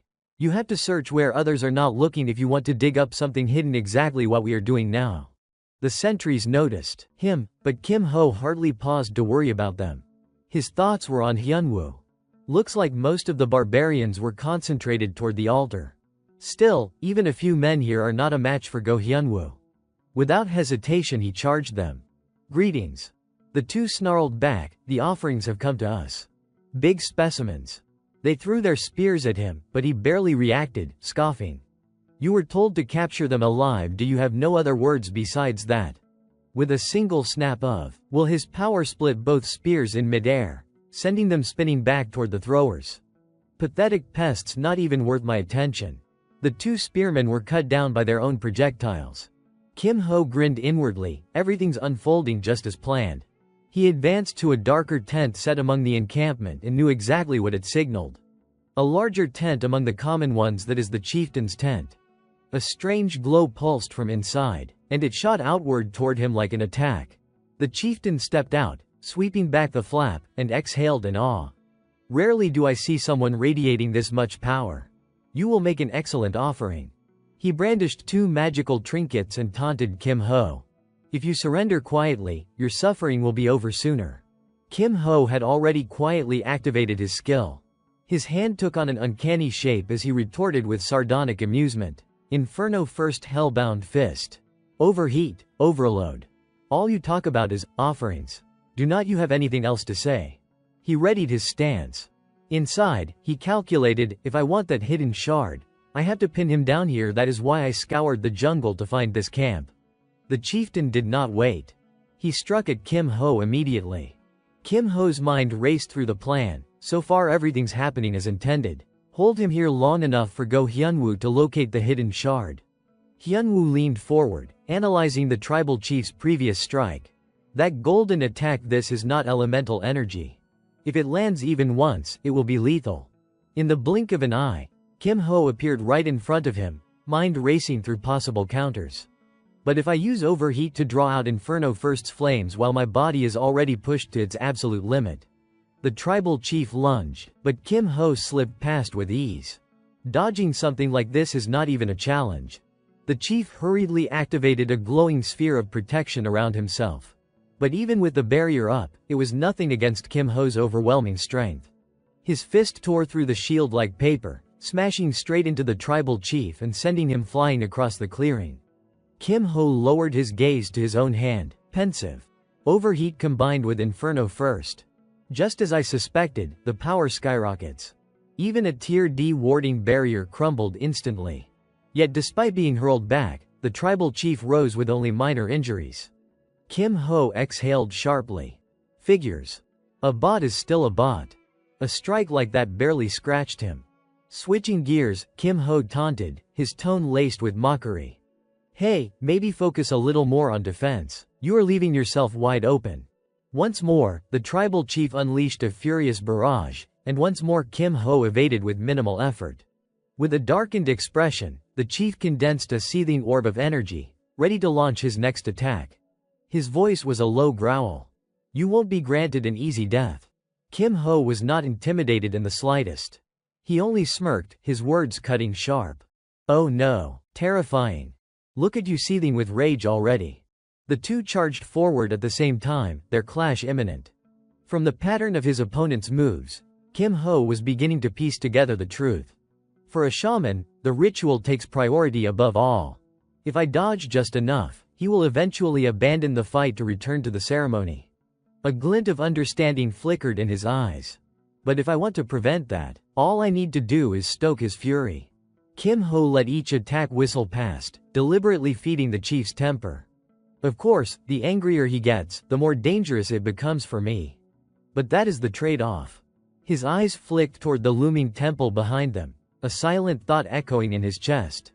So do your part, Go Hyunwoo. The rest is on you. And at that very moment, a bare foot, slick with crimson liquid, slowly stepped onto the staircase. Hyunwoo's eyes burned with determination as he looked straight ahead, silently reminding himself, Kim Hung must be fighting with everything he has got. That means I have to move quickly too. At the base of the staircase, the corpses of fallen tribesmen lay scattered like discarded dolls. Hyunwoo strode forward fearlessly, his steps steady and resolute. I will finish the task Hung entrusted to me without a single mistake, then regroup with him. Just as he set foot on the temple's upper landing, a massive shadow blocked his path. A towering tribesman stood waiting, a massive timber club gripped tightly in his hands. With a guttural roar, the giant swung the club down at Hyunwoo. Thanks to his speed and agility, Hyunwoo slipped past the crushing blow and dashed right past the hulking brute. His sharp gaze flicked back at the enemy, already piecing together the man's identity. That must be the deputy priest mentioned in the strategy notes, the dungeon's mid-bot. His nickname was Fatso, was not it? Figures he would show up right away. Sword fragments clutched in his hand, Hyunwoo slowly advanced toward the grand hall. I will have to keep him busy while I move in. Inside the chamber rested a sacred treasure. Everyone sought, a golden shield artifact, bait for countless raiders. Hyunwoo's focus narrowed. I must claim the hidden piece, the feathered serpent's sword art, no matter what. But then, from behind the altar where the treasure rested, another shadow stirred. Hyunwoo's thoughts sharpened instantly. Right. According to the raid guide, there should be another mid-bot besides him. A sharp whistle cut the air. An arrow whizzed straight toward him. It struck his blade, leaving a trace of sticky residue. Hyunwoo's eyes narrowed. Poison-tipped arrows. Of course. Mention it, and it appears. High above, perched on a beam, another tribesman revealed himself. Thin and wiry, he sat guarding the golden artifact. Hyunwoo exhaled grimly. Another deputy priest. His nickname was Skinny. Letting his broken blade fall to the ground, Hyunwoo felt a twinge of regret. Two working together will be troublesome. I wanted to test my skills at leisure, but... He conjured a new sword, gripping it with resolve. Now I will have to end this fast. Skinny loosed another barrage of poisoned arrows. Hyunwoo danced lightly between them, his reflexes keeping him untouched. But before he could counter, a heavy gust of air tore from behind. Fatso's massive club swept forward, aiming to crush him. Hyunwoo ducked low, narrowly evading the strike. He cast a quick glance over his shoulder, irritation flashing in his thoughts. Dealing with both of them at once really is a hassle. If this drags on, I will waste too much time. His grip tightened around his sword. A decision crystallized. If that is the case, I will just have to gamble everything. Both Fatso and Skinny lunged together, their attacks converging. Hyunwoo closed his eyes for a split second, then a surge of raw energy erupted from deep within his body, blazing outward. Hyunwoo opened his eyes in an instant and fixed his gaze straight ahead. A current of energy streamed from him toward the skinny tribesman, and at the same time another surge struck the big, fat brute. In one synchronized motion he would dealt with both of them. They collapsed almost immediately beneath his strike. Hyunwoo sheathed his sword and reminded himself, good. That is taken care of, but their stamina's tough. Do not let your guard down until it is truly over. Sure enough, the fat one was not finished. He rose up, glaring at Hyunwoo. You won't go quietly. Hyunwoo kept moving forward, resolve hardening. The hidden shard is the priority. I will finish him later. The fat chieftain scrambled to his feet and hurled his wooden club at Hyunwoo. The impact smashed the table leg supporting the altar, scattering splinters everywhere. For a moment Hyunwoo merely watched. Then blue energy began to form in the wreckage of the club, an odd glow that caught even the chieftain off guard. By the time Hyunwoo picked up the stray artifact that had been guarding the altar, he could not help but quip, nice throw. If you would been a second faster, I would have been hit. With the newfound relic in hand, Hyunwoo's power surged. He gathered his energy and prepared to finish the fight. Now let us end this. Teach me your last lesson. The chieftain's cry died into the wind as his own warded item turned on him, and it was that very device that killed him. Hyunwoo only glanced once at the fallen enemy before his attention returned to the ruined camp of the feathered serpent altar. The place was a wreck. Barbarians' bodies lay scattered across the ground. Kim Ho's eyes were hard as he stared forward. The chieftain had thrown everything at him, but Kim Ho had dodged with ease. Typical, the bot prioritizes the ritual above all. Annoying as it is. Go Hyunwoo must have found the relic. The chief's expression shifted as if he would noticed something. He turned toward the altar and realized the source, That aura, it is coming from the altar. Could it be the relic sword sitting on the altar? Right on cue, the system updated for Kim Ho, and he felt a jolt of satisfaction. Good. It is done. I can safely leave the rest of this dungeon to him now. Kim Ho moved to strike back, but first he acted on another objective. Before we finish him, I will copy his trait. Use copy. He knew exactly what he was stealing. This shaman chief's primary trait, the ritualist trait. Register the ritualist D trait of the target into the skill slot. Copy trait +2 grants anti-elemental resistance S and ritualist D. It is a hybrid trait that boosts mana sensing, incredibly useful. The barbarian chieftain ignored his wounds and turned toward the altar. Out of my way. I must reach the altar. But Kim Ho was not about to let him slip away. Hey, old man, the game's still on. Where do you think you are going? He had already charged a blazing strike, flames crackling across his fist. Even if you make it there, there is nothing left for you. It is over. Let us wrap this up. He drove his punch forward, hurling the searing energy straight into the chieftain. At that exact moment, the system notification appeared. Dungeon, Feathered Serpent Altar, cleared. Hyunwoo came running up with the relic in his hand, grinning. Perfect timing, Kim. The artifact immediately began draining energy from the barbarian chieftain's body. Wait, what is happening? Hyunwoo muttered, confused. Kim Ho explained calmly, it is absorbing the shaman's soul. That is why it has grown stronger. The system chimed again. Hidden piece acquired, serpent feather sword upgraded from rank D to rank C. Durability protection enhanced. Automatic durability recovery unlocked. New trait, elemental resistance F. Before they could take a breath, several chests shimmered into existence before them. Kim Ho gestured at them. And there is that. 4 ornate boxes lined up neatly.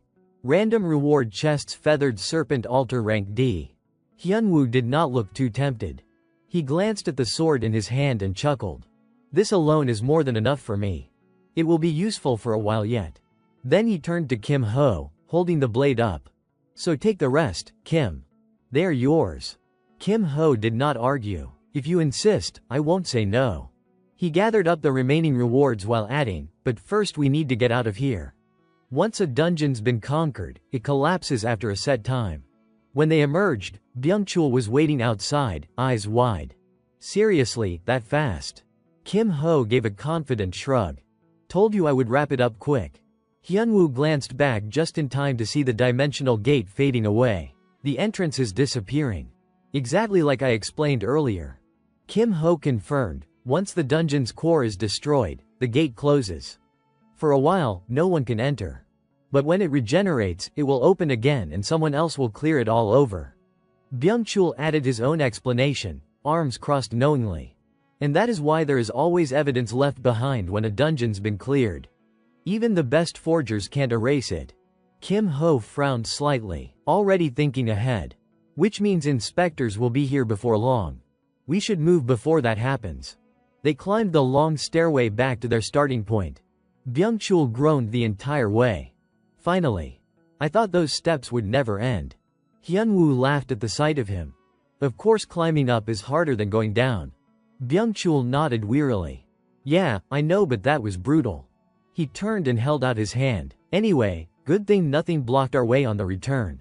Now hand back the badges and pins. The others returned their badges, thanking him sincerely.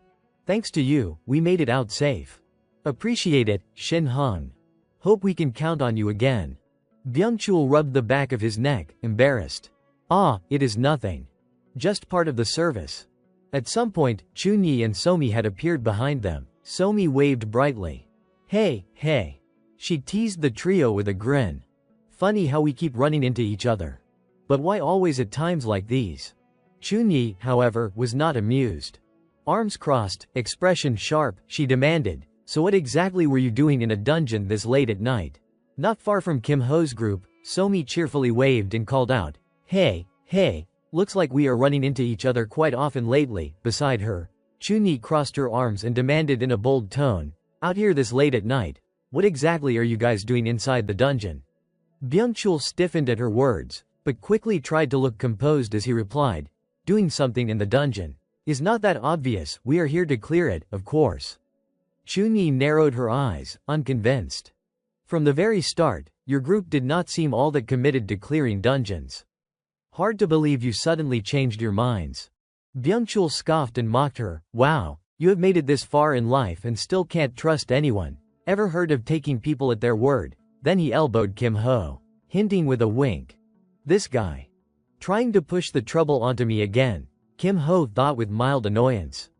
Still, if it would end the awkward standoff faster, he did not have much choice. He stepped forward and tried to ease the tension, asking Chunyi, "You guys just came back from a dungeon run too?" She replied curtly, "Yeah." He pressed, "What is your completion rate?" Her eyes sharpened. "You do not need to know that." Byungchul laughed mockingly again. "Come on, man, why bother asking that? If their score's low, of course they would not want to say." Chunhai's temper flared at his teasing. Finally, unable to stand it, she snapped, "I do not know how far you guys got, but I guarantee our rate's higher." Kim Ho raised an eyebrow. "Then how about a bet? Let us see whose completion rate is higher." Chunyi eyed him warily. "And what are we betting?" he proposed calmly. "The loser has to grant one request or answer one question from the winner." "Deal." A confident smile spread across her lips. "Fine by me." Kim Ho stepped closer, facing her directly. "All right then. On the count of 3, we both reveal our results." "Agreed," she said firmly. They locked eyes. Kim Ho started, 3. Chunyi followed, 2. Together, they counted down, 1, and simultaneously tapped their screens. A second later, the numbers appeared. Chunyi froze in shock. Wah! Her jaw dropped as she stared at Kim Ho's screen. Dungeon completion, 100%. Seeing her stunned expression, Kim Ho felt a flicker of guilt. 97% would have been impressive enough. Guess I overdid it a bit. Well, might as well make a clean exit now. He turned away, motioning for his 2 friends to follow. Before leaving, he called back over his shoulder, "I will remember that wish of yours as a debt. Alright, good luck next time." The next day, at a cafe, Hyunwoo set a drink down in front of Kim Ho before sitting across from him. "Feels weird having a lunch break without classes for once," he said with a sigh. Kim Ho replied evenly, "Resting is part of training too. We pushed ourselves hard yesterday. Taking a day off is not so bad." Hyunwoo tilted his head. "So, what did you want to see me for?" Kim Ho's lips curved into a faint grin. "To show everyone the fun part that comes after clearing a dungeon." He tapped on his screen as he explained, "I am talking about the joy of opening a random reward box." A notification popped up, "Random box Githelm altar." Moments later, 4 wooden boxes appeared on the table. Kim Ho's eyes gleamed with anticipation. "Alright," he said, rubbing his hands together, "let us start the unboxing." Then, with a decisive motion, he opened the first box. "Let us see what is inside the first one." The moment Kim Ho opened the box, a golden light burst forth, glittering brilliantly. From within emerged a rolled-up scroll, its name appearing on the holographic display, "Rank Up." Kim Ho smiled with satisfaction. "Not a bad start at all," he remarked appreciatively. Then he reached for the second box. Next. A soft blue glow shone from within this one, prompting Hyunwoo to exclaim in surprise, "Whoa!" A simple black bracelet floated up, and a line of text appeared before them, "Priest's black bracelet." Kim Ho's eyes lit up. "There it is," he said, delighted. He looked at the 2 items on the table and could not contain his joy. A rank-up scroll and a priest class accessory, this haul's already more than worth it. Encouraged, he turned to the others. "You guys should try opening one too." Hyunwoo blinked, surprised. "You mean? We can, sure," Kim Ho nodded. "Go ahead." Hyunwoo smiled gratefully. "Then I will give it a try." Without hesitation, he opened one of the remaining boxes. The item that appeared left him speechless. It was a plain wooden cup, marked as Githelm tribe's wooden cup. Even Kim Ho had to sympathize with that level of bad luck. "Wow. You really defy expectations. Not even a trace of fortune, huh?" Hyunwoo groaned, hanging his head. "Sorry, Kim." Kim Ho chuckled and reassured him, "Come on, no need to apologize. You just opened it for me anyway." While they spoke, Yane quietly reached for the last unopened box. Hyunwoo sighed dejectedly, muttering, I swear, I was never born lucky. Never won anything in my life, but before he could finish, a bright golden light flashed before his eyes, cutting him off. The glow came from the box Yane had just opened. All three of them leaned closer, curious. Then the object floated up a white pillow. Hyunwoo frowned in disbelief. Wait. Is that a body pillow? The display identified it, Gethelm pillow. Kim Ho's brow furrowed. A pillow. And it is ranked B. He rested his chin in his hand, thinking deeply. A B rank item from a D tier random box. That is practically a miracle. Did not expect Seo Yane to hit such impossible odds. He examined the floating white pillow, analyzing the stats. Looks like it is designed for combat support. His eyes moved over the description. Gethelm Pillow B, a pillow stuffed with feathers from an unnamed divine beast. Reading it, Kim Ho sighed regretfully. Too bad it is. A sleep item. He closed his eyes for a moment, running the numbers in his head. Well, it is only a shame for me. But lifestyle items are always in demand, lots of people would want this. Might be better to sell it or trade it for gear. But then he caught sight of Yane's expression and paused. She was staring at the pillow, completely entranced, not moving an inch. The adoration in her eyes was impossible to miss. Kim Ho asked, amused, you want it? Yane nodded vigorously, her excitement clear as day. Then a thought struck him. He recalled all those times she would nod it off in class, barely able to stay awake. Wait. Maybe it is better to let her have it. He studied her and the pillow together, the logic quickly falling into place. If she uses it, the fatigue recovery effect could shorten her sleep time. That means more alert hours and better training performance. For Yane, this could actually be perfect. Smiling, he made up his mind. All right then. It is yours. Take it. Yane's eyes widened in disbelief. Really? Really, he replied warmly. Consider it a gift. She hesitated only for a moment before hugging the pillow tightly to her chest, her voice soft with gratitude. Thank you. Suddenly, the phone in his pocket buzzed with an incoming call. Kim Ho pulled it out. Hyunwoo leaned in, curious. Kim Ho, what is up? He asked. Kim Ho glanced at the screen. It is Shin Byung-chul calling. Wonder what is up. On the other end, as soon as the call connected, the voice immediately made a request. Hey, you free? If you are not busy, could you come to the clubroom? Kim Ho frowned. Now, what is going on? Byung-chul explained. It is about that deep dungeon I asked you about. There is a bit of a problem. She wants to see you. A short while later, Kim Ho opened the door to the thieves' clubroom and stepped inside. Guiyang sat comfortably in a chair and waved him over. You made it. We have been waiting. Behind her, a teenager turned to study Kim Ho and asked, Is this the kid? I heard you have been taking action lately. The twin next to him chimed in nonchalantly, Yeah. Rumor has it she even stirred up the Magic Tech Club, made them back off our juniors. The kid laughed scornfully. Bong Jae-sok got his ass handed to him. He was weirdly happy about it. It is the first time I have ever seen something like that. Suddenly a shadowy form materialized, wrapping around the boy's mouth and muffling his words. Guiyang used it to tie both twins up and tossed them out the door, then snapped, Shut up. Do not butt and get out. She cleared her throat and, a little embarrassed, said, Ignore their nonsense. Understood, Senior, Kim Ho replied calmly. But she pressed him further, annoyed, You sure you are not bothered by it? He spun on his heel, quickly rephrased, and said, I will think about it.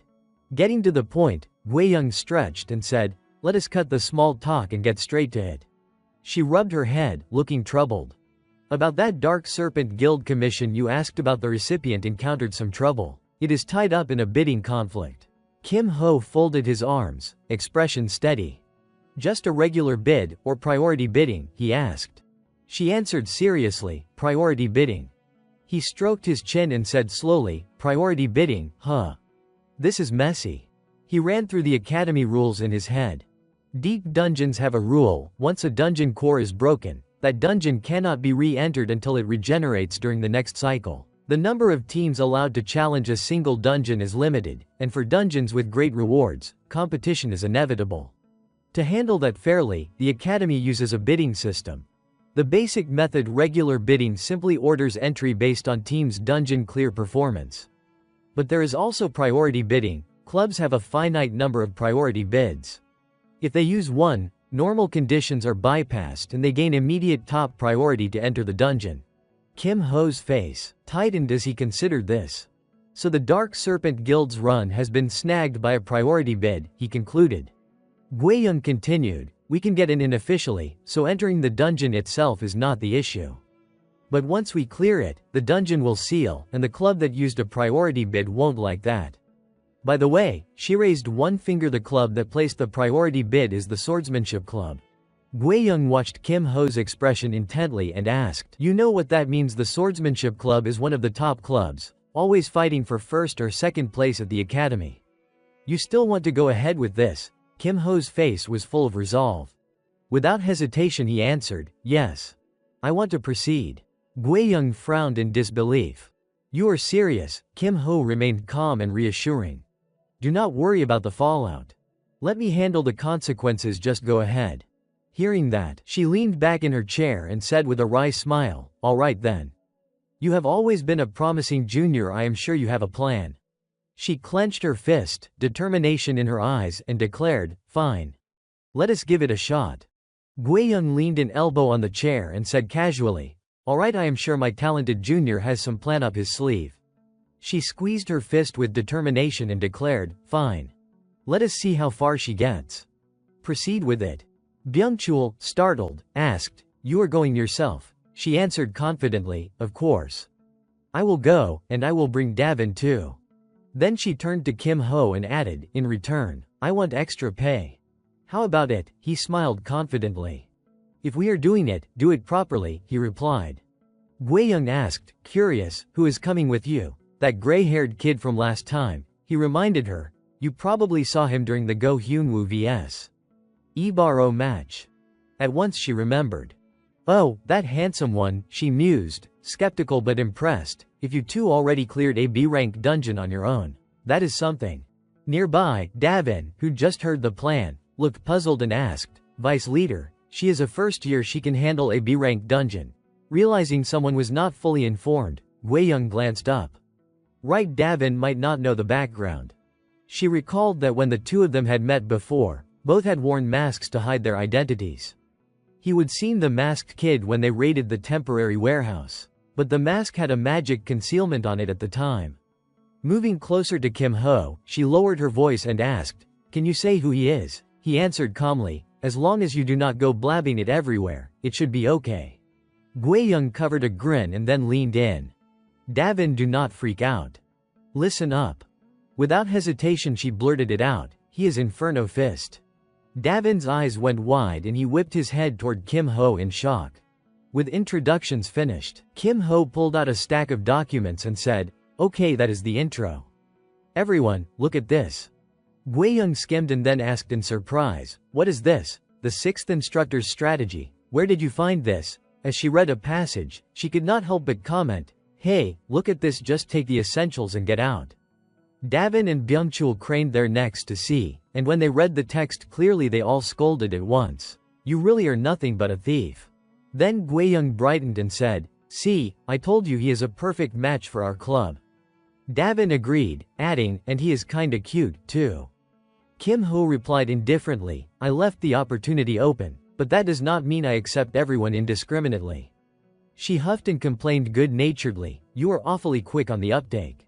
He moved the subject along. Back to business, he said. Do you think this strategy can actually be carried out? Guiyang snapped the folder shut and answered plainly, if we follow your plan, we probably won't have to fight. We just need Byungchul to deactivate the dungeon's activation mechanism. Byungchul screamed in terror, his voice cracking, wait, me too, I have to go in there. Guiyang answered with infuriating calm, did not you say you were confident? You are always bragging about being a prodigy when it comes to dismantling magic mechanisms. Her tone was teasing, but it cut right through him. He froze, guilt flickering across his face before he stammered, well, I did say that, but a B-rank dungeon is completely different. We are talking about a place where your life hangs by a thread. The more he tried to justify himself, the more he worked himself up, eventually shouting, no, absolutely not. I am not doing it, I can't do it. Kim Ho turned his head toward him, his tone unbothered yet quietly sharp. Really, he asked. You will regret that. Byung-chul shut his eyes, steeling himself, and declared with mock heroism, sorry, but no matter how high the pay is, I am not risking my life for it. Before he could finish, Kim Ho calmly said just 2 words. Shadow Phantom. Instantly, everyone froze and turned toward him in astonishment. Information about the item surfaced in Kim Ho's mind. Shadow Phantom, a hidden piece coveted by those whose professions depended on secrecy. It was an artifact once known to expose even professional assassins. One had lost his cover the moment he faced it. For a club specializing in theft, its value was irresistible. Guiyang clearly recognized the name too. She folded her arms, her face turning serious. That thing actually exists. I thought it was just a school legend. It is real, Kim Ho confirmed firmly. Trusting his words, Guiyang nodded. You have never been one to lie about something like this. Then we can't pass this up. She glanced toward Byung-chul. If he is out, that leaves just us. But then Byung-chul suddenly called out, wait leader. He thumped his chest and declared with exaggerated bravado. A real man needs goals and the courage to test his limits. When it comes to magic mechanisms, who could be better than Shin Byung-chul? Kim Ho was speechless at how fast he would flipped, but since no one else objected, he just thought to himself that if even someone as pragmatic as Dang Guiyang trusted him, then Shin Byung-chul's skills must be reliable. If you are coming, all the better, he said. Then it is settled. See you Friday night. Time passed quickly. By the following Friday evening, inside the Mana training chamber, Kim Ho sat cross-legged, cultivating in silence. While focusing his mana, he also thought ahead before delving deeper into the dungeon. He needed to prepare properly. His craftsmanship proficiency had risen, and D-rank items were no longer sufficient. He turned his attention inward, reviewing his current attributes. With the newly acquired priest trait, he now possessed 2 characteristics: registered trait, priest rank D and skill copy slot 2/3, awareness resistance S priest D. Thanks to the resonance with the black cleric bracelet, his mana was condensing at an accelerated rate. The black cleric bracelet D synergized perfectly, and after a series of precise mana channeling motions, the glowing sphere at his core grew dense and stable. His core level had increased. Next, Kim Ho examined a rank-up scroll, mentally calculating. He had a D-rank rank-up item obtained from a random box. His primary spell, Heavy Cannon, was powerful but notoriously difficult to enhance through normal training. Might as well use it to guarantee the upgrade, he thought. Immediately, a cascade of system notifications filled the air before him. Skill rank up, Heavy Cannon E right pointing arrow D. Core level up, D right pointing arrow C. The glow surrounding his body pulsed brighter, and the air around him trembled, faintly evidence of the power steadily accumulating within. Kim Ho glanced at his status screen and nodded to himself in satisfaction. Good. Everything's ready. With that thought, he rose from his spot and made his way out of the chamber to regroup with the others. As he walked, his mind ran through his checklist one last time. I have prepared everything I need. With this much equipment and mana capacity, I should not be lacking anything when we reach the deeper floors of the dungeon. Suddenly, a voice called out from behind. Kim Hung, you are training here too. Hyunwoo jogged up with a bright grin on his face. Kim Ho looked over and greeted him warmly. You are about to head out as well, training right before entering the dungeon. Impressive. Hyunwoo beamed with pride, eager to share his progress. I have been getting used to my new weapon. I think I can finally handle it properly in real combat now. Good, Kim Ho said approvingly, smiling faintly. Seems like everyone's ready, then. Shall we go? A short while later, the group gathered at the dungeon entrance. The moon hung high and bright, bathing the landscape in a silvery glow. Inside the underground passage, Guiyang spotted them approaching and announced, looks like everyone's here. If you are ready, let us move out. Hyunwoo hesitated, then turned toward Kim Ho. But, Kim Hung, are we sure it is fine to go in like this? What about that item Shin gave you earlier? Kim Ho looked back at him, answering calmly, that thing, we won't need it. Then, glancing at Guiyang who was already casting spells ahead of them, he added, just watch. You will understand soon enough. Before Hyunwoo could reply, faint purple butterflies began fluttering through the air, delicate, glowing, and eerily beautiful. Phantom butterflies. They scattered gracefully throughout the space, slipping into every corridor and corner of the dungeon. Hyunwoo's eyes widened in realization. Ah. I see, she is using the butterflies to scout ahead. Kim Ho chuckled softly. Exactly. We just need to follow their trail. Let us move, Guiyang ordered, raising her hand. At once, the group fell into formation behind her and began to advance quickly through the dim corridors. As they ran, Davin pulled out a compact device and tapped a few commands. Small, spherical drones immediately appeared beside her, hovering in place before dispersing in all directions to monitor their surroundings. Down the stone stairway they went, following the shimmering butterflies deeper and deeper. When they reached a certain point, Guiyang suddenly raised her hand. Stop. Her tone turned serious. From here on out, Davin and I will hold the entrance. Everything beyond this point depends on you three. Standing before the ominous gate, she cast a grave glance at the glowing panel beside it. What is ahead will be nothing like what we have seen before, she warned. Without turning back, she added in a calm but chilling voice, so. Good luck. I will see you again if you make it out alive. The next moment, the three young men stepped into the glowing teleportation circle. When the light faded, they found themselves standing in an opulent, old-fashioned chamber with intricate carvings and dim golden light. Kim Ho glanced back at Byung-chul, who was nervously scanning the surroundings, and thought to himself, the moment we entered, everyone's tension spiked. Their movements are stiff. Nervous. As expected of a B-rank dungeon, it is already affecting them mentally. If they stay like this, even the best plan could fall apart. I will need to boost their morale a little. He called out, Hey, Shin Byung-chul. When the boy turned toward him, Kim Ho smirked. You are shaking. Feigning disdain, Kim Ho deliberately made a face that oozed mockery, thinking, at times like this, hitting a man's pride works best. Predictably, it worked perfectly. Byung-chul puffed out his chest and waved his hands dismissively. Ha, what are you talking about? Who is shaking? Kim Ho tilted his chin toward the ground. Your legs are. Byung-chul immediately blurted, TCH, that is just a habit. Then, determined to save face, he marched forward to open the door ahead, calling over his shoulder, totally fine, nothing to worry about. But when the door creaked open, he froze. What the? He muttered in disbelief. Before them stretched what looked like a bustling bazaar. Stalls lined the streets, merchants called out to unseen customers, and people in cloaks and armor wandered to and fro. Byung-chul's eyes went wide. This is the Black Serpent Dungeon, right? A B-rank dungeon. Hyunwoo frowned, something clearly bothering him. Wait a second. Does not this feel off to you? With this many people around, it should be noisy as hell. He glanced around the eerily still crowd, voice dropping as a chill ran down his spine. But it is quiet. Way too quiet. Kim Ho looked ahead with a calm expression as he explained, this area has been plagued with strange incidents lately. Unfortunately, we will have to make use of those very disturbances. He led the way while continuing his explanation. If we follow the plan and manage to make contact with the Alliance, our goal will be achieved. For now, let us get to the first rendezvous point. A short while later, the three of them arrived at a small restaurant and went inside. The waiter, upon seeing them, greeted politely, Welcome, dear customers. The three took their seats, and the young man quickly approached to take their order. What would you like to have today? He asked. Kim Ho replied in a casual tone, 3 servings of duck soup and 1 plate of dumplings.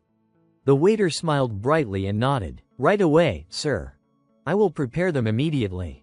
Byung-chul glanced at the waiter for a moment before speaking in a low voice, so you mean? Kim Ho calmly answered, that is right. It should be happening soon. Around here, they periodically kidnap hunters. Their next target is this very restaurant. Just then, the waiter returned almost instantly, holding the dishes. Your food is ready, sirs. Hyunwoo stared in surprise. That was fast. We just ordered. The waiter smiled proudly. My father's been up since dawn, he said, looking at them sincerely. To prepare everything in advance. Please enjoy your meal. Suddenly, several masked men entered from outside. One of them, who appeared to be the leader, crossed his arms and asked mockingly, Strange, customers today, business doing well. The waiter froze, panic flashing across his face. We already paid this month's dues to the Green Ox Gate, I swear." The man's eyes hardened. "No. I am here for something else." Hyunwoo whispered under his breath, "Those guys." Kim Ho, who had been silently observing them, nodded. "Yes. Low-ranking enforcers of the Black Serpent Division." The man from the group turned to the waiter and ordered coldly, "You are coming with us." The young man trembled, fear choking his words. Wait, before he could finish, an old man rushed out from the back room, shouting desperately, "No." He grabbed the man by the shoulders and pleaded, "Please, do not take my son, I beg you, have mercy." But the enforcer did not respond. He simply reached for the old man's throat, seized him by the head, and drove his knee into the man's stomach.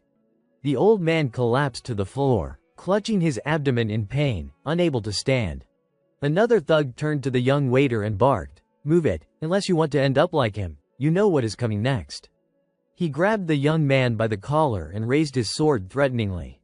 Finally, the terrified waiter gave in and followed them. Behind him, his father knelt on the ground, sobbing and reaching out helplessly. "No. You can't," he cried, his voice breaking. "My son." At that moment, Kim Ho stepped forward. "Hey, old man." He and his two companions stopped before him, and Kim Ho promised, "We will go after them and bring your son back." The man's eyes filled with desperate hope as he clutched Kim Ho's hands tightly. "If you really do that," he swore, "I will give you everything I have." Kim Ho smiled with quiet confidence. "You would better not take that back later." He turned and walked out, his companions following close behind. Spotting the kidnappers in the distance, he gave a short command. "They have not gone far. Move." The three of them trailed the group discreetly.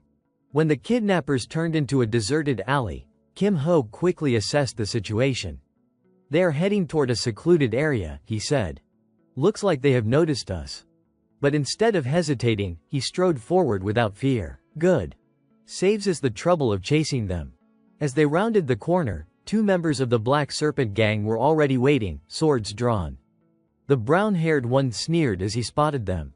Well, who do we have here? Were not you the guys from the restaurant, trying to play heroes now, huh?" Hyunwoo immediately slipped into character, brimming with righteous indignation. "Seeing someone get kidnapped right in front of me, how could I possibly stand by and do nothing?" he declared. Kim Ho clapped his hands in agreement, his tone sharp with moral outrage. "Exactly. If you see injustice and do not act, are you even human anymore?" Hearing that, the black-haired thug rushed forward, sneering. "Touching speech, but you are a fool." The brown-haired one smirked with disdain. "That so-called sense of justice will get you killed sooner than you think." Kim Ho grinned, amused yet cautious, and gave a calm instruction. "Try not to tear their clothes apart." Hyunwoo replied seriously, "Got it." Without hesitation, he raised his hand, summoning a fierce gust of wind that swept toward the brown-haired man. The thug staggered but did not panic. On the contrary, he charged even faster, raising his sword high. "Tricks like that won't save you," he shouted. He swung his blade toward Kim Ho's neck, but Kim Ho swiftly ducked under the strike, seized the man's head, and slammed it straight into the ground. In an instant, Kim Ho had dealt with his opponent. Straightening up, he glanced toward Hyunwoo. "All done here," he said. "Looks like your side's still going." Hyunwoo was locked in a close fight with the black-haired thug when Byung-chul suddenly rushed in to help. The thug noticed him and reacted quickly, kicking him hard in the stomach. "Shin!" Hyunwoo called out in alarm.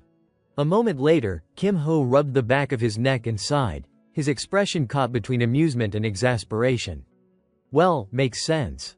Go Hyunwoo can't use a sword anyway."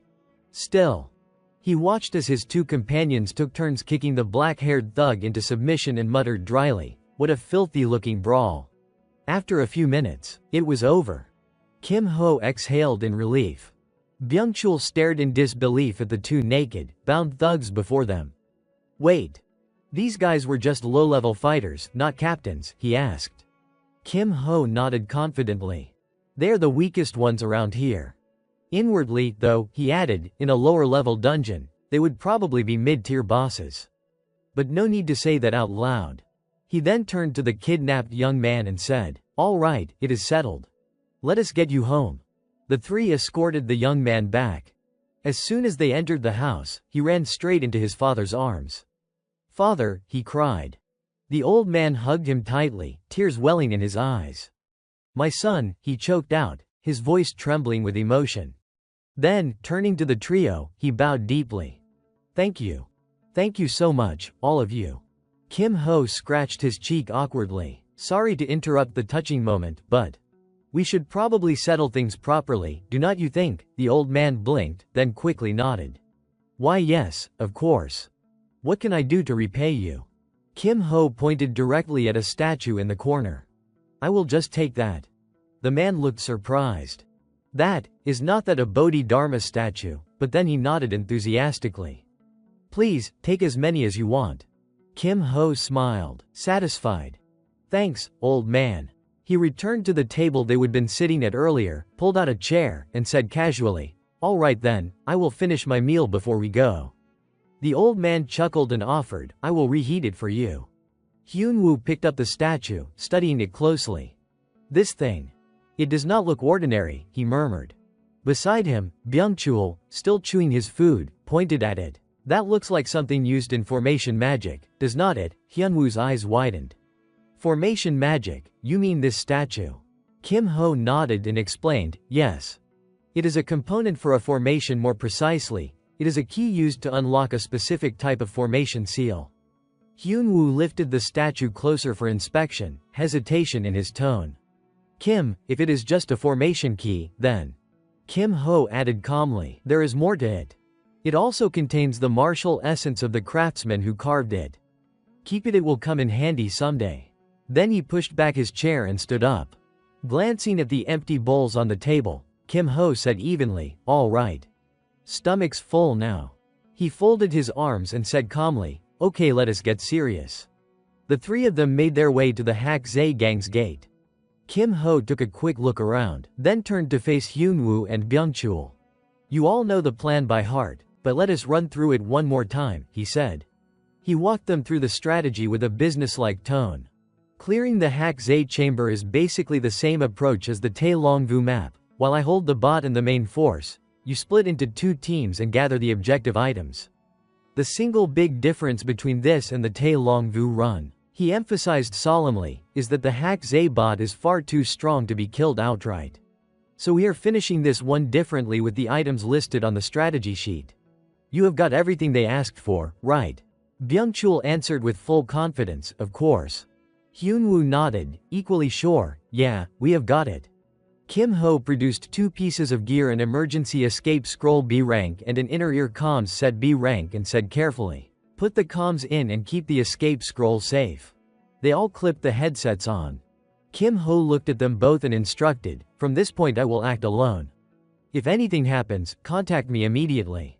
His face was all but certain of victory as he reiterated, "If we stick to the plan, there won't be any problems, but stay cautious out there." Hyunwoo trusted him and wished him luck. "Good luck, Kim." Up on the steps, one of the Hak Zae gang members was posted as a sentry. He spotted Kim Ho approaching and frowned. "Who is this?" he called out. Kim Ho kept walking without answering. The sentry grew annoyed and barked, "I am asking you, who are you?" He drew his blade, voice full of menace. "You think staying silent will save you? I will shut that mouth of yours for good." The sentry's eyes then caught sight of Kim Ho's hand, something strange, and he blurted, "Your hand. What is that?" Kim Ho still did not respond. He simply raised his fist, which was wreathed in flames, and in the sentry's horrified stare delivered a single, thunderous punch. The man was sent flying backward. He smashed into the gate and it burst open.